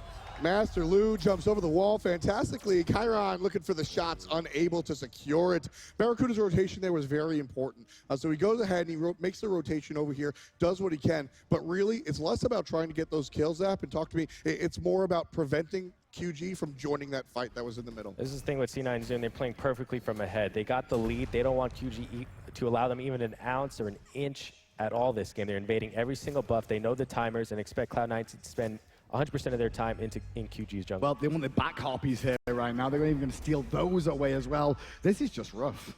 I mean, Cloud9 right now, this is the perfect game that they're having. If you take a look at the slash lines, obviously there's zeros in the death column as QG has yet to hit it. But you look at Xingqian and Khepri have nothing but assists. In fact, they combined for all 8 assists on the board. And the rest, the other 3 carries, they've got 3 kills apiece plus a couple of assists. Andy's just roaming around the jungle now like this is a ranked game, trying to put the pressure on even further. Forcing the ult out of the new one. Mikas is rotated all the way over from solo. He's going to lose a whole wave of experience there for this rotation to try and support the rest of his team. Xingqian honestly didn't even have to rotate. He started to rotate. Baskin thought, you know what, my team can 4v5 them. I'll just wait here for the mid camps and then make my way back to lane. Yeah, I mean, it was pretty much a free rotation for Xingqian. He was able to push the lane because Bologna rotated early, and he's getting mid harpies. And now this moment in time, well, the best thing is they've got Khepri and Xingqian still. Yeah. We saw this earlier on day 1. And when those two combine late game with the cooldown reduction and the tankiness they can bring out, it's basically 2 Xingqians. You can't kill him once, and then if you do, well, Khepri's going to revive him. There's still a chance with Thanatos, even if he's only level 5 by that point, he can still execute if they can get him low enough in the first place, but it's just not that easy. Yeah, Thanatos is in a tough situation. Yep. One of the things that Thanatos, one of the downsides about Thanatos is I don't think he falls off like many people think, but the problem is if he doesn't get started, he just never does much of anything. Aggression. It looks like we're going to see Neith picked off here. She's trying to look for a backflip at some point. Instead, the wall, and Barrow will get the kill before he can even get away. There was a 4-man army against 1. I mean, there just was nothing going on in the left-hand lane. And as I was saying, Thor, if Thor falls behind, which he's certainly not, he can be CC. But if he gets ahead, he can be damaged. Beautiful dodge by the jungler. It was nice to hug the wall there. He's going to dunk in on Jeff for a bit of pressure. But Andy's still here. Low on mana here, so a little bit overextended to the boys right now. Looks like If wants to try and make something happen with Naja, but it's just not here. Barracuda making the rotation to mid as well. Dangerous entryway that little corridor could be very dangerous to aggress onto a new Wa there with the exploding minions. So Barra just shows his face and then slinks back onto those Harpies. Yeah, I mean, Cloud9's doing great rotations. The solo lane and their Hunter are both rotating on mid-Harpy timer, which is perfect. Oh, yeah. I'm looking at builds right now, and I think I'm going to see Shuza focus on 3 members and Breastplate of Valor on 3 members of Cloud9. Full cooldown reduction, we all know about it, but also we mentioned earlier on 4 physical gods on the side of QG. Breastplate of Valor is a great item against that lineup. Exactly. The full CDR is no surprise to see on the Xingqian or the Khepri. Or the Poseidon. Well, that's what I was about to touch on. The Poseidon, yes, I like more Krakens than not, but Poseidon is usually thought of as this burst character, get all this damage. What does the full CDR do for Poseidon? Yeah, I mean, a lot of people think, oh, you got to one-shot someone. I have a Kraken that does 600 damage. I need to build damage, but that's not true, because if you're dead, you're not doing any damage. So what you want to do is you want to build that HP, survive in the fights longer, and the more cooldowns you get off, a lot more damage. Hold up, because you just turned around, right, and said you want to build defense to survive. I don't see you build defense. I don't even see you build actives. I'm a hunter. I mean, we don't build defense. I have an excuse, is that what it is? Even Barry's got actives, see? Yeah, that's unusual. One of the biggest things that I like to watch about this Cloud9 squad is the growth specifically.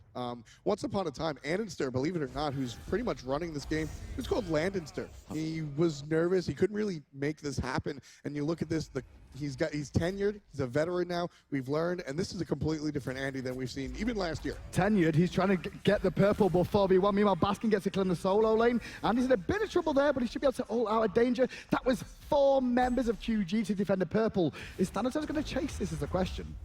Yeah, he looked like he wanted to follow, decided to go right onto Stealth. Chunks him down to about 75% HP, but Stealth is fine. There's really not much of a threat. Level 10 versus level 7, Thanatos got to touch on Andenster, I love the way he plays. Okay. A little bit too much here. Uses the ult early. Luckily, though, his boy Jeff is here. Jeff does not have his ult available. Ooh. Now there's a chance for a kill for QG. China's on the board. Master Lu with the hit over the wall. QG Reapers. Finally, 10 minutes in. Find their kill. Stealth was looking for something there as well, trying to swing around the back, but they will get a consolation prize, the red buff there. Cloud9 after Barracuda falling down. That was just Barra being a little bit too aggressive, right? Yeah, I mean, as a hunter, when you get that lead and he just finished his soul leader, you kind of feel unkillable. Well, not quite. Not quite. Not quite at all. Barracuda, the lone death on Cloud9 right now as we hit the 10-minute mark. This game, well, Cloud9 significantly in the lead, but it's 3,000 gold. It's so interesting to see. This Cloud9 team has been absolutely dominant, but 3,000 gold is definitely a hole you can climb out of. I mean, the real snowball here is the experience. You're up 5,000 experience, and what matters in the early game is not the items, it's the levels and the scaling you get from the levels. Oh, wow, Malone went in? Alone? Just a little bit. No, and the momentum. You talked to me a little bit off camera about how important momentum is in esports and everything. And even Incon was mentioning it on the right here. So QG, they're down 3,000 gold. They're down a bunch of experience, but they're also down this sort of intangible momentum. Exactly. The kind of mentality QG has right now is they can't fight C9 no matter where they are. Where it may or may not be true, but that's the mentality they're going to have right now. The best thing they can do from this is learn the mistakes they made. They make big compositions here that showed so much aggression. They showed that they were probably going to invade. Cloud9 were aware of it, and they've been punished heavily for it now. Not just building into attack speed. She goes for, I've seen it go for It's going to be a wing blade. It's going to be a wing blade. The HP and the CDR is very good for an aggressive support like that. It will help them out, especially with mobility. Imagine if you get hit in the Whirlpool, you can get the mobility from that as well today. Extremely strong against Poseidon Whirlpools, exactly. We'll take a look at Thanatos here. And again, I'm looking at this character so much because this Thanatos, if he can't get off and running, it's just not going to be able to do much of anything. But what you're really looking for, he has to be an ult bot, similar to a Hun Bats, but instead of being a team-oriented distraction, he's a single target, get rid of Khepri ult debuff, right? So, I mean, is that going to be enough for this squad, or is QG just working 4v5? Yeah, right now it's kind of dire for the Thanatos. He really is a god that's very early dominant. If he doesn't get that early dominance off, he falls incredibly behind. And not only that, his scythe is actually very hard to hit. And if he keeps on not hitting it with the levels that he is behind, he's just going to be useless all game. Well, riding along with Jeff Hinland now, just roaming the jungle, warding up, trying to find opportunities if he can.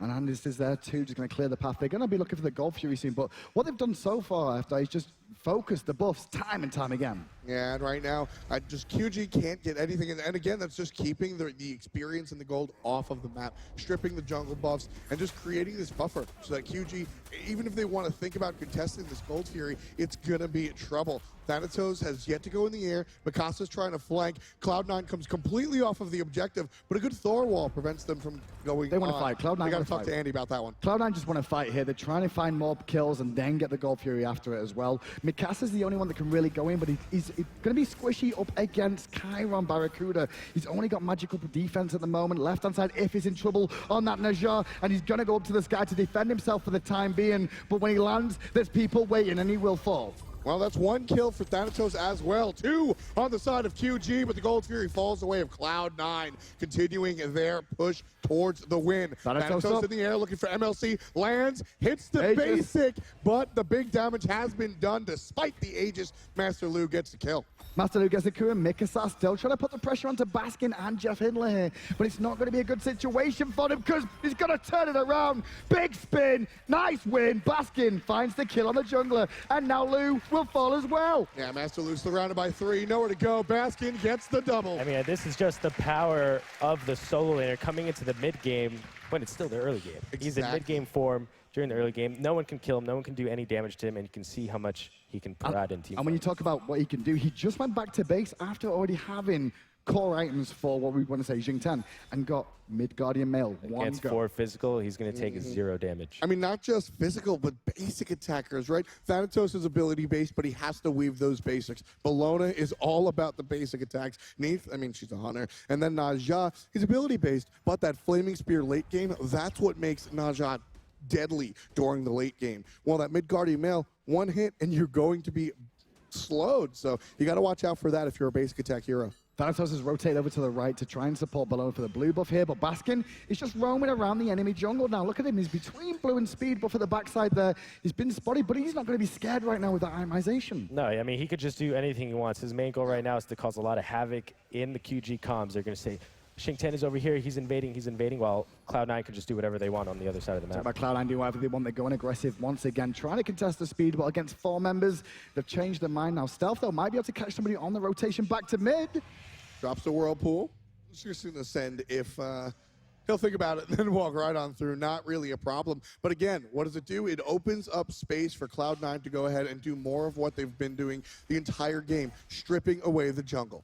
Yeah, this is a pretty tough situation for Cloud9 to be in because there's nothing really to do on the map. All the buffs are gone. The Gold Fury is gone. It's so early in the game that it's very risky to go for Fire Giant. So here, all they can do is look for picks. I mean, to be fair, Baskin could just go AFK for a while soon. He's level 17, right? Yeah, I mean, once he hits 20, it's like, well, I guess we'll just wait for late game. Mikasa under pressure. Good Eagles rally away, though. Away from the danger, but Baskin, Look at Baskin. He's dominating this lane now. He's not taunting, but that back right in front of the tower might as well be a taunt. You know, I talked to Megaline. A lot of the solo matchup is mental, half mental. And just backing in front of Mikasa is just asserting dominance and telling him that he's not afraid. Andy showing he's not afraid either. Going aggressive against 2. Once again, takes right this guy. down. If took a lot of pressure there. The dunk's going to land. Good beats from If, but he still will fall down to Andinster. Cracking in mid lane from Stealth. Does not connect, however. Knight juking that one out just in time. MLC now going to look for the damage with the Whirlpool and the basics. Hurt him a little bit, but Knight will be all right. Thanatos coming up the middle lane as well. Only level 11 here, trailing Andy by about 2. Beautiful hit. I missed and the double. Combined, couple of more basics. Master Lu got nowhere to go. There's the help from Jeff Hindler. Good weave. But a good hit from Master Lu saves the life of the Hunter. Unravel was good, and Jeff Hindler doing the body blocking was fantastic. Meanwhile, in mid lane, Stealth did fall down there as well to Thanatos. As on the right-hand side, Mikasa still being pressured by Baskin. Good use of the Khepri ult from Jeff. He didn't do it for the revive. He did it to give Thor boosted stats so he can kill the Neath a lot faster. That mobility really helps out as well, just to add to it, not just the stats of the damage as well. Yeah, I was talking to Jeff Hindler actually about that, and he likes to utilize that Khepri ult aggressively a lot, any chance he gets, right? And a lot of times there is not that opportunity. Well, when you're ahead this much, this early in the game, I mean, that's where you want to be able to use those. So the Khepri ult doesn't work out, but it's a nice look into the different ways, the off-label use, if you will, of some of these abilities. Bit of steady climb for Cloud9 this game. You can see that by the graphs right from the beginning of this one, in the beginning of that first blood all the way through. Even Barry's able to rotate over now.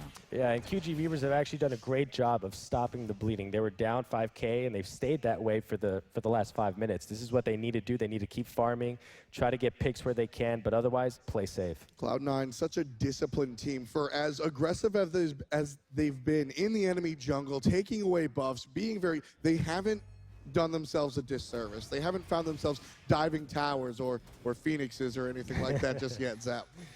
Well, I think they could get to that point. I mean, Barry did slip up a little bit earlier on going aggressive there as well. The big key is Baskin is now level 18. I've been saying this for a few reasons because we've seen Mikasa rotate all the way over to support his team. But you look at it around for the solo laner, a level a minute. So by the 20-minute mark, we could see Baskin at level 20, Mikasa currently 15. And what just Anderson did is huge because Gold Fury is coming up, and what he did was Neith used her beads, and Naja used his ult. So now they won't have those important cooldowns for the Gold Fury, which just spawned. Gold Fury is up indeed, and now you can see that it's Barracuda on zoning duty right now. That's not a name you'd only say for zoning duty. The other three are going to pick off Knight in the mid lane, potentially has to use the 5 shots defensively, but left-hand side, more aggression coming out as well as If is under pressure. He's looking for the snipes. Barrow not going to be able to find the kill onto If, but they did find the one onto Knight. Mikasa taking on Baskin, probably not a smart choice as he decides to walk away, or rather jump away, and the rest of Cloud9 has the enemy jungle to themselves. It's one of those games that where they want to go try and defend this QG, but they just can't even get in there. And Cloud9, they're quite happy to sit there, take the kills as they come, before they even take the Gold Fury. Thanatos in the air, though. Ooh, missed on the hit, but the one does make a statement. Barracuda cannot find the death, but Thanatos will. Jeff Hindley gets credit for that one. The 17th kill for the defending world champions. They look like they want to go to the finals. What do you think, guys? Well, it goes to semis. They look like they want to go to the finals. What do you think, guys? 10,000 experience and 5,000 gold lead. Just over that for the timing. 20 minutes is approaching as Baskin and Jeff just farming up the mid lane for the time being. QG Reapers in a rough situation. You know, one of the things that I find interesting about this one that we haven't even touched on, Cloud9's up 5,000 gold. They're significantly in the lead in every single category, right? But QG has quietly started to win the tower war. They've got the solo lane tower very, very, very early on, even though that's a lost lane for Bologna. And mid tower's basically down anyway. Talking about basically down, Knight is basically down. Yeah, Baskin gets credit for that one. Number 18 on the side of the blue and white. And this tower is going to fall. First one for Cloud9. Things are looking all good. Yeah, they are, and they're just continuing in the jungle over and over again. We're going to see one get hit by a double tap, engaged on Berserker Barrage just a little bit, but with Baskin in tow and the Raw connecting, he'll tick down even lower. Again, Cloud9, instead of going back for the Gold Fury, they understood that all their buffs were coming up because both their buffs and QG's buffs are on the same timer. So what they did is they got their buffs and they rushed down, killed mid, and looked to invade the enemy speed. Round the back comes Mikasa, though, trying to put some pressure on, but Stealth drops the Whirlpool, and easy for Cloud9 to walk away. So I like what Thanatos does here. Thanatos is a character that this whole dirty bubble thing, right? This has been Thanatos' jam forever. You buy boots, and then you get 2 items to max your cooldown reduction. It's usually Jotuns, and then maybe a Mail of Renewal, something else, right? But because how far behind Thanatos was, he went the Mail first. I just like to see those little adaptations to your traditional builds. Oh, QG still looking like they're trying to fight, though, the whole time. They're starting to group up now. They are behind on experience, as we can see by the grass over and over again. But they are trying to group up and force him in. But look where Andy is every single time. He's actually behind them now. Yeah, I mean, he's just looking to put pressure as much as he can. He's Thor that's very ahead. His double tap hammer is going to put any squishy at half He's HP. looking for Thanatos. Thanatos went in the air defensively. Thor went up to try and chase him, but instead will land on If all by himself. Beads for the cooldown. There's a wall. There's a double tap.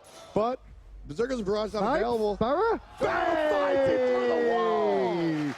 Just about on the third attempt, does secure it. Andins to save the wall, and he's double tapped them, waiting for If to use his ult to escape beforehand. Yeah, the play that Andy made was really smart. What he did is he beats because he expected either the sash or the ult. Because as a Naja, that's what you think your counterplay is. Right. He countered any kind of counterplay that the Naja had. Andins to keeping him busy on the left to get the tier 1 tower down. Oh, maybe he could fall down here. Now, will we? Beautiful play. Very nice from Master Lou. Nice and clean. Love that play. Instead of using the ultimate for the maybe he gets away immediately, just a snap, not full damage, but the crowd control is there, able to finish off with a couple of hot basics. Master Lou looks great, at least there. Definitely in Cloud9's favor this game, obviously, but there's still things that QG is showing them that they turn around and say, listen, don't go over the top against us because we can play. Master Lu showed that a couple of times now. The biggest thing here is that this is a best of 3 series. I mean, Zatman, you've been down, you've been out. What's it like when you're in this position in 1 where the game is still winnable for QG, but Cloud9 still definitely looking good? Are you looking to game 2, or is your mind still here? At this point, I would probably be looking towards game 2. It's very important that you adjust your strategy to your opponent. And we've been down personally 0-2 a few times, and all it takes is that one small adjustment to really give you the edge, and you can win. The biggest thing to really talk about with this lineup, though, this picks and bans phase of QG, is they went 4 physical. It's the first thing you said when we got on air with this as well, 4 physical. And it's going to be very difficult to bring them down. You've also given them Jing 10 and Kepri on the same lineup. Bit rough. I think they need to go back to the picks and ban strategy. Yesterday looked very, very strong. Look at this Xing Qian with the Gem of Isolation. This is an item that I think is a little under-purchased. It's tough to really fit into a build. It works out very well for Xing Qian because it has a lot of HP, as well as doing something sort of slow-mo. But talk to me a little bit about the Gem of ISO and where else you could put it. I mean, the Gem of ISO, he got it only because he's just so far ahead. You know, at this point, he should probably only have his Midgardian Mail and Breastplate, and he had enough to finish a whole nother tier 3 item. We call that an extravagant item. It's one of those, like, oh, I can afford Soul Reaver, let's just get it. Mikasa under pressure from 3, wall down, Whirlpool down, Mikasa down. 5-on-1. 5-on-1. Cloud9 putting on an absolute clinic here. 23, almost 24 minutes in. The North American defending world champions are looking at the Fire Giant, almost up about 10 grand. Once they take down this Fire Giant, it will be 10. It's up to QG. We've got Thanatos in the air. He's going to look for the steal, but with the Kraken, the Fire Giant already dead, and he's going to go ahead and chase. And he doesn't manage to find the blink. It was a very good blink there from the Thanatos in the jungle. The Chinese players do love that blink. And I love what the Neath has been doing. Neath understood that they couldn't really contest the Fire Giants, so he basically cut his losses to say, hey, let me try to get some global gold for my team, and he got at least 1 tower. But he gets 1 tower, but now he's going to get hit down by Kepri and Jing 10. Once this goes through, he's probably going to fall. You can even see that Nuwa was like, I'm going to have to leave you, boy, because I've got reinforcements coming still for Cloud9. Knight hidden for just a moment. Now there's 2 players from... Well, they looked at Knight, and then he disappeared. MLC Stealth gets the kill right there. Barracuda and Baskin giving chase onto a Thanatos. Andy from around the side. Andy's just waiting for him to walk into tower range and just make sure they secure it. Over the wall he comes. Once they're in tower range, you should have a wall available soon. There you go, zoning him in away from getting back to the Phoenix. The team just running around the map now, Cloud9. They're looking strong today. Strong might be an understatement. If is obliterated. No ifs, ands, or buts about that one. Now completely unrelated to this game. When do you think surrender is an option, Batman? I don't really think they need to surrender. What they can use this time for is to talk about their next game. They have all this extra time here to talk about picks and ban strategy, what they could have done different in the early game, and what they can do different going into next game. That's so interesting because during the picks and bans, your conversation is about that specific game. There's not much time to really reflect on the previous one. Yeah, exactly. Actually, you know, when you have that conversation, then you can have 6 if you want. So once the conversation's all over and sorted with, and that conversation should be, we went for the invade, it didn't work out for us, we got picked by a rotation mid, we need better communication, guys. We can't have people rotate the map and not know about it. Exactly. Speaking from personal experience, we've F6 a few times at LAN because, you know, we had that conversation. We understood what we did wrong, and instead of getting more and more frustrated because we're getting dominated, moved on to the next game. So you know what? Let's do this for a second. We're QG, right? Me and you are on QG right now, and I'm just frustrated. Break down what went wrong for me right now. Okay, we're going to talk about picks and bans first off. We're going to say, okay, we went 4 physical damage. They itemized heavily on defense. We couldn't do anything. Okay, we need to switch that up. Next, you want to talk about the early game. Okay, we went for invades on both sides. Cloud9 did both back harpies. They expected it. Okay, maybe we either need to mask our plans better, or we need to take a different route, ward better, or maybe just go for a more standard game. Beads in a wall just to make sure you can pin him in, forcing the Eagles rally. Double tap does connect, still Andy under the tower going in. Changes his mind though, but Baskin in support to keep the pressure on. MLC in mid lane, looking for the Kraken. Doesn't really connect as hard as he would like to. Itchy trigger finger there right now, and now MLC Stealth might find himself with no tools in the middle of a problem, but here comes help from the left-hand side. Support from friends of the duo lane. Basket, meanwhile, off camera, gets a kill all by himself. Cloud9 are up 5 times the amount of kills the Chinese squad has been able to amass. So what should be the game plan now for Cloud9? Are they just waiting patiently and think about picks and bans for the next game? Or? No, Cloud9 should probably group up here and push down left and try to end the game. It looks very clinical from them. I'm surprised it's taken them as long as it is so far. Well, you know what's interesting? This is the slowest part of the game we've had all game. What we've seen out of Cloud9 has just been routinely, I mean, we see the Gold Fury and then usually there's downtime. Cloud9 was in the enemy jungle, making use of that downtime. So this is the slowest part of the game, and it's about to end. Phoenix on the left-hand side will fall down. They can't defend it. Backflip down there for Master Lu. He has to go back up defensively. Staff going to drop down a Whirlpool for the extra damage, but now 5 minions starting to pour down through mid lane as well. Will they look for the right side first? It looks like that's what they're going to do. Yeah, Cloud9, they're ahead, but one more time, they know what they're doing. They've been here before. They know what a throw looks like. And I mean, even when you're ahead as far as they are almost 20,000 gold, anything is possible. So left Phoenix, mid Phoenix. We'll take a look at the right Phoenix, and then we can walk right on in. Don't forget, each dead Phoenix makes the final objective of the Titan easier to kill. And he picks up 1 kill there and continuing into the base, looking for a second. The double tap does not connect, unfortunately. And they're going to get that final Phoenix and wait. Oh, will they? No, tower. Still alive. The tower's up. There's still a tower, ladies and gentlemen. Cloud9 forgot about it, I think. I don't think they did. Honestly, I do.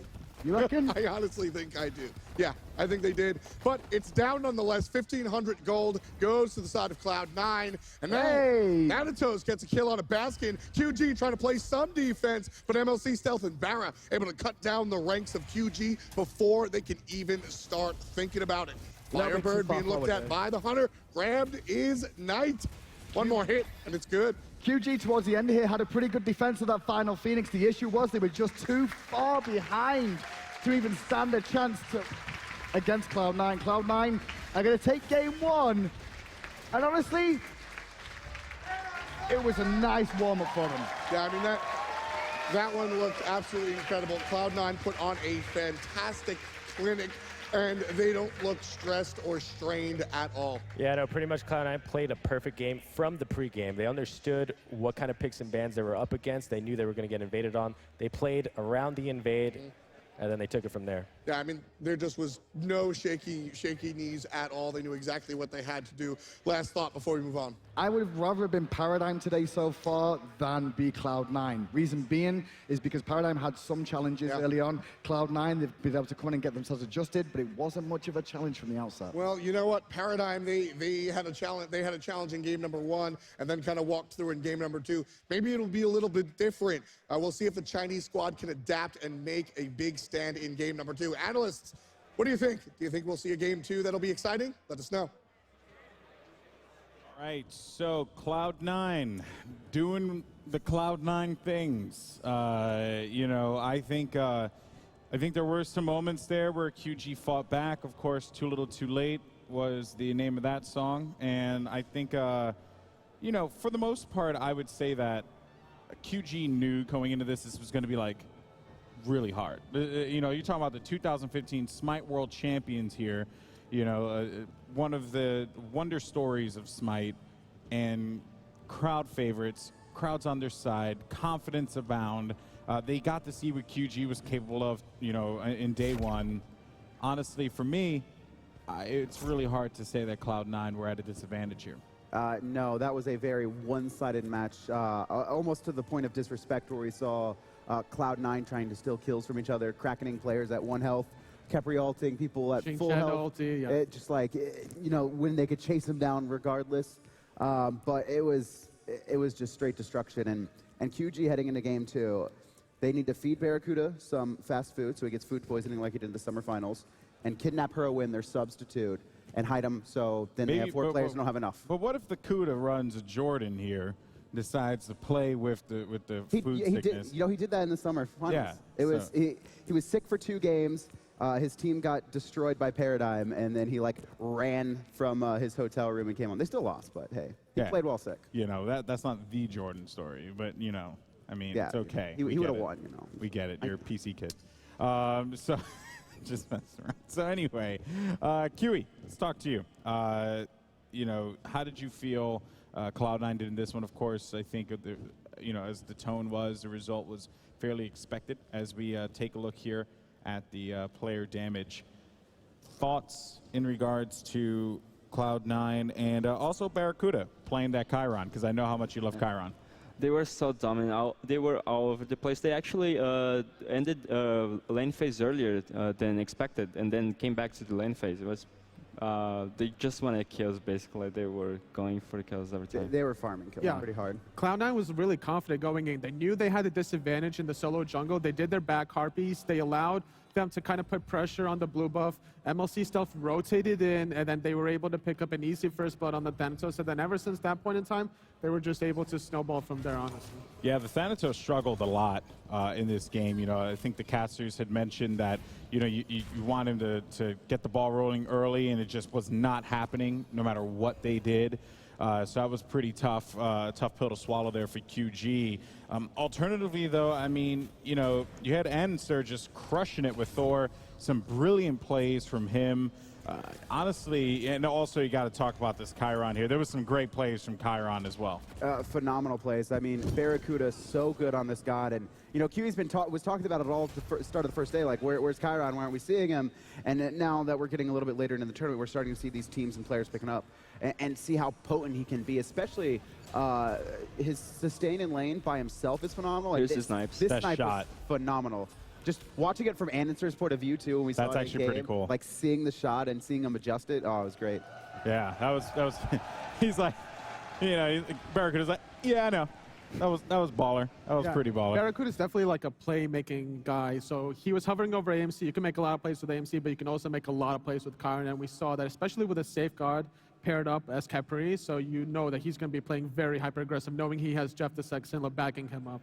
Yeah, I love how, by the way, you cannot say his name without saying his other name, too. Yeah. No, that it's just the single name. It's just his whole name. Jeff the Sexinla. That makes sense. That makes perfect sense. That's my community. Gotta love it. But Chiron so far has been pretty impactful, and I expect to see Barracuda really pick him up. Just the lane dominance we're seeing from these Chirons is unmatched yet. Expect a lot of Chirons on tomorrow, mostly, because Chiron has everything. He has CC, he has sustain, he has aggressive, and he's great at lane phase as well. Does he suffer in the late game, though, because he doesn't really have a self-steroid?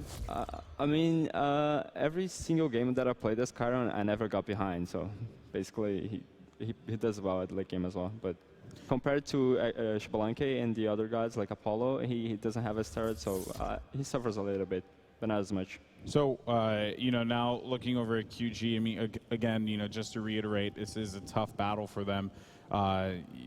Picks and bans coming up in a few for game number 2. Where do you see QG prioritizing? Do they get rid of the Chiron? We know that the Xingten situation is present as well as the Bologna situation. So, you know, where do they go? What do they look to ban? Because there are certain things that they just do not want, you know, on the field. I still like the style they're going for, this very hyper-aggressive composition, but unfortunately Cloud9 was just so strong at adapting very quickly to it. You saw the first blood actually over on that invade against them, right?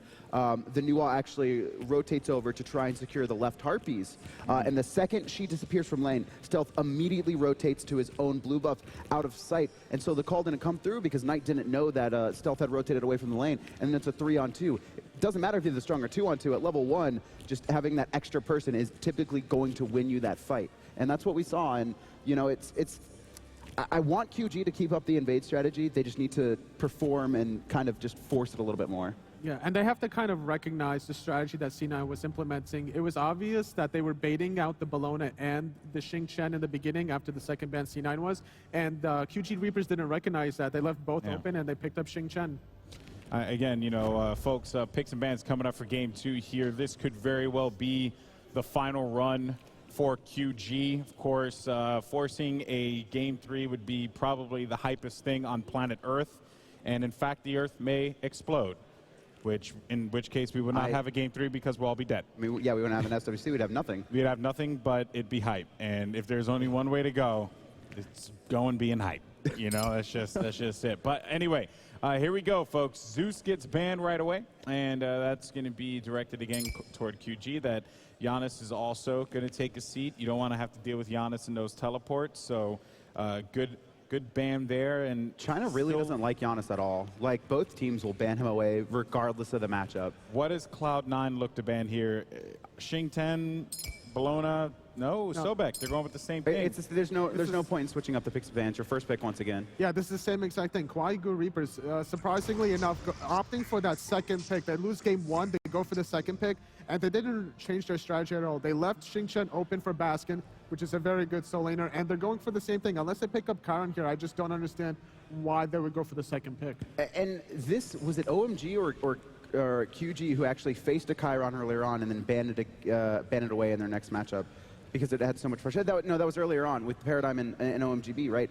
Game 1, they ran a Freya in the duo lane, OMG, against Funballer's Chiron, and then it destroyed them, and immediately the next game, they banned it away and picked up Neath, something safer. So we could see QG go for something a little more safe this time, but Isis hovered, and I love this pick. I want them to be aggressive.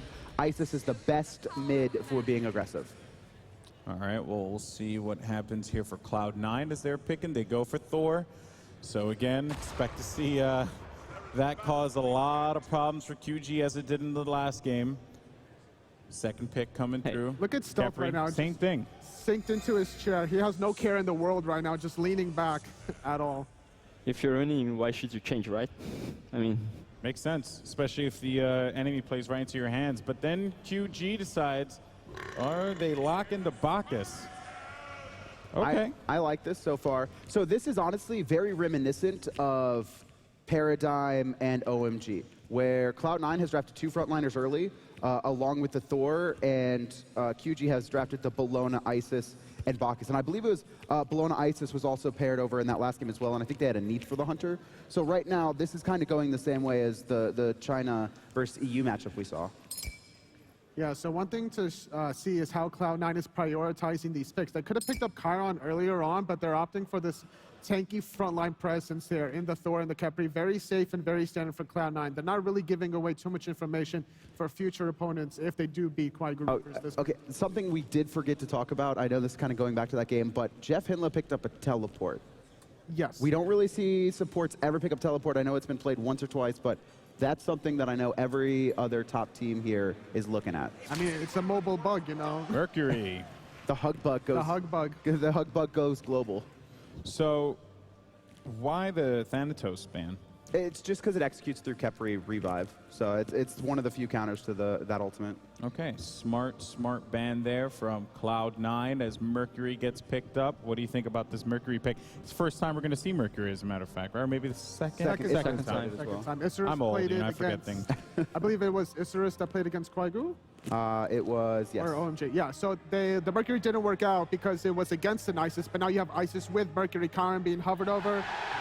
Armus and Cobb might get locked in here. You're up 1 game. You might as well lock it in, Barracuda. Nah, he's teasing us too hard right now. Does he lock? He goes for the lock and I switch this real fast. Yeah. No, don't disrespect him that much. Play your game, and that's what Barry's going to do. Final pick coming in, and Nox. Oh, there we go. Combo. This is something that's been talked about, but Nox has a tough time recovering if you're not feeling it and you don't hit your abilities, but Stealth, very confident. You have to be a very confident player to run Nox. And the thing about Lan is it's a lot easier to hit your abilities on Lan, and Nox is one of those gods where it's a little hard to hit your root, but on Lan, it's a lot easier. In my opinion, Nox is really strong, but it's just so hard to play her. But I feel like Mercury and Nox are the gods that we'll be looking at later on, like we're seeing them a lot.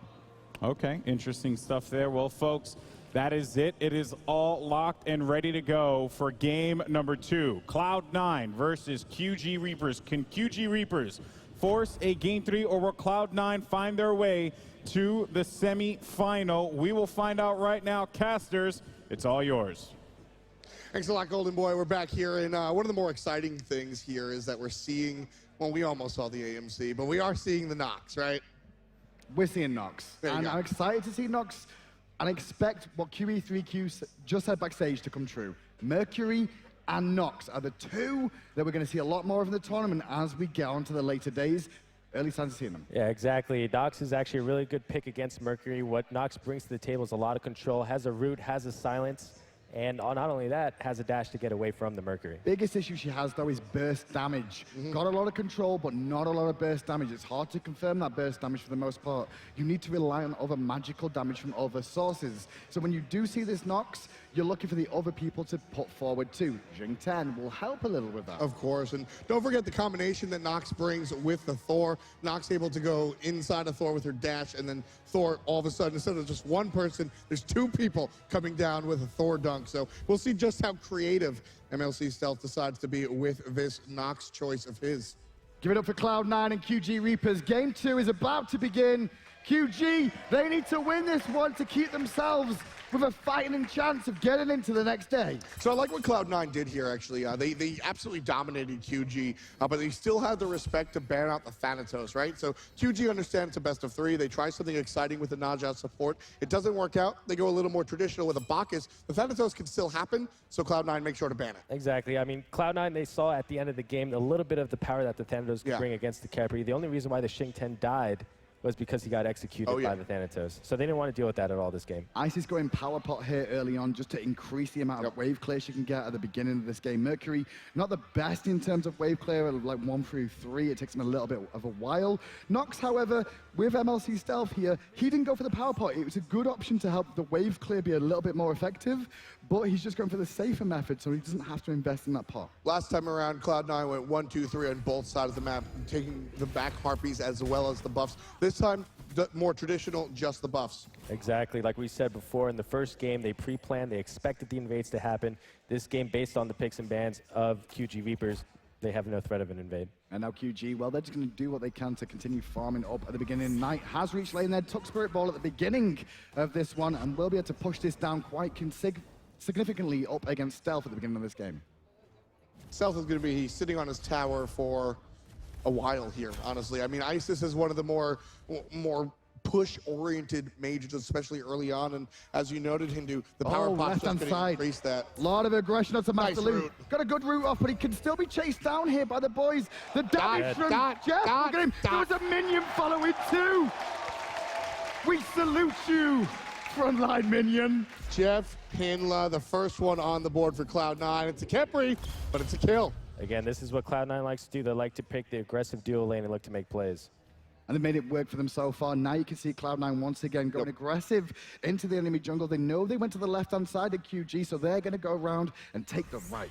So standard right here. This is just Cloud9 goes ahead and takes away the back camps. If QG decide to actually try, Cloud9 can fight him. It's a Thor. It's standard for them to go in and invade, but it's a little less standard just because of how pushed up Jing 10 was on the tower.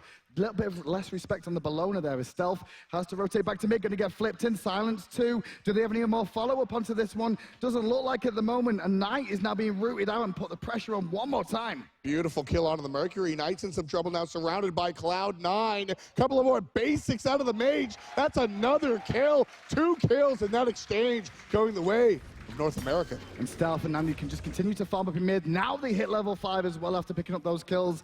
Both with a quick trip back to base, probably for full boots or maybe beads as well. Yeah, and this is the strength that the Nox brings to the 2v2. As soon as Mercury dashed in, she was able to silence the Mercury. Thor was able to stun him into the big burst damage of her 2.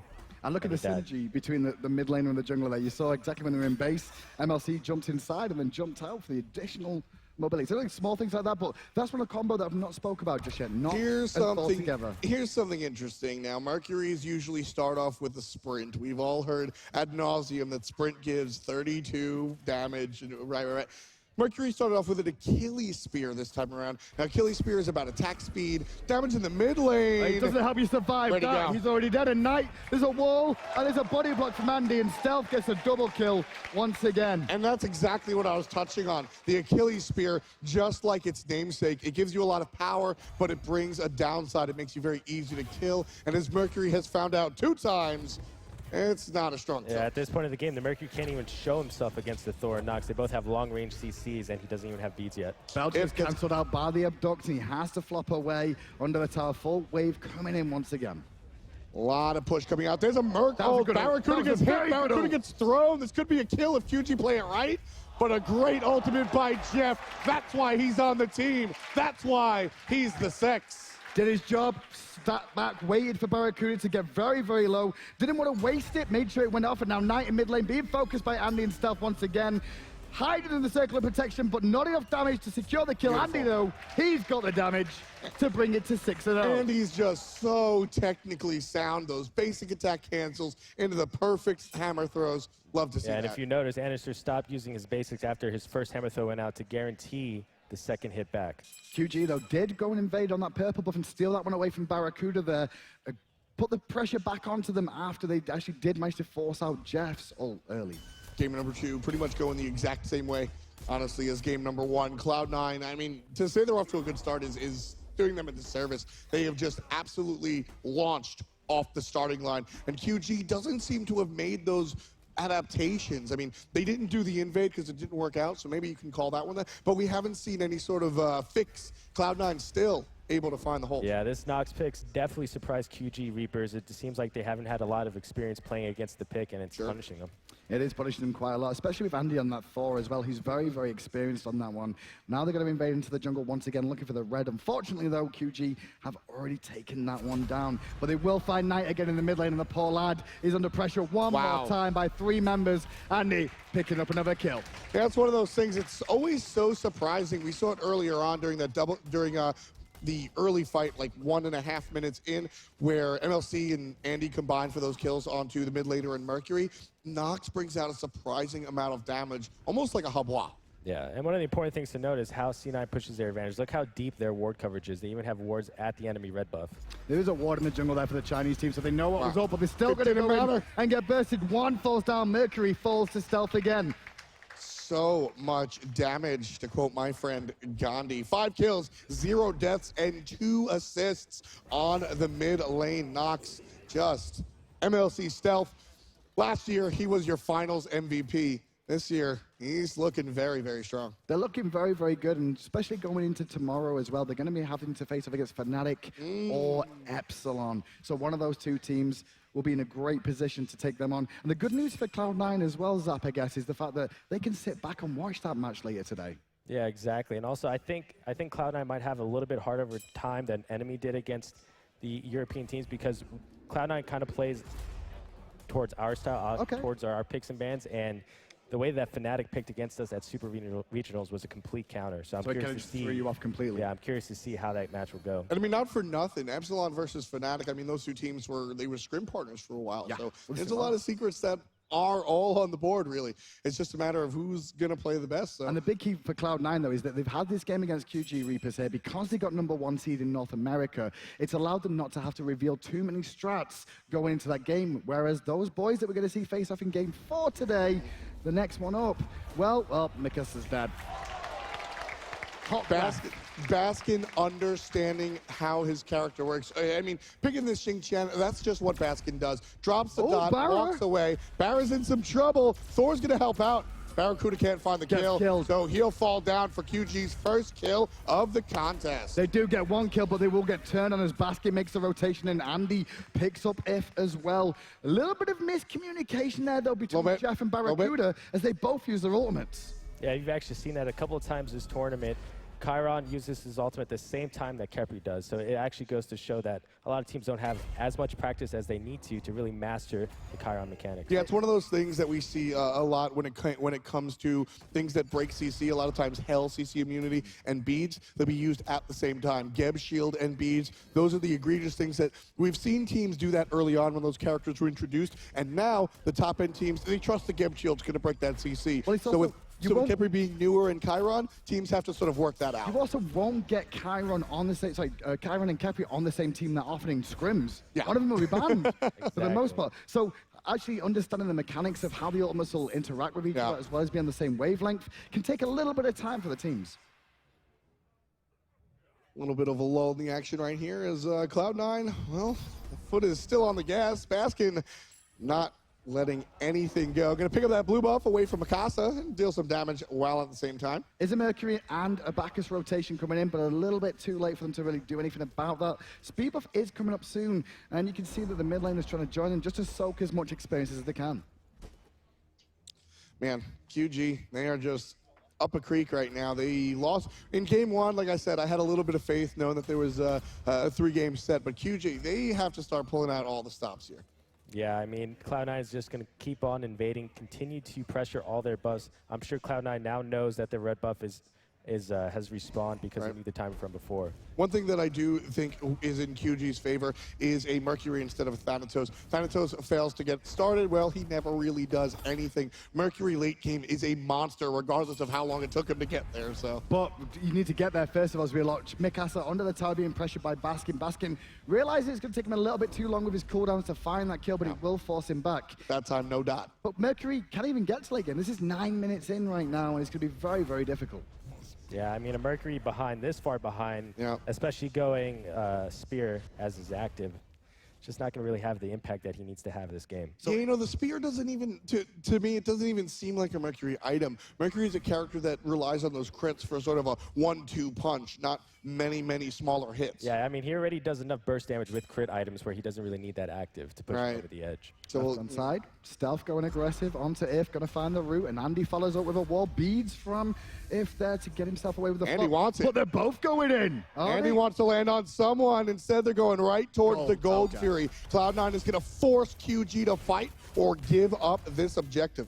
Wanted to mention that as well a bit earlier on. Nox and Thor, the combination, they can jump inside. Nox can jump inside and then dunk down and explode even further damage. Cloud9's very own type of special delivery. If gets hugged, if gets hit by the hammer, double tap. A little bit of damage coming by way of MLC Stealth. He gets the kill for the dozen on the side of Cloud9. Damage onto the Mercury. He's going to be in trouble. One more hit, but his ultimate goes the other way thanks to a smart wall coming out from Cloud9's jungler. Andy wants to try and chase there, but not going to find his snipes from Barracuda. Puts some good damage on Knight. Stealth under the tower. Finds the root in the silence. The burst is good, and Stealth gets the kill as well. MLC Stealth gets the Kepriel because he knew the Neasel was enough. Beautiful, quick thinking coming out from the guys on the defending North American team. Tier 1 tower does fall down. Tier 2 tower still standing right now. Going to put the pressure onto this one for the time being and see if they could bring this one down. Mercury round the side, but doesn't have his ultimate available. And actually what you just saw there is actually Nox's strength against the Isis. Isis' main damage source and main clear is her wing gust, which gets interrupted by the huge AoE silence. And it's also good against Bacchus too, because you get the silence on Bacchus, he can't belch, he can't flop away. Then you root and cripple him anyway with the root. So it's, you know, it's a very difficult matchup for Bacchus too. Exactly, great against any god with channeling abilities. And Neith another god is good against because she relies a lot on her abilities, backflip, spirit arrow, just to be able to get those abilities off in the first place. Yeah, one more time, Cloud9 finds themselves in the lead by a long shot, just past the 10-minute mark by about a minute or so. And Cloud9 up, well, 5,000. Wow. I am impressed by China this year. Even though this game doesn't look that good on paper for them, they've had a very, very good performance overall. They've managed to get themselves through to the second day. Both the Chinese teams got through.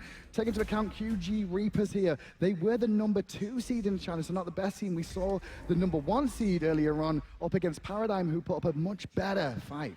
I mean, it's tough. They're up against the #1 seed of North America, and this is the kind of world champions, and you know, reigning world champions. So you hate saying that, don't you? Why do you hate saying it? So it's tough for me to say sometimes. But you had a world champion solo laner. Yeah, it wasn't enough. It wasn't enough. So what do you need to steal next? Is it going to be Andy as well? Andy and Barra? Just Andy. Oh, you Barra? Well, Andy and MLC Stealth are going to combine real quick. Right on down to Mikasa, already taken out. Now everybody's looking at Merc, at least for a second, until he disappears thanks to the hammer of Thor. 15-1 read the kills thanks to Cloud9, and they're going to take out a tower as well. Not as slow this time around from Cloud9, though. Instead of like messing around in the jungle and taking away buffs, they're taking down the objectives. The tier 1s, the tier 2s are starting to be put to bed. Right-hand side, they're going to like blow in a free push. Let's just group up and look for a Phoenix on the left-hand side. We can even swing for a Fire Giant. Yeah, I mean, one of the worst things you could do while you're ahead is defend the enemy split push. When the enemy split pushes like that, that says to you that's a desperation play. What you want to do is just group up, take as many larger objectives as you possibly can back, and then do the even bigger ones like Fire Giant. Did you see that as well, that Nox jumped inside and got the free back? Yep. I love those little interactions. Red buff will be taken down here by Barra and Jeff, who are all alone here. May get collapsed on by QG if they realize they are all alone. Yeah, will Knight come round? Positioning looks really good for the red team. This could be a good opportunity for QG Reapers. It's a 4-on-2, but Andy comes from the right-hand side, turning the tables. This looks like a trouble for Master Lu, and it is. Andy puts another kill onto the board, and that is a dead mid laner as well. Mikasa will get away, but not before two members of his team take a spill. It's 17-1. And this is kind of the strength of the double teleport that Cloud9 has, right? QG Reapers thought they had a big advantage in the 5v2. Two people instantly teleport to a ward, and it's a 4v5. And that's classic Andenster. We are so used to seeing this teleport all the time on Andy, and it's rare to see it on a jungler, except for Andy. It's anything but. Eagles rally goes off by Mikasa just to get back to the Phoenix range. But the tier 2 tower falls in mid lane for Cloud9 as they pushed it on. They'll probably swing around towards right now and start cleaning up those towers too. Yeah, you know, and one of the interesting things about Thor is every other jungler you can say to yourself, okay, I need these two actives. But when you think of Thor, after you get beads, what do you really need? You know? Yeah. Add extra mobility with the teleport. Exactly. I mean, we used to see a lot of blinks even, and that was just sort of extra. So, you know, with Blink, the recent changes to Blink and everything, teleport just sort of feeds itself into being very good with Thor. And one of the problems about playing against Thor is how omnipresent he can be. He's just all over the map. Well, you put a teleport to wards in his pocket, and that's even more trouble. You never know where he's going to be. Everyone in Cloud9 just went back to base for the most part there, finished off some items. Book of Toth has been completed by Stealth there, started to stack that one up. Looks like Andy's going for more actual penetration there as well, and Executioner being worked on by Barracuda. Yeah, I mean, look for Cloud9 here to probably group up for the Gold Fury, then after the Gold Fury, look to pressure the right side of the map, take the Fire Giant, and end the game. Everybody's just so far ahead right now. Yeah. It's just too much. It's almost it is a 10,000 gold lead. Going the way of Cloud9. Master Lu caught up, half of his HP taken out by MLC Stealth, who is 4 levels his senior. And that's the mid lane versus the Hunter. So MLC Stealth looking in a good spot. Just want to go back to Nox there. We mentioned at the beginning of this game, Nox does not have a lot of burst damage. That's the big key. They don't have a lot of burst damage on a Nox. She's so fed right now. If that was a Poseidon, that'd be dead. One shot. But the control was good. That's what Nox is going to bring in the later stages of this tournament if we see her played more. Exactly, yeah. Nox is not really that kind of carry mage that you see out of Poseidon or Kronos or Agni. Even Giannis. Like, Giannis with a burst is so much harder. Exactly, but to complement that, that's why the Xing 10 pick is such a vital pick for the C9 lineup. Right now, Cloud9 looking to make a push onto the right-hand side. They're coming from both angles, both in front and behind the tower. Mikasa trying to do what he can to prevent the left-hand flank. Knight is already toasted thanks to the hands of the jungler. He's not quite dead, but he's pushed out of the fight nonetheless. And he is saved from across the map by Jeff Hindla. And Cloud9's going to look towards the mid-lane Phoenix. That wasn't so bad for the boys at QG, but it's Master Lu's now cut out because the rest of the team had to go back to base there. But Mikasa did his job. He got on Barracuda and split them apart and stopped the AD carry getting involved. But now they're looking at the Phoenix. MLC is pretty low. If QG want to make a move, it's on to the Nox. If belly flops on a Barracuda, Barracuda down to 40% HP. Beautiful hit by Basket, going to control. And if we'll take a spill thanks to the Xing Qian dot. Mikasa in some trouble as well. MLC Stealth just dancing around with no HP, no fear on the mid laner, knowing that he has access to the Chiron dash. Yeah, use the dash to get away from danger there and just leave Basket on the front line there just to zone them out and make sure he can protect and peel for his team once again. They do not find the Phoenix. Sorry, they don't find the Phoenix. Nope. So QG hold. Yeah, I mean, it's a great hold by QG. It's very early in the game for C9 to be diving the Phoenixes and getting away with it as if it was 30 minutes in. Right. And I mean, that's sort of, we were talking about how disciplined Cloud9 was not finding themselves behind tier 2s on Phoenixes. Well, all right, there we did see that. So Cloud9 has to retreat a little bit. It's a bit tough for them because when it's 5v5, the other team is able to defend pretty well against the Phoenixes, and Cloud9 kind of has to force the situation in which puts them in harm's way. Well, it's also, I mean, it's 19 to a single kill, Zap. And earlier in the previous game, I asked you about the mindset of QG and how important that is to have the momentum on your side. Well, sometimes you can get ahead of yourself and think you're actually more ahead than you actually are. Yeah, exactly. You don't want to fall into that trap, and C9's doing a good job of staying disciplined. Talk about discipline, Stealth going in there, getting the silence and the root off onto Master Lu. He will fall down shortly. Mercury comes in with the Sonic Boom, but can he get any damage off before he falls? Good backers and Intoxicate comes out from the belly flop, but Barra still managed to pick up Mercury, and we will see backers fall as well to Barra for a double. Double kill onto the Barracuda. He's going to keep pushing down this mid lane. At Cloud9, all 3 Phoenixes are up for QG. Make that 2. Phoenix dead in the mid lane at the 18-minute mark. Credit goes to the blue and white. Back we come once again. One interaction, remember with Nox, because she can keep going inside people and using that ability to escape, she can also go with them on teleports. She can go with them across the map and back to base. You'll see these rotations all the time from Nox, looking to get into positions.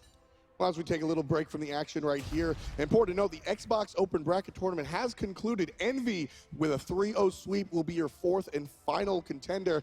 Hey, one of your teammates is on that squad. Omega, the world champion, is going to be fighting to be an Xbox world champion this year around. So we now have all 4 Xbox teams ready for their finals. If Cloud9 win Worlds, and we also have Henry win the Xbox bracket, all 5 people from last year win Worlds. That is an exciting stat. Omega, by the way, Omega is the player we're talking about. Previous solo laner for Cloud9. They made the swap earlier in the season around the fall split. Baskin came in as Omega went to join Zapman himself on Eager. Fire Giant being done by Cloud9 as 3 members do zoning duty, and by zoning, well, they're getting some pressure onto Mikasa, who was trying to make something happen. Blinking, and there's Baskin to secure this kill. More than likely, Eagles Rally used to get away. Good Spirit Ball will help him out for a second. Meanwhile, though, on the backside, is he going to find a steal here at all, the Mercury? I love the moves coming out from Jeff, just barely avoiding death, making sure not to use his ultimate on himself. He wants to save that for his teammates. Meanwhile, off screen, Master Lu takes a spell thanks to Xing Chen, and look at Nox in the enemy base. Yeah, I mean, you actually got to give a lot of credit to the Mercury there. He did his job. 1v2, he stopped the free fire giant that Cloud9 thought they had. Exactly. Cloud9, you talked in, I think it was game 1 or maybe the previous set, about how you don't always need 5 players to take the fire giant. And again, Cloud9, they take their lead and they try to play it, but maybe not as well as they thought they could have. Right, I mean, Cloud9 did the same thing to QG the first game. They had 3 people zoning out 5 people. So what the Mercury did, he remembered that. He actually went around the map underneath and stopped him from doing Fire Giant. A little bit of a lull for a second as Aninsta did die there as well, but he does have a teleport available to him when he respawns, and will be looking for the Fire Giant more than likely with the whole team this time as Mercury, well, he's here, uses the beads early already. Barry's still going aggressive here, looking to try and box out a Mercury, and well, with that level and that crit, 1-2, gonna find the kills. Again, great assist coming out from Jeff Hindley. He's just been such a good facilitator, able to use his Kepri pluck to make sure that nobody can get away. Andy, on the other hand, doesn't need a facilitator, doing it all himself in the mid lane. Barra as well. 3 members wiped off in 3 separate engagements for Cloud9. Now with this situation, I think Cloud9's going to be able to take down the Fire Giant. Yeah, this should definitely be a free Fire Giant. I'm actually surprised they didn't go for the win there. It was 2v5, and Neath hasn't even backed yet. Well, you know what? There were 2 separate occasions in this game where Cloud9 tried to do something and didn't come up successful. I don't think they want to try it a third, right? Fool me once, fool me twice. You don't fool me 3 times. So they go for the Fire Giant. They play it a little bit safe. Still alive, though. Taking a long time for it to bring that one down. It is an early Fire Giant, though, as well, but they are pretty fed. Yeah, oh yeah, they're definitely fed here. Look for them to, they're probably not even going to back. They might just go for the left Phoenix and try to end the game here. Yeah, and he already pushed that one up, stopping Neath from being able to push any way further down that whatsoever. Fireman still pouring down mid lane. That Phoenix will spawn relatively soon. Keep an eye on the flash to show the Phoenix is about to spawn. 3 members for Cloud9 grouped up on the left. They'll meet up with the other 2. All 5 are here. A beautiful ward by QG spots the rotation. And everybody knows where everybody is. All 5 members of QG gonna have to play defense on this Phoenix, but they're gonna have to do it while 15K down. Yeah, and the problem for QG, they really have no easy target to burst down. Nox can get away, Chiron can get away. They have Kepri, they have Chiron on. It's impossible to kill anyone. No engage at the Phoenix in the end by QG. They couldn't look to defend that one. Now we can see Cloud9 rotate to the right. There is a tower still remaining there as the middle Phoenix does fall once again. Yeah, they remembered the tower this time around. Have they? Yeah, they just about. So Cloud9 heads over. They're going to look for this one. 1,500 gold one more time for taking this down. And we'll see Stealth is the one backing in front of the enemy this time, taking a page out of Baskin's playbook. I want to see what he's going to buy now that he's gone that trip back to base. Is he actually going to pick anything up? No. He's thinking about it, maybe? Yep, he goes ahead and buys a Heavenly, and just going to allow his team to get into the base even more quickly. And that's exactly the type of item that you want to buy in this situation. You're ahead, but when you buy these utility actives, they open up different doors for your team that might not have been opened without that item. Exactly. I mean, it goes to show their discipline. They all had about maybe 2,000 gold in hand. They said, okay, let's not take the risk of throwing at the 3rd Phoenix. Let's back. Let's guarantee this win. This is what Cloud9 are doing here, though, guys, just so you all understand at home. They're actually trying to get the experience on the stage and with their computers and with with their setups in this atmosphere. It's very important for them to do that going into tomorrow. So I can understand why they're taking it so slow and, you know, pacing this one out here, Zap. Yeah, exactly. You want to get a really good feel for the LAN experience and the LAN environment, and they're doing a great job of that. While still being respectful. I mean, it's not like they're dragging this one out. I mean, QG had to play defense and kick them off at the Phoenixes a couple of times. So I think Cloud9 just sort of woke up a little bit and said, hey, you know, there still is a team here at Worlds, and they're capable of playing defense. Now, this time around, though, I think this might be the final push. Almost 20,000 gold in the lead is the North American team. MLC Stealth in a little bit of trouble, but uses his dash to get away. All 5 members of Cloud9 are here. Jeff Hindla in tow. They're going to make a push onto the right-hand side, Phoenix. Mercury is across the left-hand side, keeping out for his ultimate because QG have to defend here. If there's going to be any hope in hell's chance of them defending and winning this game or coming back into it some way, it doesn't look like it, though. It actually looks like China. Both teams will be eliminated on day 2, and Cloud9 will more than likely be the final. Yeah, 3 Firebirds down. Cloud9 now pushing onto the Titan. Isis ultimate is down. Knight trying to do what he can to save this game. And he takes to the skies looking for a kill. The Titan's under trouble. So are the members of QG. No deaths, but the Titan. Ladies and gentlemen, Cloud9 will be moving on to the court semifinals. 2 North Americans, 1 European team are now qualified through to the semifinals. We still have to find out who Cloud9 will face today up against. So who they're going to face in the semifinals. Right, they do have to wind up after they'll be facing the winner of the very exciting matchup of Fnatic and Epsilon. But before we get ahead of ourselves, why don't we reflect on what we just watched? Cloud9, I mean, I said this after game 1, the whole set was an absolute clinic. Cloud9 looked like they were actually on Cloud9. They looked like a freight train. I don't know how you stop this team. Yeah, I mean, they pretty much played perfect from the get-go, from the pregame. They didn't take QG lightly. They said, okay, here's our game plan. Let's execute it, and they did it perfectly. I mean, just taking a look at it, there was my notes are just filled with objective. Cloud9 knows what it takes to win the games, and that's exactly what we're looking for. You've heard it enough from me. Why don't we hear it from the players themselves? Kelly is on stage with some members of Cloud9. Thank you so much. I am joined here by Barracuda. Now, there's something I want to see. It seems that anytime your name is mentioned, the crowd goes wild. So I want to try something out. Is there any Barracuda fans? So I think it's safe to say that you and your team are the fan favorites here, and you're also the returning champs. Does that add more pressure to you guys? Does it change your play style? Not at all. Pretty much we take every match like we're the underdog. We never think that we're coming in here like we're the best. We're going to wreck everyone, except for what Andy said earlier. That doesn't matter. Yeah, it's just like we're coming in like we're the underdog. We have no pressure. We're just yellow swagging the entire time. Someone in the audience just asked, what happened to the B, man? Where was AMC? I'm really sorry, guys. All right, so we have Epsilon versus Fnatic up next. Who do you give it to? Oh, God. Fnatic.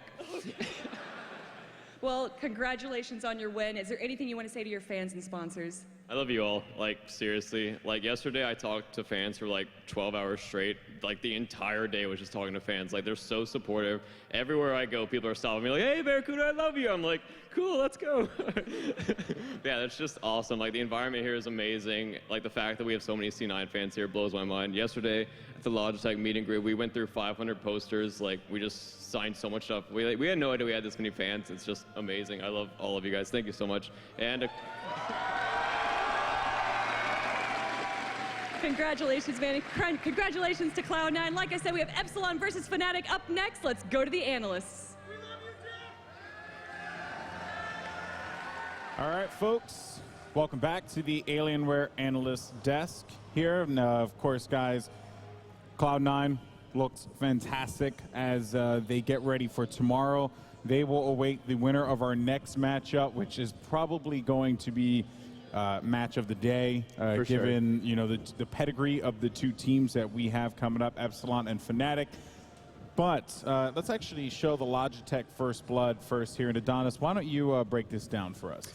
This was, I believe, actually Kepri. Yeah, Jeff Hindla actually able to secure First Blood here. This was just them catching the Neath at an awkward spot. And, you know, this Chiron Kepri lane so potent coming out from Cloud9, and it's actually the dot from the Rising Dawn that stops it. Wow. So, again, just good work there from Cloud9. You know, it's not much to break down from the game, but one observation I did make was that in the last game, they seemed to be very kill-heavy.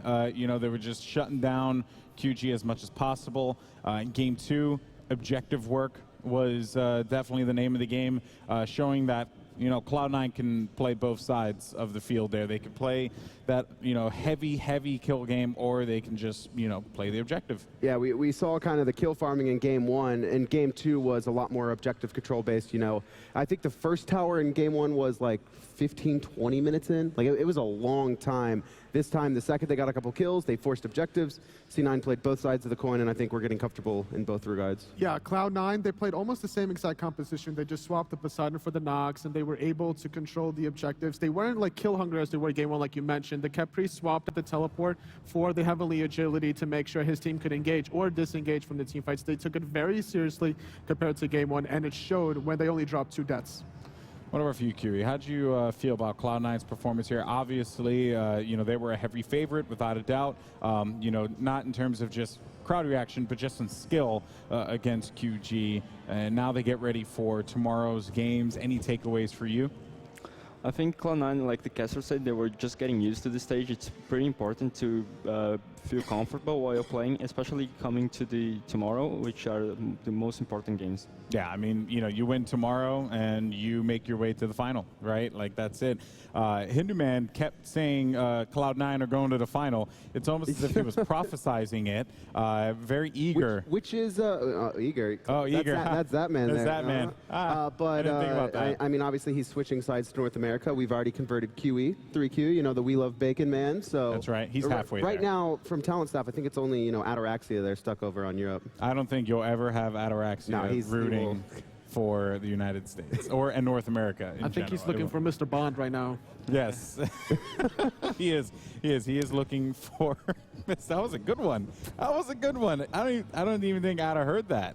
He was just on the side there on his phone. He had no idea that you just burned the crap out of him. Nothing. Anyway, all right, guys. So that's going to do it for us here at the Alienware Analyst Desk as we get ready for our last matchup of the evening. It is going to be a doozy, a really, really good one. You guys are not going to want to go anywhere because we have Epsilon taking on Fnatic, 2 of Europe's finest, square off here at the Smite World Championship quarterfinals. Who will come out on top? Find out in just a few.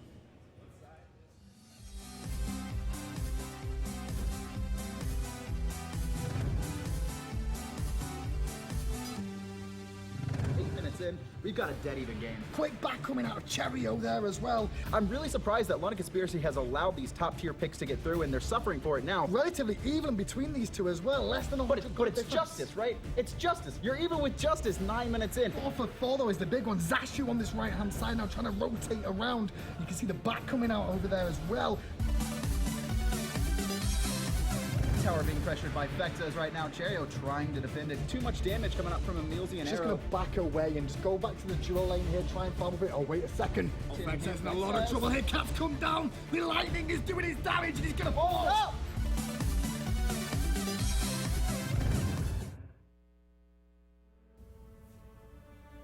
Hello, everyone. I'm Gavin Bigelow.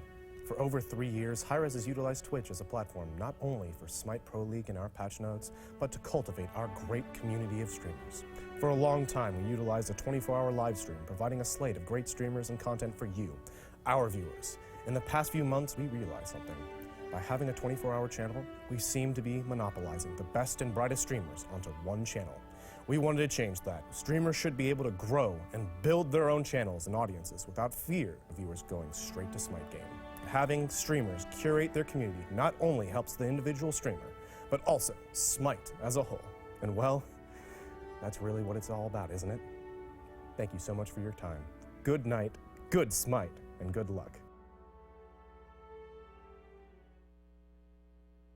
It's really dark.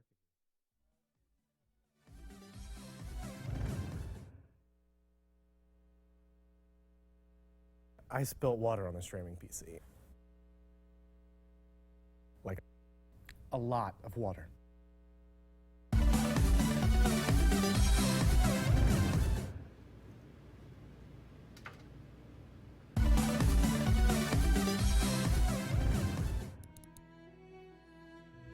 Sean, man, awesome job with the previous patch. I mean, all you guys, you totally knocked it out of the park. Thanks, Todd. We're really proud of it. We're excited to work on the next one. Well, you guys better get back to work. This next patch needs to be perfect. Oh, that's me. By the way, have you heard of this guy, Psy? It's Track Rocks.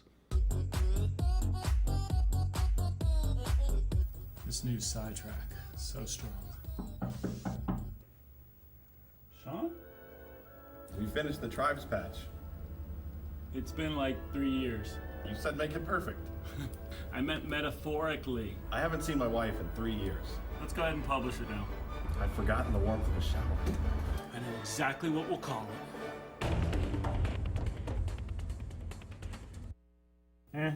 2 on the nose. Are back in the High-Res Expo at the Smite World Championship, and I am joined by none other than my dear friend, a wonderful man, APC. APC, how is day 2 for you? Electric. Stands are filled, the expo is filled, everyone's having a great time. Cloud9, everyone's favorite. You got Barracuda on the stage, you got to see him a couple minutes ago. I think everyone's happy to see them, and we have an awesome matchup to end the day. It's a great day. Great day indeed. Now, we talked yesterday a little about your rise through esports, gaming, and having that kind of career success that I think a lot of kids want to emulate. And we're kindly joined by APC's dad, Brian. So I'm going to first say, Brian, welcome to Smite World Championship. How are you doing? I'm doing great. This is just the second year I've been here, and I'm just always surprised just how the energy and excitement and all that just camaraderie that comes with this takes place over a video game, which is something I just never in my life thought would happen. Well, right there on the never in your life thought would happen, I have to take a little segue there. APC, I imagine, as a young lad, playing, video games in his room, in front of the TV, whatever he was doing, you probably weren't thinking one day I'll be standing at an event where millions will be on the line, hundreds of thousands of fans will be watching, thousands will have turned up to be part of it live. What goes through you when you see that? Other than pride, that's an easy answer. Well, it's funny because when I see Adam and where he is today and where he started, we started with a 386 DX computer, and we used DOS. And we would go to bulletin boards and download games, and I was really into that at that time. And I didn't know where the computer world was going to go. And as we got up to Windows and 3.1 and off that, it was the games kind of followed it. And we had the games, and we'd get games, and we'd start playing it, and I was playing it, and Adam would follow. And then I saw Adam kind of really getting into this a little bit more. And we would share computer time with all the kids. And Adam was smart enough to actually lock up computers on his sister so that she would get really afraid, get off the computer, and Adam would get extra time. So it just showed me something right there. But he's incredibly devious. Yes, he's very devious, but to a good point, Well, okay, now I'm going to throw this out there because I'm sure there are a lot of kids watching, and of course you might want to take a quick snap of this when you show it to your parents later. If you could talk to the parents out there, kids who are, just like APC, wanting to have that career, or like the athletes that are here, want to rise to those kind of premium spots in esports and gaming, what would you say to them? I would say it is a very wholesome thing to do for a parent, for letting a parent let a child, do this kind of activity. It really is kind of a hand coordination thing. It keeps, he's not out in the streets. He's not, carousing with kids that you don't want him to carouse with. It's really kind of wholesome, and it's also teaches them a lot about the technology. Adam knows so much more about technology. I'm an engineer. And I wouldn't even attempt to try to buy anything on a computer or anything else. I'd go right to Adam because he is so far ahead of where I am. So there's a lot of learning that does go with the gaming. And the gaming itself is just very interesting. You meet a lot of people, online. The whole competitive thing. One of the things I found out here is the way the combatants from the different countries, they just are so great. These kids are great kids, and they like each other, they cheer each other's on, and you know, I would encourage it. I really would encourage it. Encouragement right there. We know that this man's devious and a computer wizard. If you have questions about what you want to buy in technology, hit APC up directly, and your endorsement. This is a wonderful place. There are truly people from all over the world coming together. That's why it is the Smite World Championship. From us here for now, we'll be back later.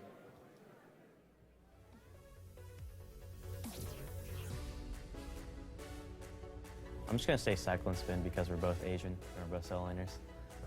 Biggest rival? I'm going to give it to Maniac. He's a great guy.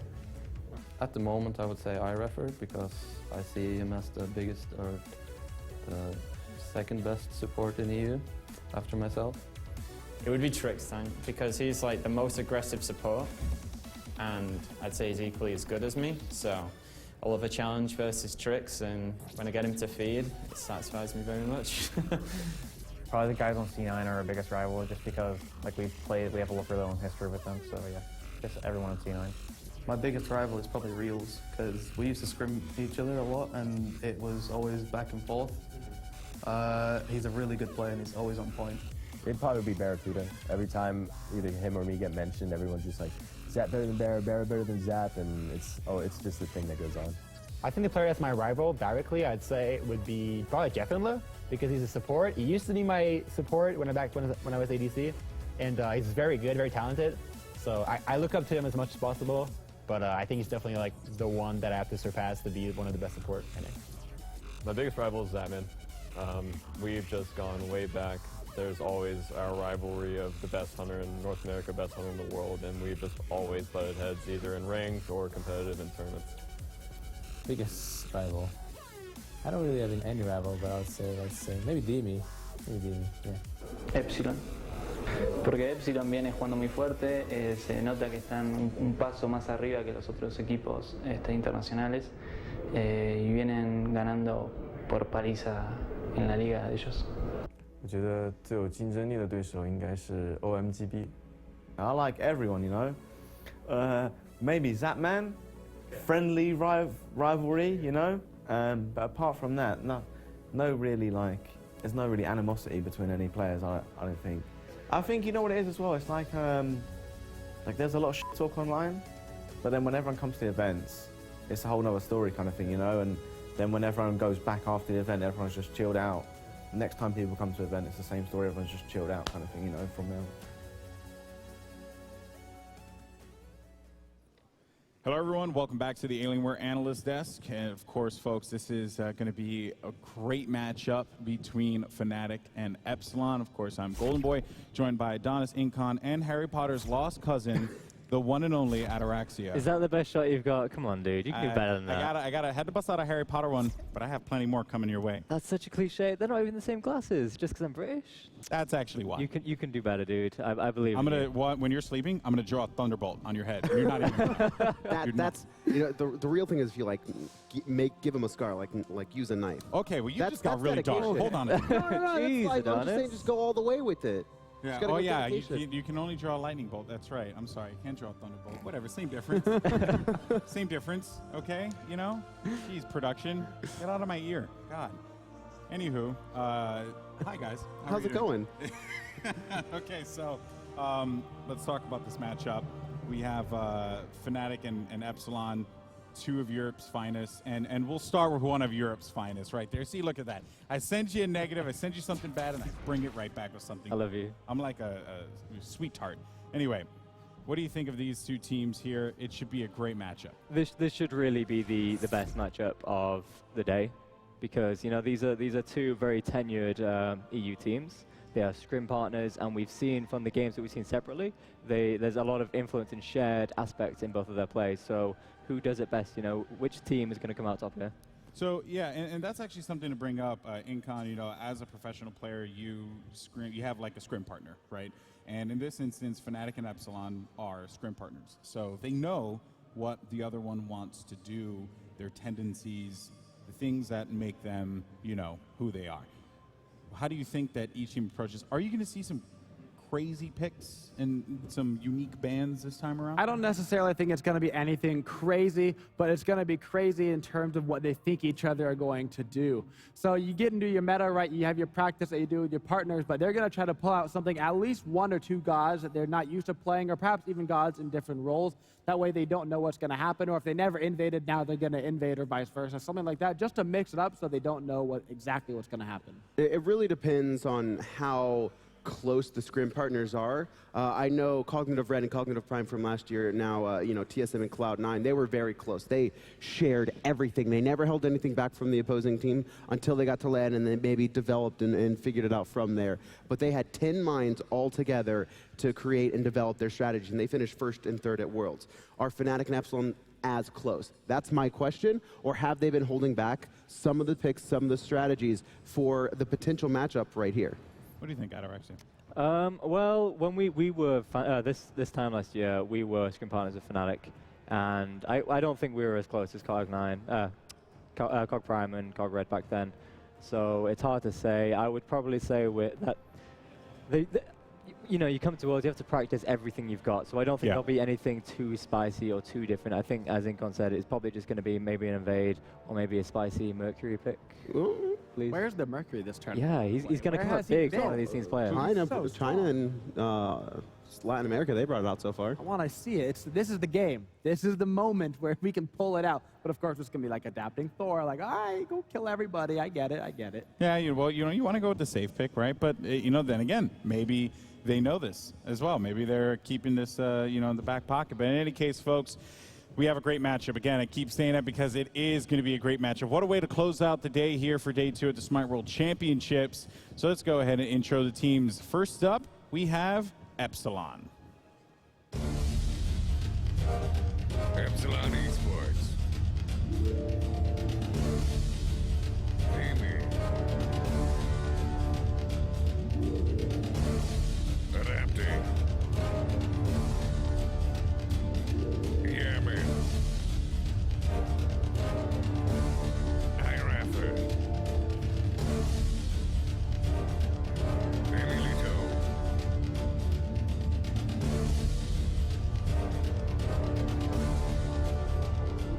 There you have it, folks. Epsilon, this squad looks fantastic, really making a splash in the prelims.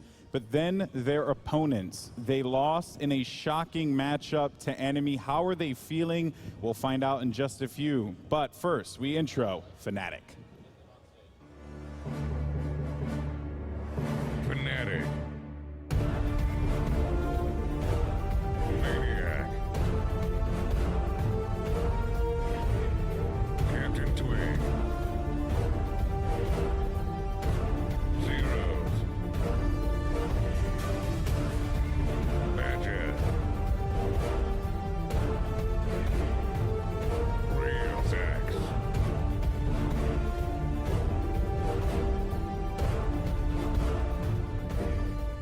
All right, so Fnatic versus Epsilon. Again, I mentioned it before, that Enemy loss there certainly, I guess maybe stinging Fnatic, catching them off guard, something that they probably didn't expect. Not to take anything away from Enemy. They are a fantastic team, as we saw earlier today.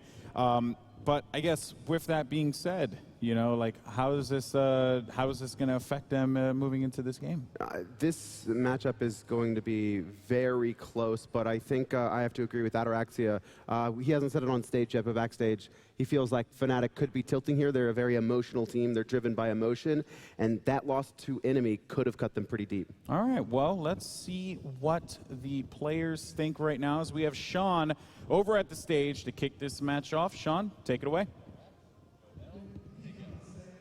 Rock, paper, scissors it out. 1, 2, 3. 1, 2. Oh.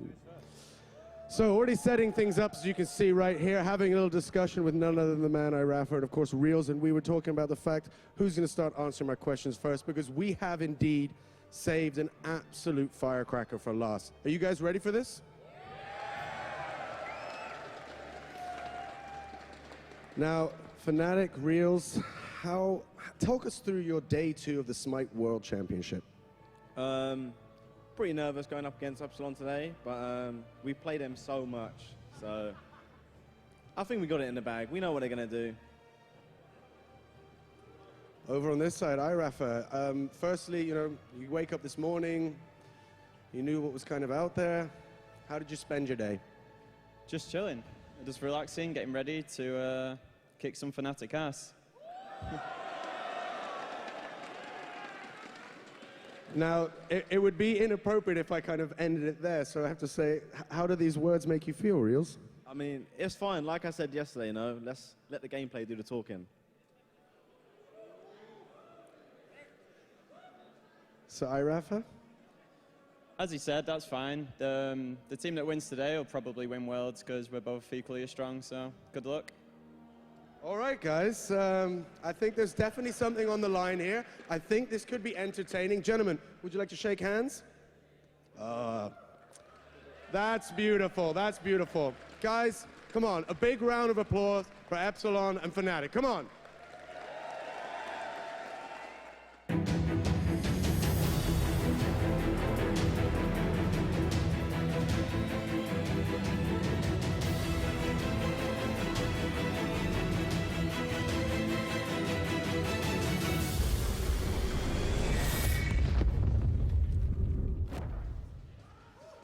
It's our last matchup of the day, folks. If you guys aren't loud already, please, come on, make some noise for these two teams. Epsilon Esports versus Fnatic, two fantastic five-star teams battling it out here to close out day 2 at the Smite World Championships. Picks and bans have begun. So the thing I'm really looking for here is that, throughout the 2 days we've been here, Zeus and Bologna, Epsilon and Fnatic have had a very unique approach in that they're the only teams that have, they started out banning him straight away. And the Zeus was the first pick that both of them did. So how are they going to deal with this? This is clearly something that they've experienced in scrims. Are these gods not going to get through at all? Or are they going to try trade them out? It'll be interesting to see exactly what they go with. These two teams have so much knowledge on each other that they're going to ban out exactly what they don't want to play against, whether it be something from scrims or whether it be something typical. It might just be the Thor, like, yeah, adapting Thor is that good and we never found a counter for it. Or it's going to be like, hey, we don't want to deal with Reels as Freya because that's what kills us in scrims. Oh, Freya and Isis go immediately. One thing that was said just a second ago is Neath gets banned as well. And Zeus, this goes by really quick because he wanted to let the gameplay do the talking. Adonis, what do you think about that? I mean, Real said let the gameplay do the talking, but we see how well that worked against Enemy, so he's going to have to step it up in this game. And Jing Tin locked in, likely to see Bologna on Fnatic's side there, and yeah, no hesitation. Jing Tin, Bologna, and Seoul all made it through the ban stage, so all their possible picks right now. Will they go for it? No, they're looking towards the Kepri right now over the Seoul. All right, so they get Kepri, locking it in. What is Epsilon going to go for here at Araxio? I would expect the Soul as they are hovering on right now. And maybe if I don't know how much they prioritize the Chiron, but we could see the Soul Chiron dynamic with Chiron able to go mid as well as Soul, the mid ADC swap. Let's not forget that Thor's still open. We still have an opportunity here to pick the adapting Thor against Then it Fnatic. has to be Thor, right? I mean, there can't be any other pick here, right? There's no way you're going to let it go through and they can ban it or pick it next time. It has to be the Thor. Wow. Ymir. Surprising. Does that get locked in? It could be. iRapper has He run locked this before, it. and he runs it in. So we were talking about it, right? These are private scrim partners. They have developed their own meta. While we see Adapting dominate everyone with Thor, maybe Fnatic have found a way to play against it and like him playing Thor because they can bait him out stuff.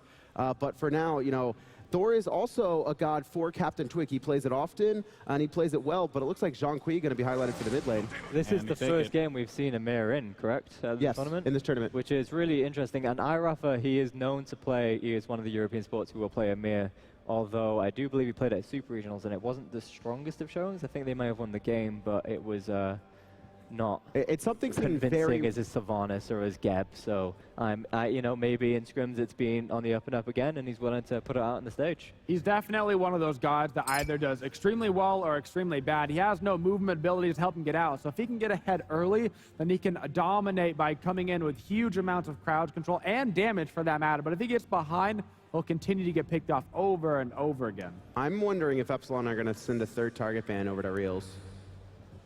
I wouldn't be surprised. I mean, we just saw the Medusa ban, which is absolutely 100% that is for Yamin and his Medusa mid. All right, well, Naja is going to be the one that gets banned out here. That's for Captain Twig for sure. He's a very mean Hunbats and a very mean Naja. I almost feel like neither team wants to pick Thor right now. It could be that, yeah. I mean, I think Twig is definitely going to go for his bats. Maybe Epsilon just know that Thor is going to get through, so they're waiting till the end and they're getting him what they want, like the highly contested Amir. This Fnatic lineup is so tanky right now. Bologna, Khepri, Zonqui, for all intents and purposes, is a full damage What does tank. Fnatic go and for Hunbat's Hunter bringing out here? a giant ultimate as well.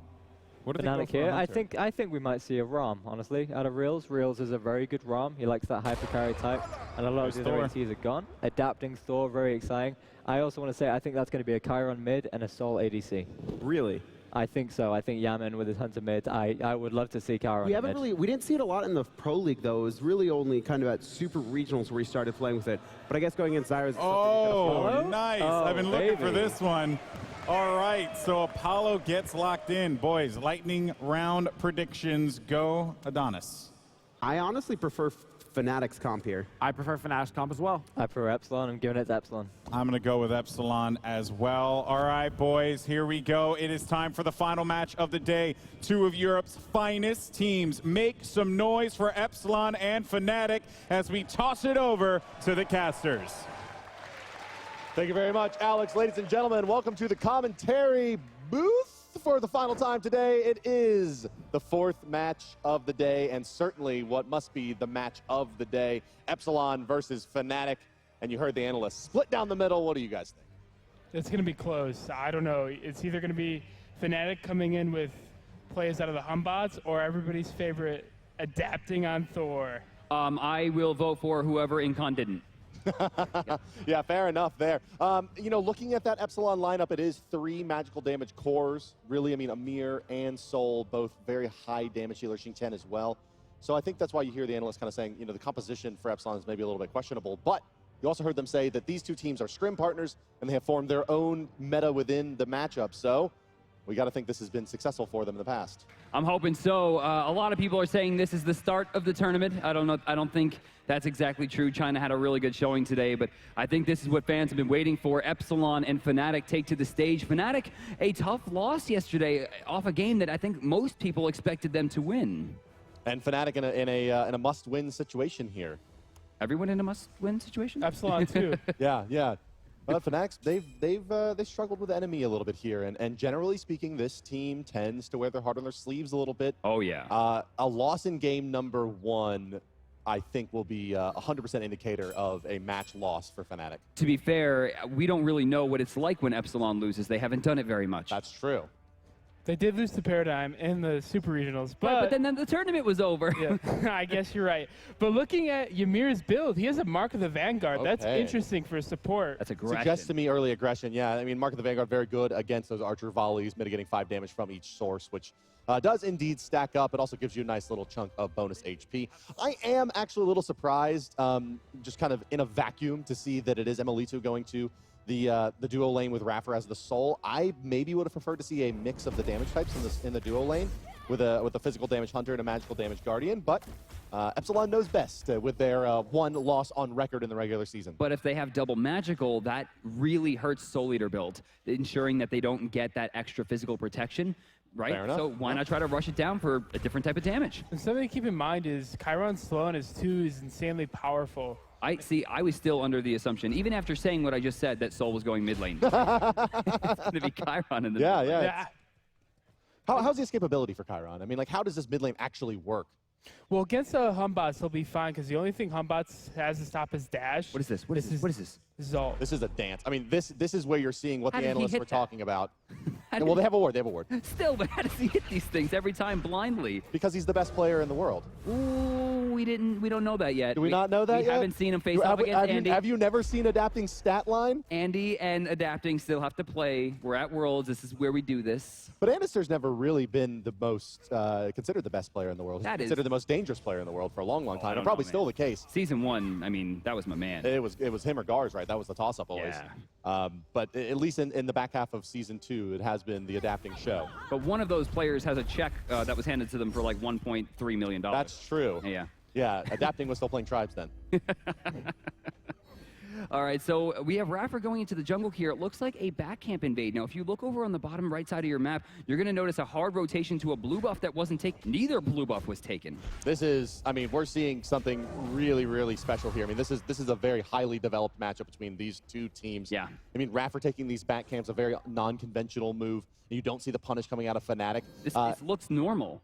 And it's not. Right, yeah, exactly. This looks like how the game is played by all teams based on how they're rotating around the map, but indeed it is not. It is definitely a very heavily developed meta between the two teams. One thing to keep in mind is these two teams are the scrim partners. They've been scrimming each other since the beginning of the SPL this season, so they kind of know the ins and outs of each other. Like Real said in the trash talk, he's like, we already know how they play, we got them easy, or whatever. He said something like that.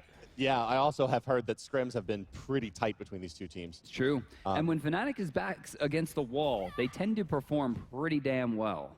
Yeah, they do, but I mean, it's the match that they perform well in, but I do not have a lot of confidence in this squad if they do go down one game. That's true. Another thing that we did fail to mention that, is definitely the case. A nice wall going to come out from Raffer there, but look at that, holding the freeze. I mean, that patience was crazy. Not willing to use the mana. We did fail to mention that with the Amir +2 hunters, this is a very good early Gold Fury lineup. 5-4 right now. Back and camps. That's the support to the duo lane. Basher a level behind. Yeah, Raffer getting that extra back camps really gave him quite a big advantage. 3 minutes and 3 seconds. The wards have gone down. Nothing is spotting Adapting sitting here and waiting for an opportunity in the mid lane. But instead, he's going to cut his losses and head back to the base and go ahead and build into his boots too. So there we see Zhang Kui just a little bit too tanky to take the risk. Going right to the back camps. You'll see Yaman probably hold the last hit here as you're going to see Adapting rotate back into the jungle. This way they're splitting the camp. We'll get back into lane at almost the same time, ensuring maximum efficiency. Again, this is why they're considered one of the best teams in the world. It seems like a very basic play, but I mean, it's a lot of things that people struggle with. This team is pretty similar to the enemy squad in North America. Payne putting together kind of that Moneyball team of very good players that hadn't really had a ton of success. Same thing on the side of Epsilon, barely missing last year's SWC. And again, look at the efficiency. He rotates down using Bumbas to ensure maximum gold, and at that point, Yaman has already pulled the back camps. Again, very, very efficient, and yet, Epsilon still down a few hundred gold here. The Fnatic, did they pick up both mid camps, perhaps? Oh no, it was the blue buff invade that's putting them ahead, one would imagine. They got both of the blue buffs on the right side. But for 500 gold? Some of the gold difference is coming between the Watchers and the Vanguard, that's why as well. And Maniac has pushed the lane in a few times over here on the solo with the weaker early game from Jinx. Yeah.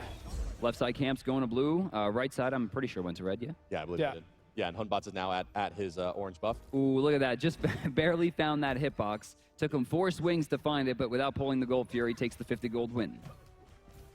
Counter warding. Pretty early, too. Yeah, very early for a I'm sentry. surprised it's on Gold Fury. They usually don't like sentries. No, it's because of the Amir comp. No, it's because of Fnatic. They know look at Fnatic's pulling the gold. Oh, no, they're killing the other one. Fnatic was doing 5-minute gold Furies 2 times this week. But Epsilon that is true. Epsilon has definitely the better lineup for taking the early gold Fury, though. I mean, really, both teams are wanting it. Raffer going to be kiting around this buff, waiting for Adapting. What's this? Adapting, looking for the plan. Maniac is going to slam down on top of him. This time the CC chain, Muneola's attunement, and out he will go up to Xing 10 to race it down, but Dimmy unable to follow up, and Maniac will be forced back to base, but with his life. Perfect CC chain, perfect auto attack cancels, but no follow-up from Dimmy. He didn't feel that he had the mana. He didn't want to move too close because he knew he would push Maniac back. Yeah, he didn't have the mana, and he didn't have his ultimate up. He must have used it on Dimmy or on Maniac some other time in the lane. Yeah, and honestly, a rare kind of mechanical mistake, I think, out of Adapting. He could have thrown that hammer forward into the lane a little more and ported to it. That was the only opportunity to get a kill, a very low percentage play at that, so he went for the confirmed damage out of the double tap. Well, I think he was expecting the follow-up from Dimmy, but Dimmy just didn't have his one-up. So coming back to the lane, Maniac choosing into what looks like Stone of Gaia build even before the boot. So not looking for damage, which means early rotations and early fights are probably not in the mix here for Fnatic, at least not on the right side of the map. This kind of leads to me that they're not going to be going for those early gold Furies they've been known for throughout this tournament. Yeah, it'll probably sit on this Emerald Talisman for a while, though. He'll go back to finish off those boots before maybe never even getting into the Stone of Gaia. Look at Raffer's player damage. He's sitting at 0 right now. Actually, while I could see that being a pretty cool stat, Zhang Kui being at 0 with that card. Yeah, Zeros hasn't even hit Yaman yet. His name is representing his numbers. Yeah, Zeros, indeed. Trying for the push. Yaman. Look at this Chiron clear. I mean, you know, this is a relatively new god. I haven't seen too much of him in competitive play. In fact, this is really his debut. And first I'm getting to see Yaman take him mid. And it seems very, very successful. I mean, he hasn't been under any pressure so far in this game. I really love this character. He's, especially for newer players who are just joining the game, he's super easy to play. His passive activates automatically. His 2 is auto-targeted. His 4 doesn't let you die. I mean, he's just a very basic character, but when you play at him at a high level, you can do things like knocking back people into your Constellation charge. I mean, there's a lot of technicality to him, and I think it's perfect for a player like Yaman, especially a player like Yaman who was so amazing with characters like Ra, those big snipes. I mean, his ultimate, those giant Astral Arrow Constellation shots are just right up his alley. Yeah, we saw Barracuda show that off earlier. Yeah, for sure. Oh, Adapting's going in the air. I don't know. He's looking for Twig on the backside. He will get the stun. He's going to get the no. Okay. No, his Tectonic Rift was down. Oh, Adapting. Wow, very uncharacteristic Strange, combo yeah, miss. strange for him to go to ult in without the follow-up stun there. Maybe he just thought he had enough burst to take him down. And let's take another look here with Raffer's build. It is going to be the tank boots on top of that Mark of the Vanguard. Okay, so I think the first time we've seen them in this tournament. Yeah, 2 Mark of the Vanguards, in fact, on this squad between the Xingtian and the Emir. I think that's a perfect idea, though. I mean, there's a lot of dot damage, right? So between Khepri and Zhang Kuei, getting that Mark of the Vanguard is going to reduce a much higher amount of damage than almost any other item in the game would. And I also like the tank boots into the Apollo because the Mez is really annoying for Ymir, so if he's not sitting in that, he could be doing more things. Still one of the most underestimated moves in Smite. No matter how many times it gets used, how many times Apollo comes in and out of the meta, it's instant cast, it gives him protections, it's a huge AoE around him. I think a lot of people just forget about the protections. It used to give magical protections too. Now it's just physical, thank God. I'm triggered. I'm triggered. Please. Yeah, old Apollo. Better than old Sun Wukong? Like, was he better? Like, in the 1v1, who What about old Guan Yu? I was just trying to make Bart mad. Old Guan Yu? I tell you, old Guan Yu, nothing has ever been as powerful as base lifesteal Anubis. Now there's new Guan Yu in Amaterasu. Oh. Yeah, the new old Guan Yu. Yeah. It's not as Diesel, though. There's no silence this time. Uh-oh. Okay, so Maniac forced to ult out there. Dimmy without his ultimate as well now. I mean, this is really a slap fight between these two for some time. And we've seen this matchup a few times so far in this tournament. It's been a very popular set of solo laners. Thinking about, you know, back to the last Worlds tournament, you know, who were really the favored solo laners then? I mean, Maniac and Divios. Yeah, we saw some Sun Wukong.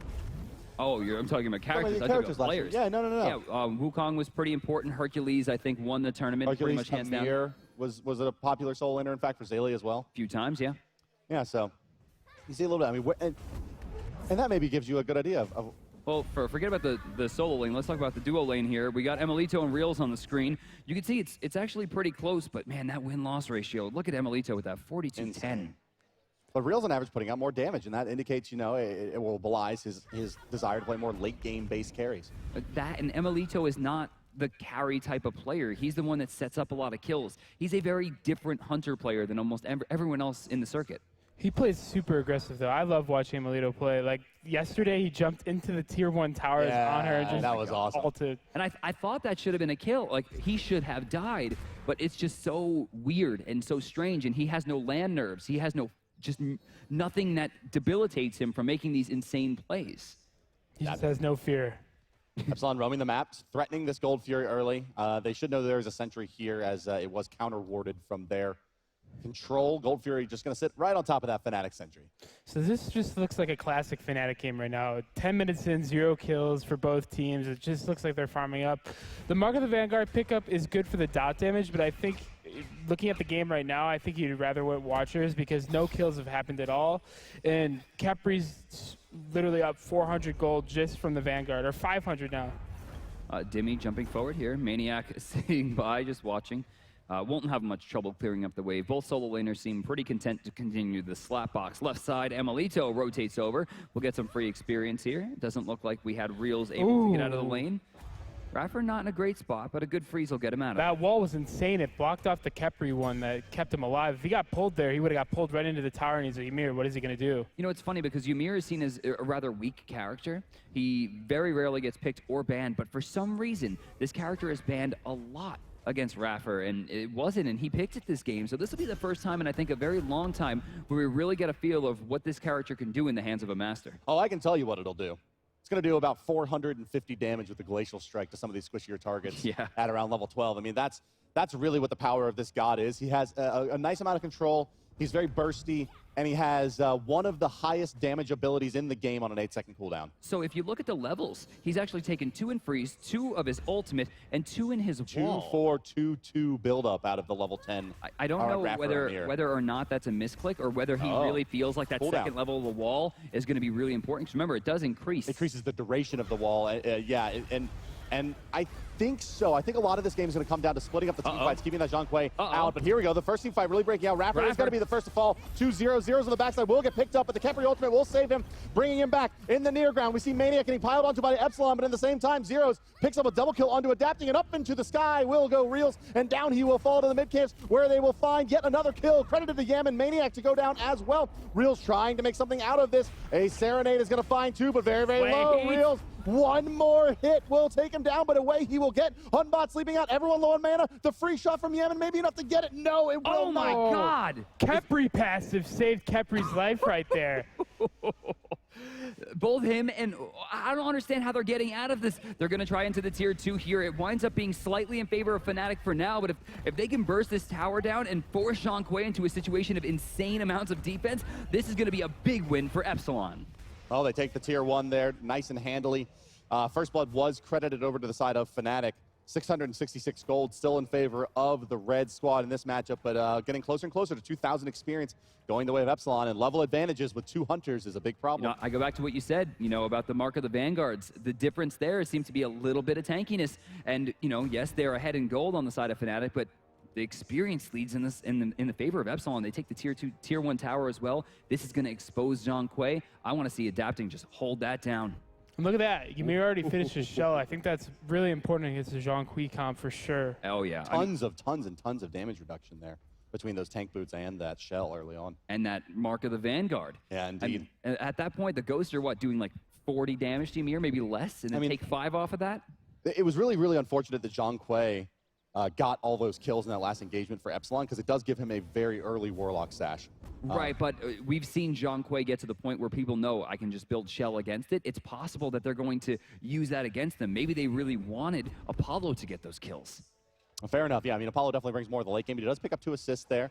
And the Warlock stash is completed nonetheless for Zhang Kui, giving him some tank ability and some damage coming out. Stone of Gaia was indeed finished off after the boots by Bologna, suggesting perhaps that she is looking to farm up a bit more and just use that Teleport 3 to join the fight. Beads 1 on 4 members of Fnatic. And Beads 1, in fact, all around. So 3-minute cooldowns on any CC cleanse.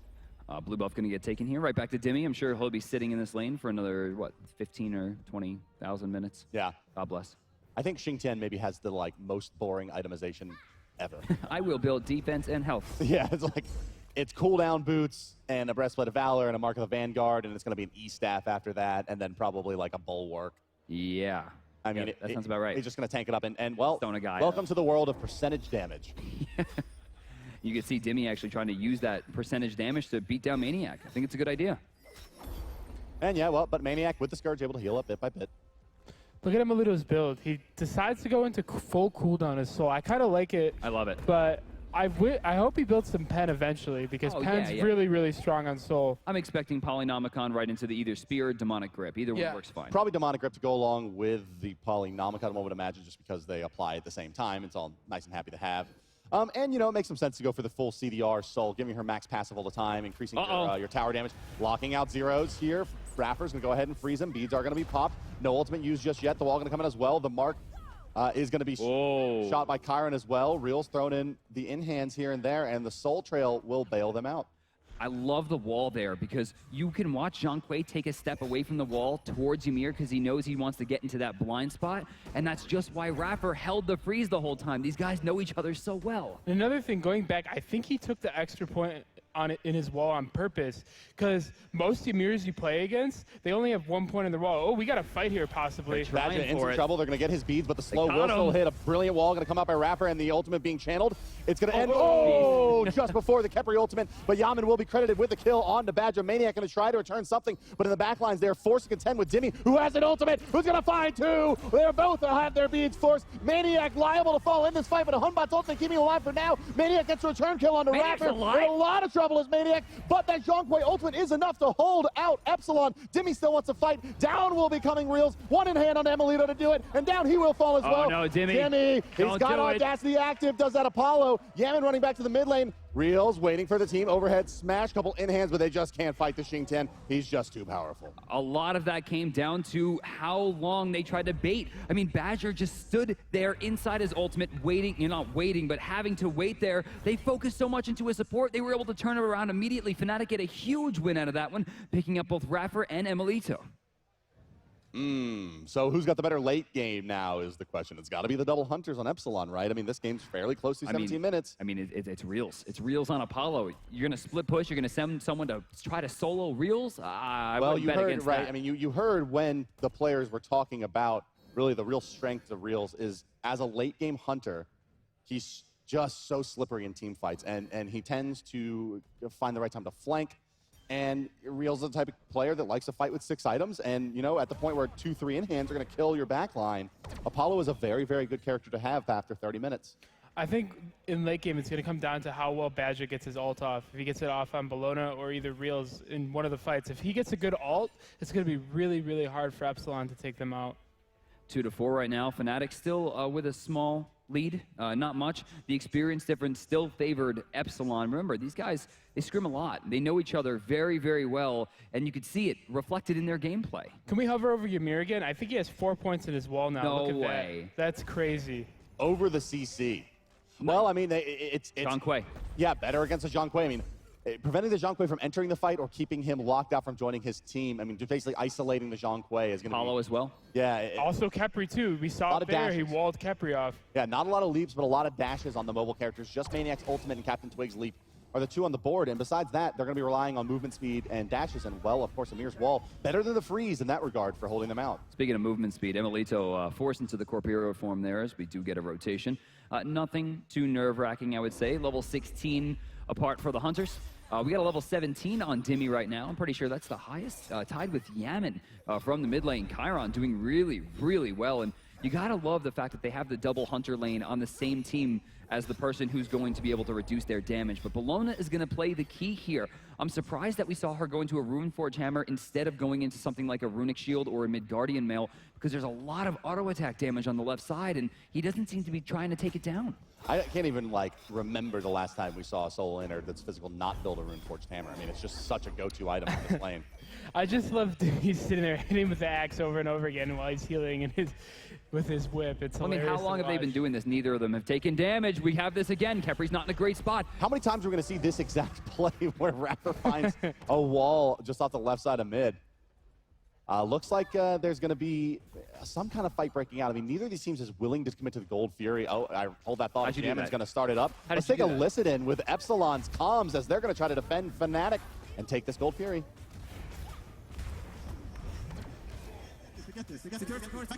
Nice. I can't get out. I can't get out. I'm fine. I'm on. I'm trying to wander for you. I'm ulting. Run. I'm throwing them away. Nearly out. Song is low. Out. Capriel. Get out. Kill him now. Kill him right now. Just get out. I'm on Capriel. You get out. Get out.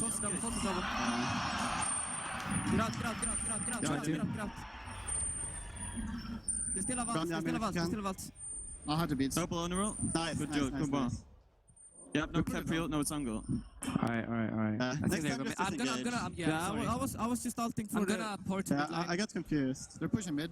No, it was this. Gold Fury was picked up, but at what cost? Fnatic finds a couple more kills on the follow-up, and now it's tier 1 under pressure. Captain Twig has come to play today. That entire run that he managed to do was just what we've expected from Captain Twig since the end of Season 1, where we thought he was going to be for all of Season 2. That was the return of Twig right there. That was great. Maniac's ult is what really saved him. He stunned the guy out who was trying to finish off the kill, and that's what made Twig live. How frustrating is that for Epsilon now? I mean, they let one kill get through their fingers there. They get blown up on that Gold Fury, and this game is now effectively dead even once again at the 21-minute mark. Fnatic, they have that Apollo still waiting in the wings, and eventually Reels will have 6 items. Adapting to the sky. Going to try to make a play. He's going to find at least one with the stun, but not from the Mjolnir's attunement. Got one. Raffer finds a freeze as well. The wall is there. The ultimate being channeled. A lot of damage going to come out. Xing Tian going to keep them in place for the Amir ultimate. Here comes the Hunbot's ultimate. Khepri enough to save Reels as well, who's standing on the backside. Emilito going to try to force them out. In the meantime, Zeros has fallen. Twig in a lot of trouble. Xing Tian will have enough to finish that one off, and it's a double for adapting. 2 members down, only 3 remaining, and Reels forced back to the base. A tier 2 now going to be sieged by Epsilon. Really well played by the Epsilon. They spread Fnatic out. It just made it easy for them to pick the kills up. Khepri had a really good ult there, but they went different directions. Some of them went to the left lane while the other ones retreated back to the mid lane. You know, really well executed by Epsilon. The shell came in perfectly. You know, he didn't use it too early, even when it seemed like Zhang Kui, even when it seemed like Zeros was getting the upper hand. He waited till that ult was activated and then replied in turn. And then, of course, Dimmy with that knock-up on Captain Twig as he was trying to get away. Just beautiful play around the board. Epsilon looked like they were in complete control from start to finish. And now with that, Epsilon will take the gold advantage. Handleo back from Fnatic up to 1,500 yet again. Experience now getting closer and closer to 4K as a goal is, 2,500 gold and nearly 3,500 experience in favor of Epsilon after that last engagement. Picking up a couple of kills in that tier 2 tower really helped him out, especially considering that they gave back so much of that gold fury. I mean, this was probably the first team fight that we've seen that was truly won by one team or the other, and Epsilon needed it, right? I mean, after the way that last fight went, I could see morale maybe starting to get low in comms, right? But it was the opposite. They were completely controlled throughout. And it is going to be the tower killer soul. Max passive. Love it. And a Polynomicon and Obsidian Shard. This is primarily going to be an objective damage soul. Now, granted, she can still put out some nice damage against players, but the build is focused in that direction. I would still like to see a Demonic Grip to make sure she has extra attack speed to push those towers down, or even try to box the Apollo in the endgame. Reels right now is level 18, has some of his core items online. In fact, all of his core items. Going into the crit now, it seems we're going to have a pretty standard Hunter build. I think it's probably already at the point where the Soul cannot box the Apollo. I mean, just Executioner really changes this matchup, and unless you have a Demonic Grip or your Freya with a Fatalis and Pen Boots, it's very hard to fight into Executioner. Again, we're going to see a not Midgardian Mail or Runic Shield. Runic Shield was really the item I was looking for, but it looks like Maniac is going to be going into Spirit Robe, going to try to gain some just flat reductions. Could always still be the Hide of the Urchin. Oh, no, that is Hide of the Urchin. Yeah. Yeah, that is not Spirit Robe. You're absolutely correct. Which seems fine. There'll be plenty more kills in this game. 10 more? You know, even at 3 or 4, it's probably worth it at this stage in the game. I mean, all that bonus. 4 stacks, it becomes mathematically valuable. But, I mean, Fnatic, after that last fight, I don't know that I'd invest into that item. What about you? Yeah, I'm not sure either. We do have a Spirit Robe coming out from Humbots, though. Captain Twig wants that full cooldown reduction. Very smart. Try to get as many jumps in as possible. Once he's level 20, has max cooldown to the jump and damage with the poke from St. Crit Monkey. He'll be able to be very effective in team fights by being able to get in and get out, especially with those blinks. But does Fnatic have enough damage to take this game late? When you look at the side of Epsilon, Dimmy's a core damage dealer, Adapting is as well, Yaman, Raffer, Emilito, they all are damage-based characters. On the side of Fnatic, you have Maniac, who's really a disruptor, Captain Twig, who really falls apart as a damage dealer, the Hunbots later in the game. It comes down to Zhang Kui and Apollo really to be late game carries. Well, Maniac also has his bludgeon. If he could get a big bludgeon off in one of these team fights, they could definitely take it just off of that. True, that's why good Bologna's physical so ability powerful. burst out of Bologna, but you don't want those low percentage plays to be what you're banking on. It just seems like Epsilon has a much lower execution requirement past 25, 30 minutes in this game than Fnatic will. Emilito is actually doing this right now to build up the heat without having to burn an ability. It's going to take 20 auto attacks to get there, and it looks like he did it. At this point, he's going to force a rotation. He's very hard to fight because of how much extra damage and attack speed he'll be gaining off this passive. Yeah, just keeping it stacked up now, and Twig's going to come in and take about a third of his HP before he gets the abilities off. Raffer's going to freeze out Badge on the backside. Beads are going to be forced. There's a port coming into this ward. It's going to be Dimmy over from the solo lane. Bologna going to follow suit shortly. And Epsilon is going to fall back from the Gold Furies. Fnatic gets the better of that trade. A very curious Heavenly Agility pop as well is going to make it very hard for them to fight into Zeros. They need that as a disengage to be able to deal with the ghosts coming out. They'll be relying almost 100% on the shell. Otherwise, they're going to be so spread out in the next fight that it should belong to Fnatic. A shell apiece and a Heavenly Agility apiece on each team here. Both of them really looking to, I mean, these engagements, as you've seen them, have been so long. I mean, by general standards of a Smite 5v5 team fight, these have been lasting forever. Yeah, I mean, 10 kills between Fnatic and Epsilon, who are normally very aggressive teams, at 26 minutes is considered a rather slow game. Both teams, I think, are very nervous. One small misplay can wind up ending the game completely. Well, I think Epsilon is really aggressive. This is just a classic Fnatic game, in my opinion. They like to just draw it out as much as they can. Oh, I think that shows the hand a little bit. By throwing the wall there, this is going to stop a lot of what they were trying to do with Zhang Kui. The Heavenly is still down for 26 seconds. This might be Fnatic's chance to jump in there. I'm very surprised they didn't take the opportunity with that wall being down, especially for how long it was lasting. They got to know that he's leveling it. Well, they have to contend with both Adapting's wall and Raffer's wall to really get that Zhang Kui free. That's true. Structure comps, man, I love them. Look at the old Adapting build up here. This is a very aggressive Thor build up. Best build, man. Yeah, I mean, normally you'll see another defensive item after the Mail of Renewal. The Spirit Robe being pretty popular in that slot. And then maybe a Titan's Bane later on in the game, or even a Brawler's. But I think this is the way to go. I mean, Brawlers, I think, would be very good as well. But there's not a ton of healing on the other side. Gold Fury getting started up again. They're trying to force something here. Raffer just blocked out over half the team as Badger tries to work his way in. Captain Twig's going to have to blink in here. We got ourselves a fight. And Melito's going to pop the beads and try to fight Captain Twig on the backside. It's Dimmy and Raffer trying to maintain a front line for Epsilon. Back. Fnatic in some trouble. Heavenly going to be popped. Zero's moving forward, but no ultimate popped off yet by the Zhang Kui. Now Amir's ultimate going to do a moderate amount of damage, and the wall is going to be there to block out the rest of the team. Tossing back 2 is going to be Dimmy as they try to disengage. Zero is in trouble. He is going to pop to the dot, and it's going to take him back towards Adapting, who's looking to take down Captain Twig. Now it's Real's going to go up into the sky, getting bursted down. He's dotted by Dimmy. It doesn't look like it is going to be enough, but Epsilon has gotten the better of Fnatic. But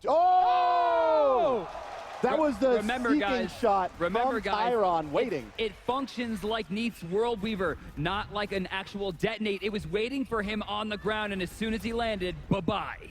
And now the Gold Fury fight starting up yet again. Maniac coming in with full HP with his teleport, Adapting on the backside, taking a bit of damage, but no real damage healers putting it into him. Again! Huntbot's ultimate with Jotun's Wrath already back up. Adapting will pour it out nonetheless. Twig going to come over, but he's going to walk right into a wall. Yaman gets a kill on the Zeros, and Yaman has been an absolute nightmare in these team fights. Someone needs to check the Chiron as Epsilon is poised to take another Gold Fury. They're going to get it back here out of Adapting. He's healing in the base. Maniac looks like he's going to let this one go. Raffer retreats back to the Gold Fury, and a big objective win as they tie the board and kills. Epsilon's going to find themselves with a pretty big lead here. That was like a 15-minute Gold Fury fight, more or less. So let's go back and just show everyone at home exactly what happened. Reels gets dotted, right? He's going to get hit in the backline by a pretty diesel shot from Xingqian.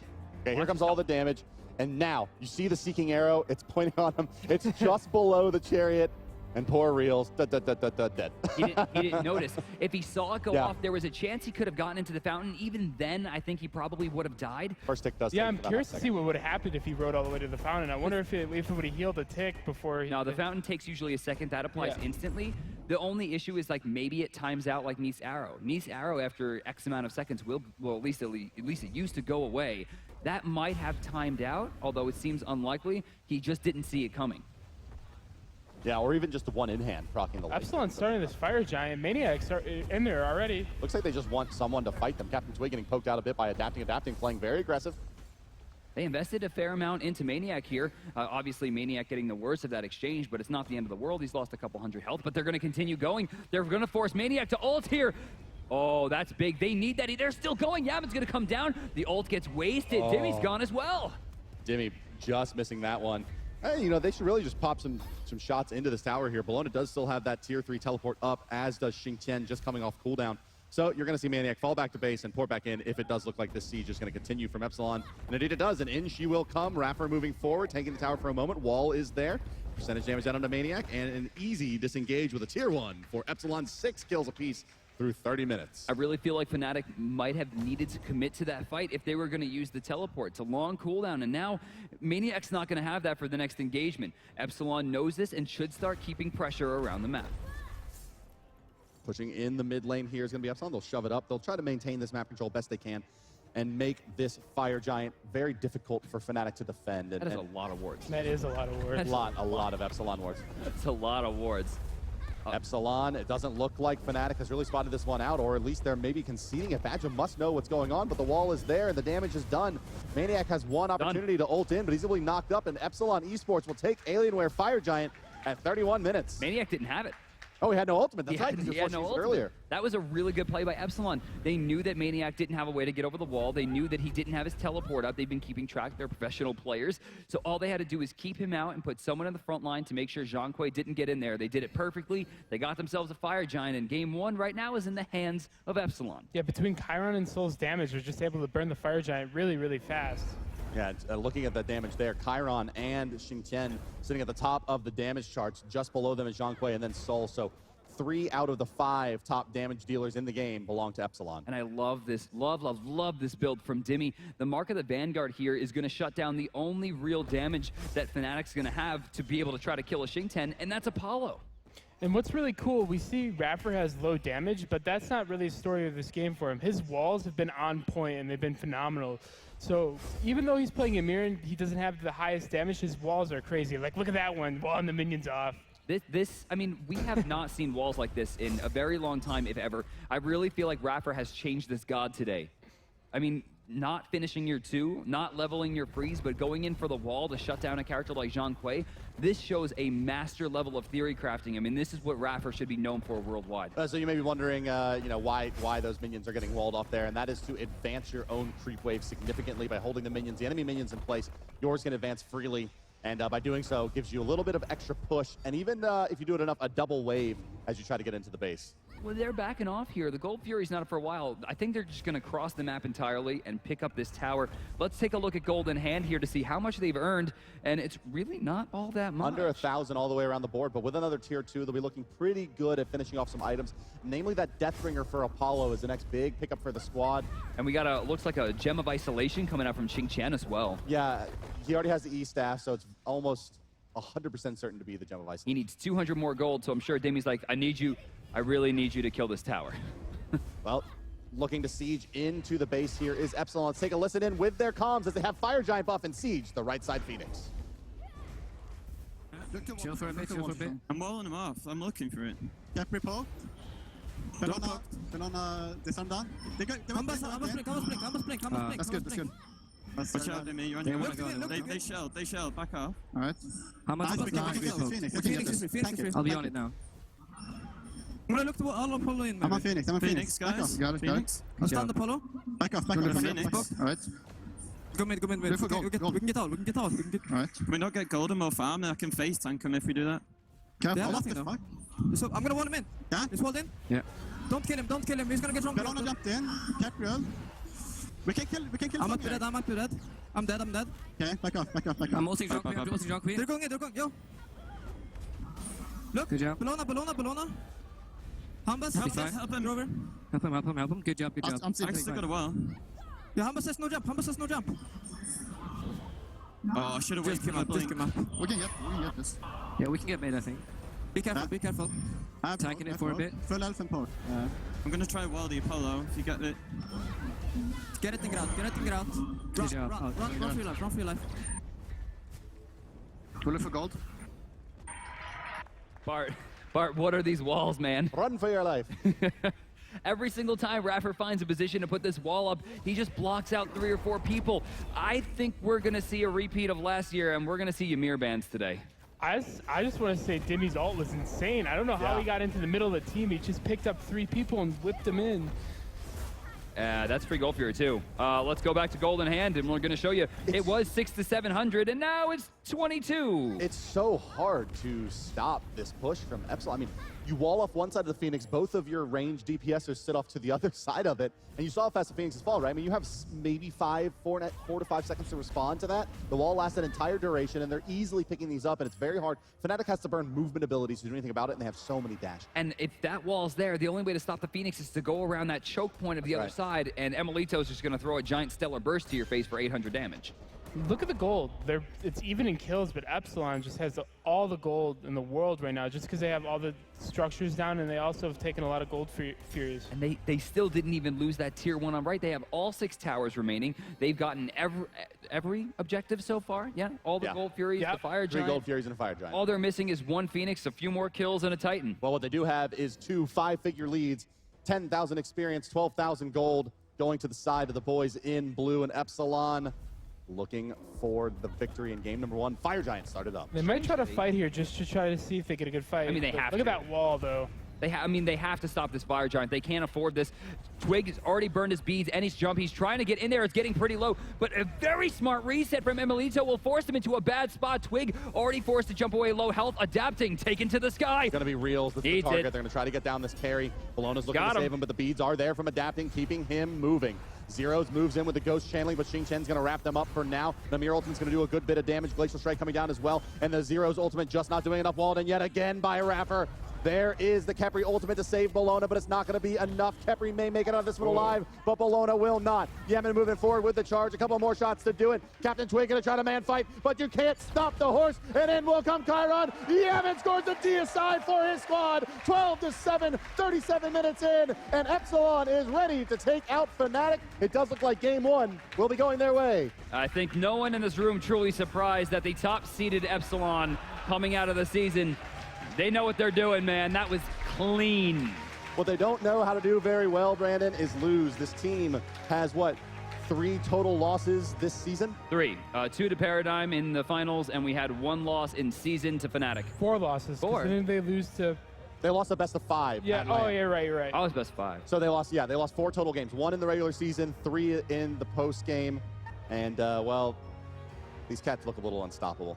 That was crazy. I mean, the comp was crazy. You can't even really ban. I mean, granted, you could have banned the Xing Chen, but Xing Chen, strangely, wasn't the issue. It was Ymir.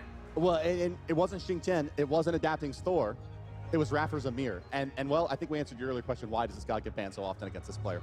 Walls. Turns out, just put 4 points in your wall. That was crazy. That was crazy. That was complete meta shift from everything we've learned about the character since the beginning of Smite, because he's one of the first gods. He's been here forever, and he just took a god that is old as the game and changed him. Crazy. Well, hey, and that sets us up for game number 2, guys. Let's hear what the analysts had to say about that one. Golden Boy, take it away. Thank you so much, Bart. Yes, that was a great match to kick things off here for our final matchup of the day. I have to say, you know, one thing that has really, I guess, caught my attention about Epsilon, and I think Bart touched on it a little bit, was their adaptability with, you know, picking certain gods. That Ymir pick was awesome, and you know, you just saw in certain parts in the game that Ymir, the wall just comes right up, and he was so effective. Ataraxia, what are your thoughts? I think that you're absolutely right. You know, when we watch the replays back, we're going to see these amazing Ymir walls, and you know, it's a bit of a pet peeve for me because people will look at, you know, people who don't watch the game, they'll go to the Reddit, they'll see the scoreboard, and they'll see, oh, Rafa was 0-3 and 8. Well, I guess he didn't do that well. But really, you know, a wall is not a stat that comes up. It's not a stat that you can really show off to people until you actually watch the game. So while anyone looking at the stats will say Rafa's probably not the MVP, if you look at those walls, if you watch that game, he is no doubt the MVP. I would say that Fnatic we dealt with a little hot and cold there. What'd you say? Because, you know, Soul in Ymir? Yeah? Did someone boo me? I will fight you. I will find you, whoever you are. This guy, you see, they're all booing me now. This is it. This is my this is my exit from the Smite community, folks. It was a good run. It was nice to know you guys. It was same here. Same here. He's already shipping you off too, because you took shots at him earlier. Hey, he's a wizard hottie. Anyway, all right, so let's go ahead. This game, though, it was so intense for the first 20 minutes, and it was, you know, the traditional Fnatic gameplay where the first 20 minutes there's like 1 or 2 kills, maybe a small team fight, nothing crazy. I believe it was the 24-minute, no, it was the 20-minute Gold Fury, where Epsilon get it, but lose 2. And off of that, they just started getting further and further ahead. It wasn't a massive team fight at one time. It was just like, we kill 2, you get 1. We get a tower after the fight. And they just kept inching those leads away until they got that uncontested Fire Giant, and that's when the lead went from, you know, 4,000 to 12,000. I think this is how we know that we're watching, you know, the top tier of a Smite, because a game can have the slash line of 7 and 7 in kills completely equal, and what we find is, you know, Epsilon are taking it to the next level because they're getting ahead through objective control, through positioning and very careful use of ability, rather than actually, you know, Fnatic aren't making mistakes individually. They're not dying and they're not getting caught out. They're just getting out-teamed, really. The team synergy of Epsilon Outplayed as a whole showing forward. team. Exactly, and that's why they were able to get these objectives and really pull far ahead, even without the kills. It was the stuff after the stuff, as you mentioned, as FDOT says. One of my favorite phrases in Smite, actually, because it's so true. The kills were completely even, but Epsilon was using their kills way more effectively than Fnatic was. They were taking down towers, they were getting objectives, and they used that to get ahead, which eventually led to that Fire Giant, which is when the game started to get out of control. I mean, as soon as you get Fire Giant, right, at that point in time, that's pretty much where, you know, things start to go downhill there. I mean, it takes a lot for a team to keep it together after something like that happens, or it just takes a royal screw-up on the other side. But there you can see the percentage graph there, and it is... I think they're just reversed the right wrong now. way around. They're a little, they were a little confused. The teams were a little confused. Yeah, no, we caught it. Yeah, you know, the graph was like, what do I do with this? I didn't know who would win. Even he thought it'd be down the middle. Hey-oh, see, look at that. I actually really liked Fnatic's comp, but I think Ataraxia made a great point in this fact that we didn't really see them team fight well. At Gold Fury specifically, we saw Twig actually, when Emilito was stacking up his heat passive on Sol, we saw Captain Twig kind of get baited into trying to stop it. Even though Emilito wasn't doing the Gold Fury at all then, they were just kind of like trying to catch someone out, and Twig fell for it. He goes in, he uses on Bet's ult, immediately forced out, and then a fight broke out after that. He doesn't have that up. And that happened so many times where Twig or Kepri would try and go in, and they would just feed in one at a time, and Epsilon were fighting as a pretty tight core, and just Fnatic were getting picked off on the outskirts. Yeah, absolutely.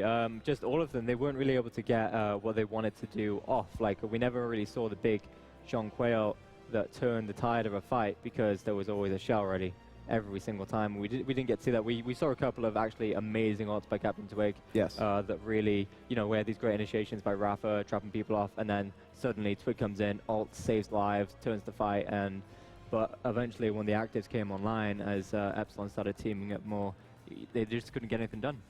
All right, so what does Fnatic need to do here, Incon? I mean, we're going to game 2. This is it, right? You know, loser, that's it. You're done. Your life here in the Smite World Championships is concluded. What do they need to do?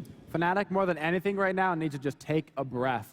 More than any pick that they can take, more than any ban, they need to breathe. They need to say, hey, we're still in this. You know, you can't be down. You've got one more game. You take it one game at a time. You say, it's a best of one. We take our best of one. We look at it strong, and you go into it, and you kick ass. All right. What do you think about, you know, obviously Epsilon had some unique picks, Adonis, you know.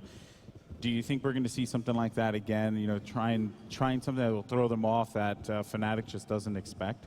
I'm sure Fnatic wasn't too, you know, surprised by that, considering they scrim partners. But we could see something a little bit crazy. I really like this Chiron mid coming out. You know, we had talked about it earlier yesterday. This is something that we could see, and we saw how powerful it was in the hands of Yaman. Obviously, this player didn't really play Hunters in the mid lane until near the end of the split, but these past couple months he's been practicing them, and I think that's something we're going to see for the rest of the tournament. The team as a whole seems very comfortable, and it's a very Paradigm style of gameplay, and I feel like after they lost to Paradigm in those finals at the Super Regionals, they've adopted that style. It adds a new level of fear as well to Sol, because Sol is a character that actually allows the Hunter to go mid, because then you have the magic, the magic physical divide isn't thrown off. So whenever you let Sol through, you're not just letting Sol through, you're letting the idea of a Hunter going mid go through. And Hunters, the strongest thing that, you know, Pretty Prime, the mid lane of Titan, he loves his Hunters mid. And the thing that he loves about it is that they are so good before 5. They you know, it's really hard to fight a Hunter as a mage going into the mid camps. And it really shows, you know, how much pressure you can really put out with that. So when, you know, back to the point, you can't really let Sol through. It's not just about Sol, it's about what they can get with Sol.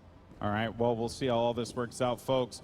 Game number 2 is coming up next here. It's going to be a good one.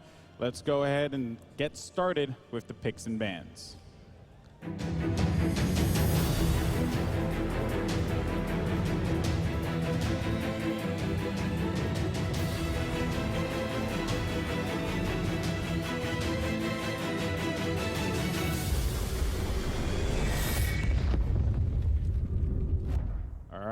here we go. And, you know, Ataraxi, I got to ask you, buddy, how does it feel to be on the right side? You've joined me on the side of good, of always being correct. You heard, I said I preferred Fnatic's comp, but I thought Epsilon was going to win. No, I didn't hear that. I think you said Fnatic was going to win, right? The second winning game, I said that.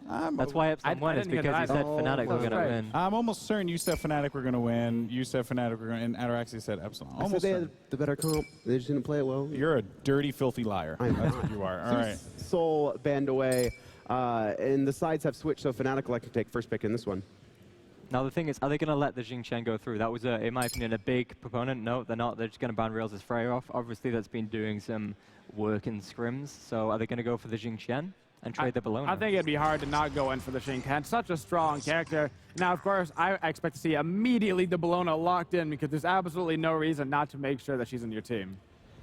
The question is, yeah, but you could also wait, knowing that's a guaranteed pick, and look for something else. But you know, no team has. I wonder how many times Xingqian and Bologna have been 1 and 2. Solo has pretty much driven this. You know, a lot of this choosing from both sides. All right, here we go. Back to Adonis's point, it's too risky not to take the Bologna there. There's no reason not to take Xingqian and Bologna. Yeah, no, why not? They're both such strong characters. True. Run Bologna in the jungle. Run Xingqian in the jungle. Why not? But that's what I was asking. You know, has Fnatic practiced Bologna and Xingqian in other roles, or is it always going to Maniac? Khepri picked up. I like this for Iraffer, although it's going to be a different style. Last game was a very aggressive Ymir play, maybe a little more supportive passive Khepri play. We are seeing an absolute mirror from last game. Epsilon were first picked before, and they took the Xingqian, and then immediately the Bologna Khepri, Fnatic, Twigs Humbats. He's doing a lot of work with it throughout the tournament. He has some great ult, so no complaints about him picking that up. Honestly, without Captain Twig last game on the Hunbats, they would have lost that game way earlier. Absolutely, He landed several 4-, 5-man Hunbats ults, which is absolutely incredible. So there's no reason not to give him that character he's playing so stellar with right now. I really dislike the Zhonghui pick here. I think that Epsilon handled it incredibly well. Maybe they've gone for it now because Amir is off the table. That's the only thought process I can really get behind, because I felt like Zeros did not have the impact that he normally does. That's not because of him, though. It's because of the way Epsilon played and drafted. The Zhonghui ults never really got to make a big impact. So maybe without the Amir, we'll see a better showing. I agree with you. Epsilon Esports right now, especially with the Khepri, who already has the damage reduction in the kit, that's one of the biggest counters to Zhonghui is the shell, because it comes in with the protections and the damage reduction. And then on top of that, you're going to have Khepri damage reduction. So Zhonghui does no damage with his ultimate that way. And so it's a very risky pick. While the God is very strong, it's not necessarily strong against that composition. There's also Giannis picked up for Yaman in the mid here. And Giannis is Zhonghui's ult. It's very good for players who can't get away, but Giannis has, a movement speed buff in his kit. He can also get to a wall and just portal out of that damage. So it's going to be very hard for Zyros to get anything off in these team fights. And honestly, I think Yaman has one of, if not the best, Giannis in the world in his style of play. I think he reinvented the character in the middle of the season when we saw a much more supportive and defensive style. His portals are almost never used aggressively. You'll always see him portaling his team in and out of fights. When preparing for Epsilon back in the fall split and the summer split, it was always a big heated debate as to whether we ban Giannis from Yaman specifically, because he, as you said, he just thinks outside of the box. In that famous quote of thinking with portals, he does that, and you will no doubt see it in this game. I love seeing the Chiron pick him out here. It was extraordinarily effective last game, so why not pick it up again? Such a strong character, and everything in his kit synergizes extremely well. One of the best kits in the entirety of Smite, actually, in my opinion, as well. He's so versatile. Where is his bad point? He's great early. He's great mid-game. He's decent late. He's not as good as someone like Apollo or Ram, but he's still pretty strong. Fnatic is going for the circles of all circles. No, that's not a circle. That's a great. He snipes in circles. That's true. Yeah, circle snipe. Yeah, Rama Reels has an absolutely insane Rama. As a Hunter player, I am so excited to see him on the true hyper carry of our role. If you have a true Ram, please.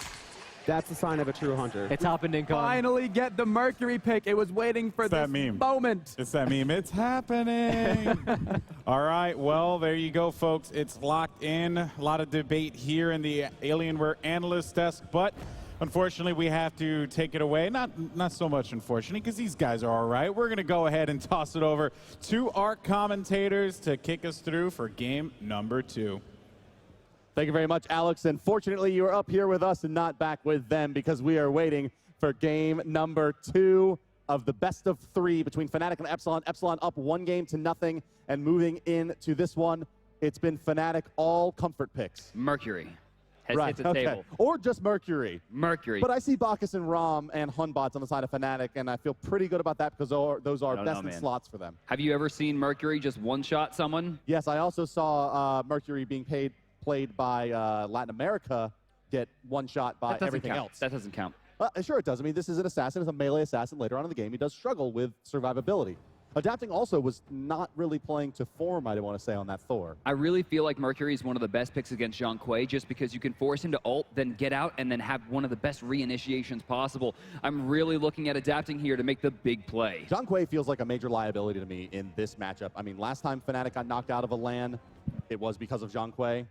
NV got knocked out of a LAN because of Zhang Kui. I was just going to say that. Aurora, what do you think? I mean, is this the right pick? It's hard to say. The Ymir's off the table now, so it could work out better than the last game for sure. Yeah, no Ymir, no Thor. You know, those geometrical blockings being a very big deterrent to Zhang Kui. But nonetheless, this god has seen a very high pick rate with a very middling performance. So no red pot coming out from Captain Twig. This means it's unlikely we're going to be able to see him fight, considering Mercury basically gets a super red pot by popping Sprint at any We did given have time. a purple pot used by Zeros. Did we? I believe we did, yes. Well, on Zhang Kui? On Jonathan Kui. Wow. Well, Aurora? Shoutouts to Kiki. Kiki does that sometimes, which is I Kiki's don't not a know wolf. if I agree with it. Kiki's a support player. He plays support Zhang Kui with a purple pot. Well, now he's a support player. Come on now. All right, so buffs getting started here. Zaros will take a few hits before getting to lane topside, a little bit quicker across the board. So going into this, it looks like Yaman should control the pressure in the mid lane. Well, he does have the purple pot, so I feel like it's going to be pretty hard for him to get complete control. On the first wave, since he got there first, he's going to be able to push Zhang Kui in, but after that, I feel like it's going to be hard for him to keep it. Adapting might have a chance. Yeah, keeping Twig out. It's going to guarantee right camps and an immediate rotation over. It's going to force Fnatic into the left side. All rotations should belong to Epsilon for the first about 2 minutes. And look at again, both blue buffs are still standing. Something must have happened in the right lane where they just pushed each other off of them. I feel like it's just like, hey, we're scrim partners. We know exactly what we're going to do. Rotating over. Adapting, trying to fate Maniac here. Yeah, that usually indicates that, like, in their scrims, that they went through an entire, like, season of fighting each other. And that one was picked up by Red there. Dimmy and Adapting going to combine. Dash is The down. blue buff, Dash is down. Maniac in some trouble. A couple more in hands. Adapting's going to pop his sprint. And down he will go to the major look. First blood to Adapting on the side of Epsilon. And that is not good news if you are a fan of the gold and black. There is no team in the world that would in any way think to themselves, a winnable game is still possible when Adapting gets first blood. We have seen every single time Adapting gets first blood, they win the game by like 12, 15 right, minutes. but I mean, that's like every time Epsilon picks a god that starts with A, they won every game, right? But, you know, nonetheless. Oh, no, they don't have any gods that start with A. Oh, God. Pardon, no. It's all over. But, okay, I would want to mention one thing earlier on, which is Yaman on Yanis. Yaman on Giannis. Fun. Broke records with this god. When, I mean, he was, I believe, played him 8 games in a row, I want to say at the end of Split 2, and didn't drop a game, put out the most player damage, and put Giannis back on the map when he had fallen out of favor. And we're going to see him piloting one of his best gods here in the elimination game versus Emilito. Oh my god, so much damage coming out. He's controlling the 1v2, forcing them to split out, and he's wasting a ton of gold by allowing those towers shots to hit the minions. Epsilon's in a great spot already. Yeah, Chiron's just so strong in lane. He could just bully both of them as much as he wants. So what's the solution here for Fnatic? I mean, they give it the first blood there. Mercury's going to be a problem. He's now just going to go and just like jungle in obscurity until he has a few items at this point. I mean, first blood's going to put him out far enough ahead. He doesn't need to really force plays at this point. You may see him wander over to the duo lane for an ultimate at some point. And Mercury is basically ward immune. I mean, he jumps down through the entire lane width to ensure he can hit these Sonic booms without having to go through the jungle. This is a big problem for characters like Zhang Kui who don't have a lot of movement. And for a person like Zeros who relied so heavily on characters that were movement-heavy hunters or characters like Giannis, it's strange to me to see him go into such an immobile character like Zhang Kui. And this game's a completely different story than last. We already have 1 kill. We saw our first kill like 11 minutes in the last game, so this game might go a lot quicker than the last one. And also, I mean, here's one thing, right? You're fighting into a Khepri, and you've drafted a team on the side of Fnatic that is really, really lacking in burst. You have Bacchus burst, you have overhand smash from home bots, and really besides that, you don't have anything that's going to put out a lot of damage at one time, which means all these dots are going to be very easy for Khepri to ult and save the target. What you're looking at here, they're trying to get to this purple buff. Captain Twig trying to spread it out here. It's going to wind up being a 4v4, and it looks like it should be in favor of Epsilon, but I don't know if they're going to commit to this. They see Zhang Kui rotating over, and I think they're going to take the wash. Yeah, well, the mid camps are coming back up as well, and they likely want to fight over here at the left side. Those will come up second, and Captain Twig's going to be frozen at purple. I really like the idea to invade the purple there. The blue buffs were both down, so they don't have to worry about getting like the triangle invade on the other side. So I really like the idea coming out of Epsilon, but it's good that they backed off because they knew they had numbers coming. Look at the left side. Taken, yeah. Right side going to be aggressed now as well by Epsilon. It looks like they're likely going to pick that up. Zhang Kui by himself can't do much but toss a card out, but it is going to be enough to hold Epsilon back for the moment, waiting for the 3v2 advantage. Overhand smash should be able to clean this up. Major look whiffs. Adapting still there, though. This 3v3 can turn south really quickly for either team. They've got to be careful. Jumping in is Badger to try to control the space in the camp will go to right, to blue rather, but I thought we were going to see Adapting go in. They're just respecting the purple pot on Zhang Kui. It's about to fade away now, so that's why they didn't want to fight. 30 more seconds or so, and then it's gone, and that's going to be a pretty big swing. That's a 50 power loss for Zhang Kui. That's really, you mentioned it earlier, Brandon, but it's a big part of the strength of Mercury is that sprint is effectively a red pot on a 60-second cooldown. Yeah, I mean, it's actually stronger from that. It's like 30 damage, man. Yeah, but obviously it's only active for a few seconds, but generally speaking, that's all you need, and it builds, of course, into a very nice late game scaling. Sprint 3, Badger in a good bit of trouble as the ultimate's going to come out from both of the assassins here. Hunbot's ultimate not that effective. Mercury's is Captain Twig on the backside, overhand smash. Zeros will get credit for the kill onto Adapting. Oh my god, the Unstable Vortex does an absurd amount of damage, and Raffer, he's in no man's land here. He could back right now. Yeah, he can recall. Oh my god, he's going to back. Wait, left side. He's coming around down the side. Is Zhang Kui? Nope. Oh. Jing Chen does not find him. Captain Twig also doesn't find him. Unable to close the noose. And Yemen was sitting there. If they did end up catching him, he was going to portal him through, so he was fine no matter what there. So they do manage to find one person. Getting Adapting down at this stage can be helpful, but honestly, cutting down a 2 killing spree as opposed to a 3 or 4 not going to be enough gold. Still, shutting down Mercury probably their key here. I mean, they weren't going to be able to kill Timmy. They focused Raffer pretty hard as well, but I think Adapting's fine with that trade. Gold for gold when some of it's going on Mercury is always going to be a win for the Mercury. Yeah, and he finds his second kill as well before going down in that fight. 1,700 experience. 1,500 gold in favor of Epsilon through the first 6 minutes, guys. We are riding along here in the dual lane. It's Reels and Badger versus the solo Emelito for the moment. Khepri floating around the mid lane to help out that Zhang Kui as he does, to help out Yaman as he falls back to base. And, well, overall here, it does seem to be Epsilon's game through the first 10 minutes. Fnatic, maybe an early Gold Fury here could help really put them back on track. It would be a big pickup for them if they were able to find an objective early on in this game. I'm tracking Adapting right here once again in the mid lane, and it looks like Zhang Kui might be in some trouble. Very surprised to see that Raffer didn't commit to that. Really thought we were going to see the abduct there. I feel like they don't have a lot of wards, so they didn't want to really go in, because if they came out out of the jungle, that would have been dangerous for Epsilon. And once again, Epsilon seems to have locked Fnatic down long enough to stop their 5-minute Gold Fury rush, which they've been so adamant about throughout this tournament. Constantly on the back foot since the very beginning of the series. It seems they're still 1,300 down, despite only a 1-kill difference. Still, the top net worth in the game is sitting on the Mercury.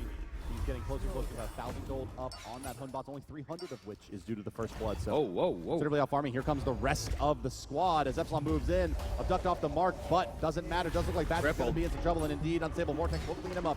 Overhead smash onto Adapting, but the Mercury ultimate is there, pulling him back. Captain Twig unable to stop the bouncing monkey, but now in he will go. The Mercury ultimate used to move not very far at all. The last shot not going to be enough from Rom, but through the portal will fall Captain Twig, and down he will go. Raffer moving away from his team to prevent anyone else from taking damage from the Ghost. He will sacrifice his life, but still doubling up the kills. Epsilon 4. He's looking for it. He found it. He found the hole. He's trying to fight. It's going to be Zeros trying to sacrifice for this one. He's crippled, taking a lot of damage here, but it looks like they'll have to back off. Yaman was just a little bit too slow to get close enough to Reels to get it done.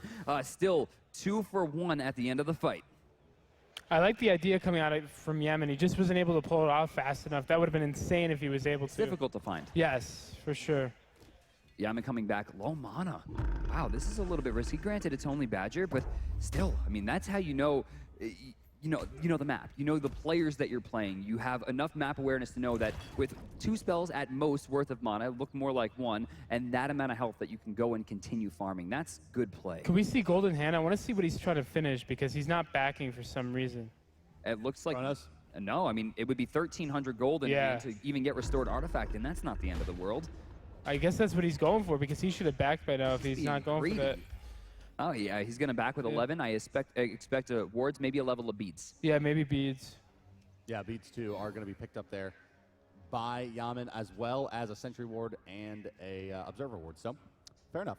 Yeah, smart to keep at least some gold. That way he can get into that Chronos Pendant. It's pretty hard to get into that restored artifact. It's 1,300 gold. It's a very long time before you're changing your character in terms of damage or CC reduction, just anything. And then, of course, another 500 out of nowhere. Adapting, decent damage pull right after. Adapting, finding another kill. And the Spirit Gun comes out just to get his team across the map. Is this going to be a Gold Fury? Just that fast down will fall the support on the side of Fnatic, giving a 5th kill over to Epsilon and extending their lead over 2,000 gold over on the right side. Checking in with the solo laners. Dimi getting the best of Maniac yet again at that blue buff. Very hard for Xingchen to confirm that again. Nice sidestep. A nice sidestep there by Zeros, but he still will get rooted and wrapped up. He's going to pop his beads, his shell, and his ultimate. It may not be enough. The stun's going to come out as well. Adapting, looking to run the front down. God. Yaman picks him up the backside of that astral, or I'm sorry, as the unstable vortex up into the ultimate will go Rom. Few shots on a Raffer, and it will pop to bring him back to life. Chiron going to knock back Twig into Adapting, moving forward, and the crits are going to be there, and down will fall the Monkey. And Reels takes more poke out of the Chiron. He can't continue engaging here, and Epsilon is up 5 kills. Emelito able to knock Twig back before he can answer. Badger out of nowhere, trying for the stun, should have enough. He's going to need the belly flop. He's got it. He gets a return kill. Raffer's going to go down, but he has no movement, and Emelito's looking to chase this one down. He's got no anything, and Emelito's going to hit most of those shots. Now he'll fall back 2 Reels. It's going to be pretty tough for Emelito to move forward in a straight line and not take too much damage from the Rom here. And so as a result, he'll clear out the minions. But going back to the kill on Hambaz, Adapting definitely crit him there, and he only has a second tier of Golden Bow. 7%, man. Yeah. You roll dice. It's fine. You've never played against Snoopy, who hits it every single time? Yeah, Snoopy crits all the time. That 7% is 70% what's in the hand of Snoopy. Maybe Adapting got helped out. Or Barracuda in ranked when he's playing Artemis. He gets crits all the time off his passive. That's 15. That's like double. And Zero's a little bit out of position here. Adapting see him, he does indeed. He's going to move forward and start putting in the Spear Gun on the mark as well from Yaman. He'll go through the portal with a Kepri as well. There's a crit for nearly 400 damage yet again. 7% coming through. Zero's going to go down to Adapting as he moves forward with the ultimate. Down will fall Badger as well. Reels forced back onto the towers. 4 members of Epsilon continue to swarm, and the door is starting to close for Fnatic here in the early game. Second lowest level in the game right now. Captain Twig at level 9 does not have even an ultimate available to him to try to stop this push. He should let this go. Take a page out of Annister's book and just give it away. He was forced to waste his blink there. That's going to be a 150-second blink cooldown for an attempt at a Gold Fury he had no business trying for. Yeah, and when you talk to professional assassins, a lot of times what they'll tell you is that the blink is more valuable at level 1 than your life in the first 10 minutes of the game. That it's better to die without using your blink than to use your blink and live. And well, Captain Twig's not going to have an opportunity to really aggress again for some time. Look at the gold difference between the junglers. A 2,100 gold difference right now between Captain Twig and the now Adapt King, really coming into his colors. King, I like it. 1,300. I mean, rather, level 13. I mean, that shouldn't even be at this level. I mean, how much damage has he done? Let's go to the damage charts. We've seen these crits come off. 5,400 for Mercury at just 12 minutes into the game. I mean, but it's definitely worth pointing out that Yaman is the playmaker in this game. 4-0 and 3 hasn't died. I mean, the Mercury's been all over the map, but it's been the burst damage from the Giannis that's really been making the difference. And again, they will combine for killing the Zeros underneath the tier 1 tower out of nowhere. 10-3 for Epsilon. And all things told here, I mean, like I was saying at the beginning of the game, Yaman's Giannis was banned out after being so successful for multiple weeks in a row for like nearly 4 months. He was not allowed to get this god, and it seems like that's when slipped past Fnatic, as they must not have been running it in the scrims. Now there's going to be an engagement once again, the crits. and once again, it's Yaman's damage coming through, and the crits from Adapting. Badger will go down. The Major Look crit, plus the Golden Bow, just did so much damage. It's why you don't stack up against Mercury. And Dimi rotates over after a beautiful auto attack cancel into Scourge to steal away the blue buff. Epsilon has complete control over every part of this map so far, and it's only going to get worse as they aggress into the tier 1. What's really distressing here, I think, if you're Fnatic, is that how effective this Epsilon squad is with Adapting without Emma. Oh! Where did that even come from? And then Emilito goes in to try to confirm it. He didn't even think that he was going to get that kill.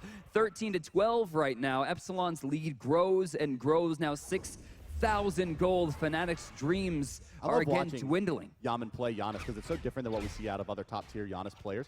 When you think about players like MLC Stealth that are known for their Giannis play, it's almost entirely based on the ability to be a really absurdly disruptive utility mage, bringing your team in and out of fights, saving people, you know, kind of the farce portals that MLC Stealth will do, where he will put it up and not go through it to try to disrupt the enemy team.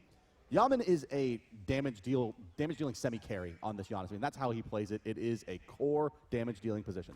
And going off the Giannis, his build is Pen Boots and Chronos Pendant. I love it. People usually go Pen into that, but he's kind of going into the more mana route. He's going to pick up a Book of Thoth off of the Solar Reliquary, and it's just going to keep letting him throw out spells over and over again. Yeah, a bunch of damage. I mean, the burst is going to be tremendous. The kill potential, not so much with that penetration, but still against these not so resilient targets, he's going to be taking out. I mean, look at that. My God, Yaman just won't stop, man. And it's still somehow adapting. Oh. That got 500 damage ahead of him in the damage charts. I was going to say. Look at Bologna on the back line. Dimmy has a great angle here, and in a lot of trouble is Fnatic.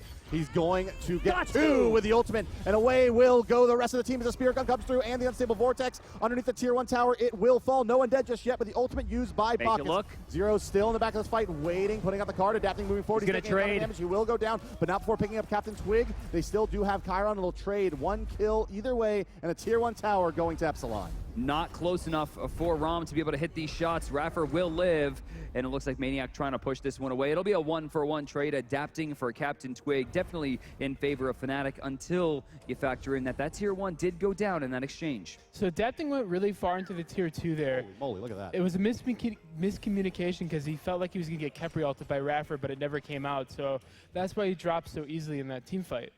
Oh, Fnatic still has a long way to come back. I mean, maybe a Gold Fury. I mean, they can't let another one go down. Fighting under Tier 2s or Fire Giants seems likely as well, but we go back to this death by 1,000 cuts. We're talking about fighting under Tier 2s or Phoenixes with no towers down. Or, I'm sorry, just the one. You know what? You're right. I thought that they were. I thought they but had them down already. I mean, they can't really defend these Tier 1s at this point with 11,000 experience deficit at 15 minutes. And now this Bologna build's got me feeling ways, Bart. That Frostbound Hammer right now to shut down the attack speed of Rom and stick to him, that's going to force them to have to deal with Bologna, and Mercury's going to be free to run around. I just like how he's going in more crit. Adapting's just going to keep going and crit and crit and crit, and he's just going to get all the crits out and just destroy everybody. Do you expect this to be the Deathbringer followed up by even a Rage Blade as well, or a Malice? I don't know. It could be Malice, it could be Deathbringer, or it could be Rage. It just really depends on how he likes playing his Mercury. See, normally I would really like to see a Rage here, but he's been getting so lucky this game that I would probably be just riding it like go for the DB, man. Why not? No, seriously. I mean, he's been swinging super hard. And look at this greed, man. And what are they going to do? What are the Fnatic roster going to do here to try to stop this? Like, seriously, they can't fight into this. Well, and now it's going to be the Gold Fury. I mean, they'll start the fight here around the red buff, but it's really the Gold Fury. Yeah, they have the vision of all of the Fnatic squad here. Captain Twig and Badger easily seen. And it's just going to be up to Raffer and Yaman to basically hold them here while the Gold Fury is started up by the boys of Epsilon. And it doesn't look like Fnatic's going to be able to make a response. Badger will just now find out that they're doing it. Sentry Ward is down. Gold Fury under 1,000 HP. Belly flop. Ultimate, not enough. Secured by Epsilon. Adapting going to come in. He's going to stun 3, force a whole bunch of beads. Raffer going to get flung back, but I think it might be too little too late here. Adapting's going to get the Kepri ult. Continues to rush down, but he's very low here. But, oh, look at that. Janus right out. Shots from the sky. Not going to be enough. Not going to be enough at all. Reels trying to fight into this one, but it looks like this one's going to belong to Epsilon. Back down to the ground will go Reels. No kill onto Adapting. Zeros to go down. Adapting wants to rejoin the fight. In the meantime, Reels will pick up the kill onto Yaman, but not before Maniac goes down, and now it's a full-on retreat by Reels. 1-2 shots to hit from Emilito. He'll get the free one as well here in just a moment. A third shot, and they're not going to go deep. Will the boys of Epsilon. They'll be content with their 2 kills and Gold Fury, making it 16-5. I'm sorry, 3 kills and the Gold Fury, making it 16-5. Badger was able to get his flop out onto the Gold Fury, but his ultimate came just a little late, and Epsilon was able to secure the gold. And after that, I mean, it was just control point after control point. Kepri ult on Adapting baited too long. Yaman able to ult them out of there and ensure that Adapting and Dimmy can get to themselves a better position. Emilito controlled from the back line, 5-16 now, and another objective 1 for Epsilon.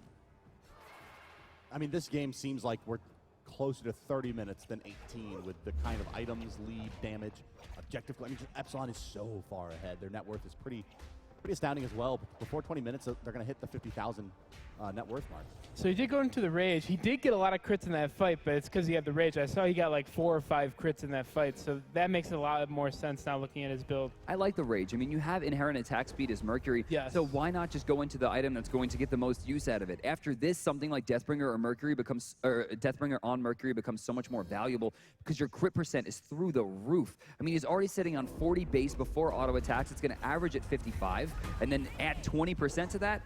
Good times.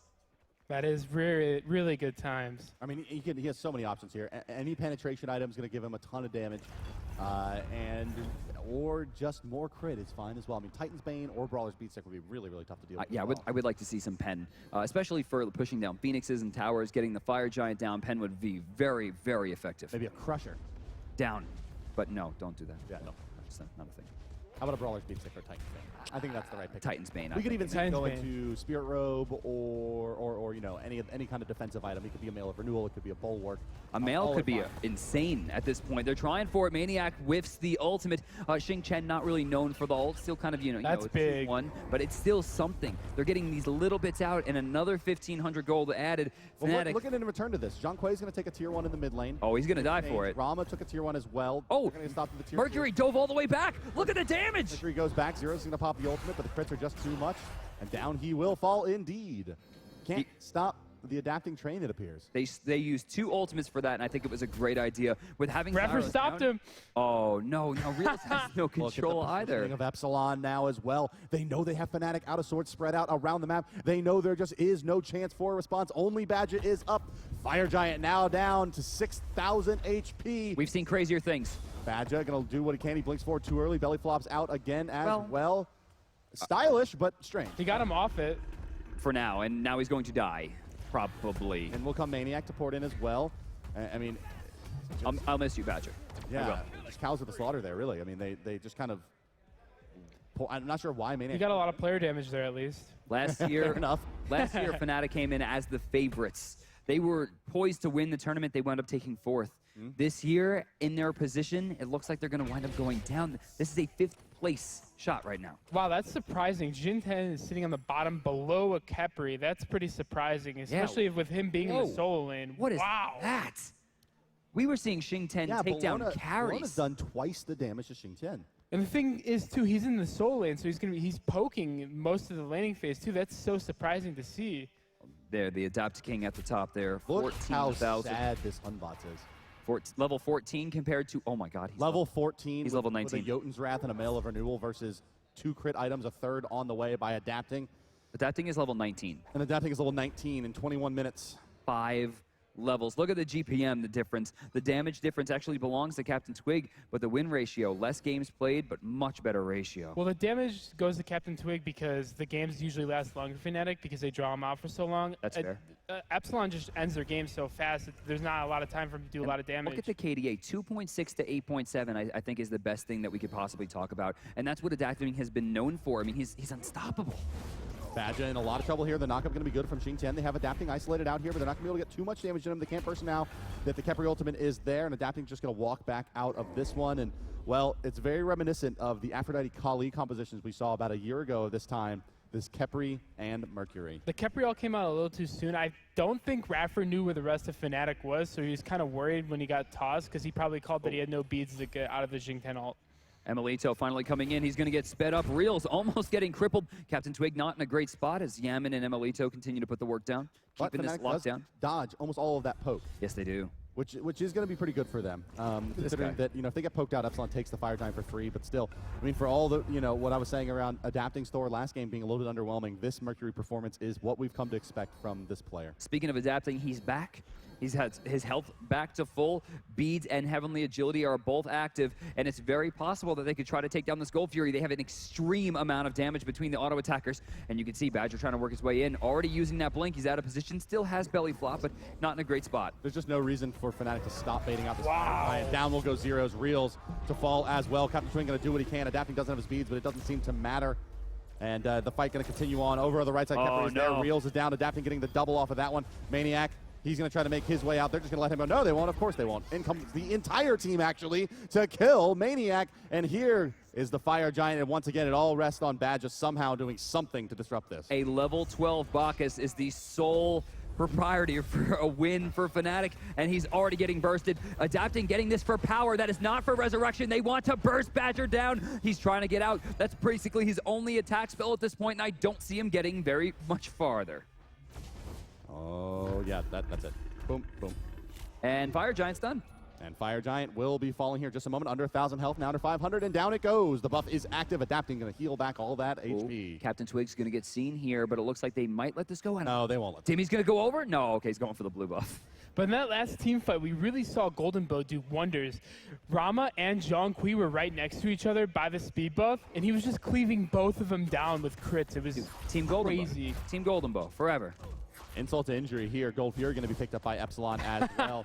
Yaman trolling and adapting a little bit there. No, he was actually doing that to avoid damage and tank Yeah, it. right. He wanted to make the Mercury harder to hit. No, absolutely. Absolutely. Come on, man. I mean, he's doing damage with the unstable vortex. He doesn't need much else. That was intended. Bologna has the Shield of the Underworld now as well. To break into the base. I mean, this is what I like to kind of refer to as the histogram view. Just look at how many items Epsilon has versus Fnatic. And anytime you see this where it's like 3 items going into 5, it just gives you an idea of just how dire the situation is. I mean, 20,000 experience is pretty unbelievable through 25 minutes. And it's not like they have like a lot of level 20s. There's 2. It's Dimmy and Adapting. Raffers 14, Yaman and Emilito are 19. It's not like this is a, end game scenario where everyone's level 20. This is raw experience gains. I mean, the level differences are insane. It's 3 levels, 5 levels, 4 levels, 2 levels, and another 3. That's ridiculous. I mean, what's pretty amazing is that Epsilon is making Fnatic look like the Chinese teams they played earlier in the tournament and the international teams they played. Hey. This is a 22-5 beat. Come on. This morning, that was awesome. What? The first game of the day this morning with the Awelish play was incredible. Oh, it was great. I was on my seat the whole no, that's no knock on the international teams. That is Fnatic getting handled by Epsilon. Coming into the Phoenix here, they're looking to close this one down. They have Fire Giant. There's no other objectives on the map. They've only lost 2 tier 2s. Maniac not in a great spot as the Solar Flare hits, but they're going to back off. They'll continue their pressure. Fire Giant will heal them up. Remember, Khepri out of combat. Every 5 seconds will be giving that shield up, and yet into combat he goes. What has been the difference between Game 2 and Game 1, Aurora? I mean, Epsilon in Game 1, they were doing well, but they weren't this far ahead. Things seem to have really changed. Yeah, Adapting's had a really good game, but you also have to look at Maniac. Maniac hasn't really been playing Jing 10 like all the other solo laners have this tournament. He's really not put out a lot of damage, which is really surprising to see out of him. He died really early. He did, yes. That is right. Oh, Dimmy jumps in. I love that Scourge to stop the damage from the right side, and I think the Ghosts have been wasted.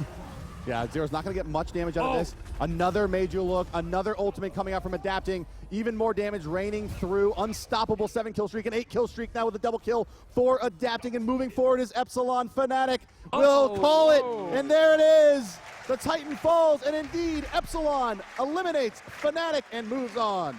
Before we continue, guys, a big round of applause, please, for Fnatic.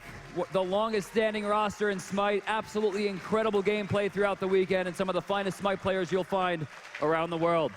But nonetheless, they do fall to Epsilon, a team that was barely misqualifying for earlier on in this year and have really come back and turned into a true powerhouse in the Smite scene. This European team looks like they're going to give the NA boys a good run for their money back on the other side of the bracket.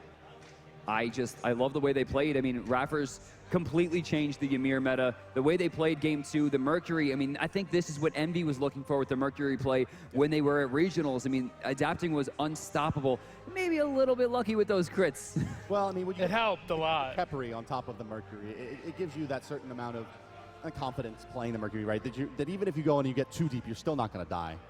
It was across the board. Everyone on the team played incredibly. We barely mentioned Dimmy's name. I mean, the guy was constantly hitting 2- and 3-man Bologna ults. I mean, his control with Xing 10 was incredible. Both games, he was unstoppable. He barely even got touched. Yeah, I mean, Aurora, again, we were saying, like, what was the big difference there? And was it really the Mercury play? Was it really just Adapting, changing Game 1 to Game 2? Yeah, his kill on Maniac really put Maniac behind, and it really offset him for the rest of the game. It definitely was the Mercury play, but it also contributed from the Jing 10 not putting out as much damage as he should have. Well, fair enough. Fnatic does get eliminated. Epsilon does move on. Let's toss it down to Kelly Lake on the stage with an interview with Epsilon. Kelly, take it away.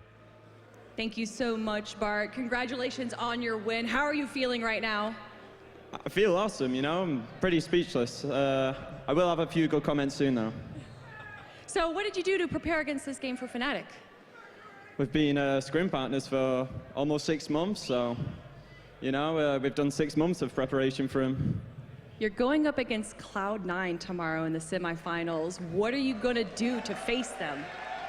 We're pretty confident versus C9. We wasn't too phased. We wasn't too phased of being in the same bracket as them, so as Real says, we'll let the game do the talking. Anything you want to say to your fans and sponsors? I love you all. Thank you for supporting us. Congratulations again, and we are going to go to the analysts one more time for that post-game analysis. Thank you so much, Kelly. Yes, this is the Alienware Analyst. That's our final match of the day, and my goodness, it was, I mean, you know, game one was intense. You know, there's a lot of back and forth, and then, you know, obviously things went Epsilon's favor.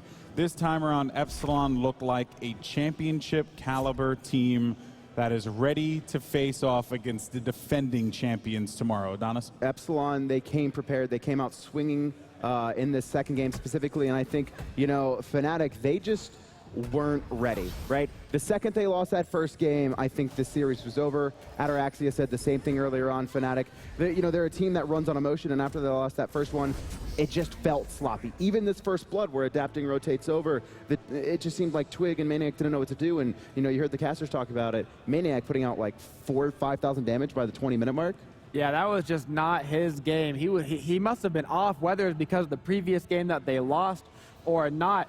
And really, it just let adapting take over the entire map, man.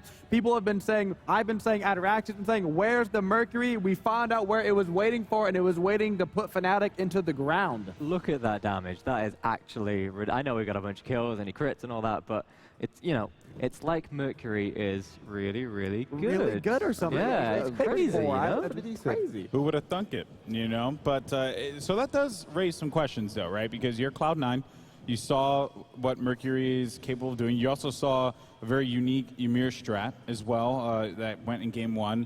One thing that Epsilon has shown is that they are not afraid to diversify. They're not afraid to try out things that haven't been done in this competition so far in Smite World Championships, as here you see some footage of Mercury doing what Mercury does best. I think this is a 3-man ult. This is a really nice 3-man ult that completely disrupts Fnatic, even through the Hunbat's ult, and it's just, it's so good. He went 15-2 by the end of this game. He actually had more kills than, he had half his team's kills, over half. That's insane. He had more kills than all of Fnatic. So if you're Cloud9 then, Ataraxia, are you trying to ban him out then tomorrow? Do we got to be cautious about this, or are you not worried? I don't think you can really ban out adapting. I think he's shown that he can play. He's played, what, 4 different gods now. You could say that he adapts very well. You could say that. Hey, you might yo. get a boo from the crowd, but you could say it. Give me one, people. But so if I'm C9, I'm either thinking they either play a lot of Mercury, and then they're just going to ban it out, or maybe try get it, or they don't think it's that good and think maybe it's just a one-off game, which is fair. You know, we've only had one game of an EU NA team playing Mercury, so maybe it is a one-off. So maybe we'll find out tomorrow if it gets picked and how well it does. But if it gets picked again by Epsilon and they win with it, I guarantee it will never get through again. I agree. I don't think that they're going to go in with the Mercury. No, it's only got that one try right now on adapting, so I doubt they're going to be worried about that. They're probably going to go fairly typical bans. You know, you don't want to deal with your Xing 10, Souls, Bolognas. You give or take on those, and maybe give away the Thor just because you were practicing on banning it originally, right? Everybody was planning on getting rid of the Thor, so maybe get rid of that as well, and then see how he does on Mercury, or take Mercury yourself. I want to see Thor-Nox combo come out between these two teams, because we've seen them both run it. I think if Thor comes, it could go to Nox to mid. There's just one point I want to make about Epsilon as well. They've played 4 games now,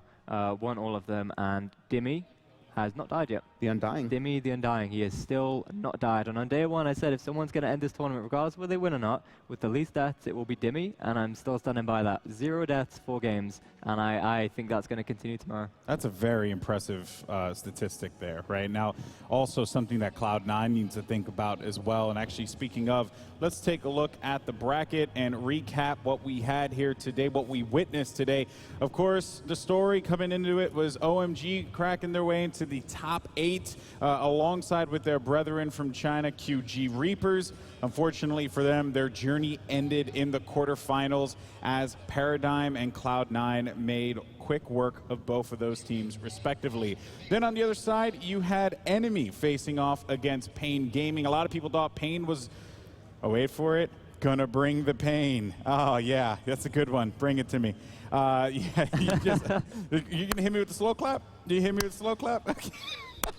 You're terrible. Well deserved. Okay, all right. I digress on the bad It was jokes. great. No, it was that a was great. bad dad joke. I loved it. No, but really though, a lot of people thought Pain was actually going to do very well against Enemy, not thinking that Enemy, you know, were capable maybe of holding off Pain, or that they were, but it wasn't going to be as easy as a 2-0, and Enemy looked very, very good. Adonis, what are your thoughts in regards to that match? Enemy can no longer, like, they can't be, they're still the dark horse, I guess, because they came in as a dark horse, but this team is a world-class contender. I agree. They play so intelligently.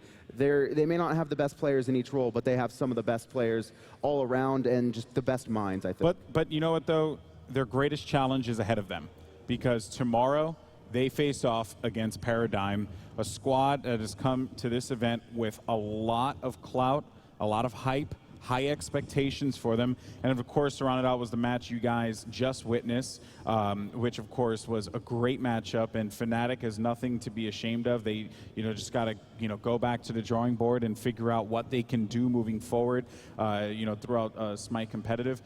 Now, on the bottom portion of that bracket is the matchup that not only will close out our broadcast for tomorrow, but will also be the hypest match that Hype has ever seen. And this could indeed be the thing that destroys the Earth. Cloud9 versus Epsilon. I mean, I don't know. What do you think about this, boys? I can't predict that match. That's one that I can't go in and I can say I can give an edge to a team immediately. Actually, I think it's more because I think Epsilon might be a little bit better, but North America, Cloud9, you can never count them out. Yeah, that's right. And they were looking good, both objectively and also in that kill column, right? They were just doing the work that was necessary. But one has to wonder, Fnatic was a greater challenge than, QG. Not to take anything away from QG, a great team. They are here after all. But Epsilon took out Fnatic, and that was definitely not an easy matchup. So for them, Epsilon's confidence must be a lot higher. What do you think, Ataraxia? For tomorrow, I think that we're going to see 2 games of EU versus NA. And I think we're going to see EU versus EU finals. I think tomorrow is the last day of the SWC for NA, at least as far as PC Smite's concerned. Woo. This is EU's year. I can't say that I agree with that. I think what we will see, though, is one NA and one EU team making their way into the finals. I think this is going to be fairly straightforward. We're going to see the #1 EU versus the #1 NA going head-to-head. We're going to have Paradigm versus Cloud9 in the finals. Ooh, okay. What about you? You actually made your bold prediction. You know what? I can't count out Enemy anymore. I think it's going to be Enemy versus Epsilon in the finals. Whoa. Wow. Just wanted to counter me. Maybe a little. I actually have to agree with Incon here. I think we're actually going to have Paradigm Cloud9 in the finals. And because I said it, that means it will happen. Because of this, though, guys, that's going to do it for us here today. Not to mention as well, tomorrow, folks, we are going to have some Xbox Smite. Our friends over at Envy have made it through to the open bracket. You're pretty happy about that. And it's going to be a good one. It's going to be Eager versus Envy tomorrow. That's going to be taking place here. Should be a good matchup. Really going to root for my boy Allied, who was here last year at the Analyst Desk. I don't know about being a good matchup. I think it's going to be a quick matchup. Ooh. Oh, man. Well, they're your teammates, so you're obviously biased. I don't think it's biased. I think they're just the best. They always have been. They always will be. This guy right Just like the PC It's because they have a mega, right? It's just like the PC team, right? There's wait a minute. Oh, you okay? Yeah, All right. Do you want some ointment for that burn? Ow. What team were you playing on again? I forget. Oh. That was 2.5 years ago. Oh, okay? RG. Oh, I don't have a dog in this fight. We were top 4. We were top 4. You were top 4 of like 4 teams, though, weren't you? Yeah, 3 teams. That's like. And which position in top 4 was that? Would you say? We were the 4-4? the fourth of the 4. Yeah. So that's you're just basically the loser. Hey. RG, you look at the players. We're all successful now. You know, I'm here on the desk. We got Pecky's killing it on graphics. Okay. Wolfie, one of the most popular streamers in Smite, and Snoopy, also one of the best hunters in competitive. So then, what that tells me is, if you can't compete, you cast. If you can't compete, you get a job at High Res. If you can't compete, you just go and stream. That's basically what's that. All I hear is just a lot of this, a lot of excuses. You're crushing me, Golden I know, Boy. I am. I owe you a beverage later man. today. All right, Maybe folks. 5. Well, we hope you guys have been thoroughly entertained today, because it has been indeed another awesome day of Smite competition here at the Smite World Championships. That's going to do it for us here at the Alienware Analyst Desk. But before we go, we're going to toss it over to Kelly at the stage. Kelly, what's going on? Thank you so much, Golden Boy, and thank you guys. Did you guys enjoy day 2? The 4 teams of the semifinals have been decided. It is Paradigm, Enemy, Cloud9, and Epsilon. You guys can join us for the 2 best of 5s and the Xbox Invitational best of 3. The red carpet starts at 10:30 a.m. tomorrow, and the game starts at 11 a.m. Have a good night, guys.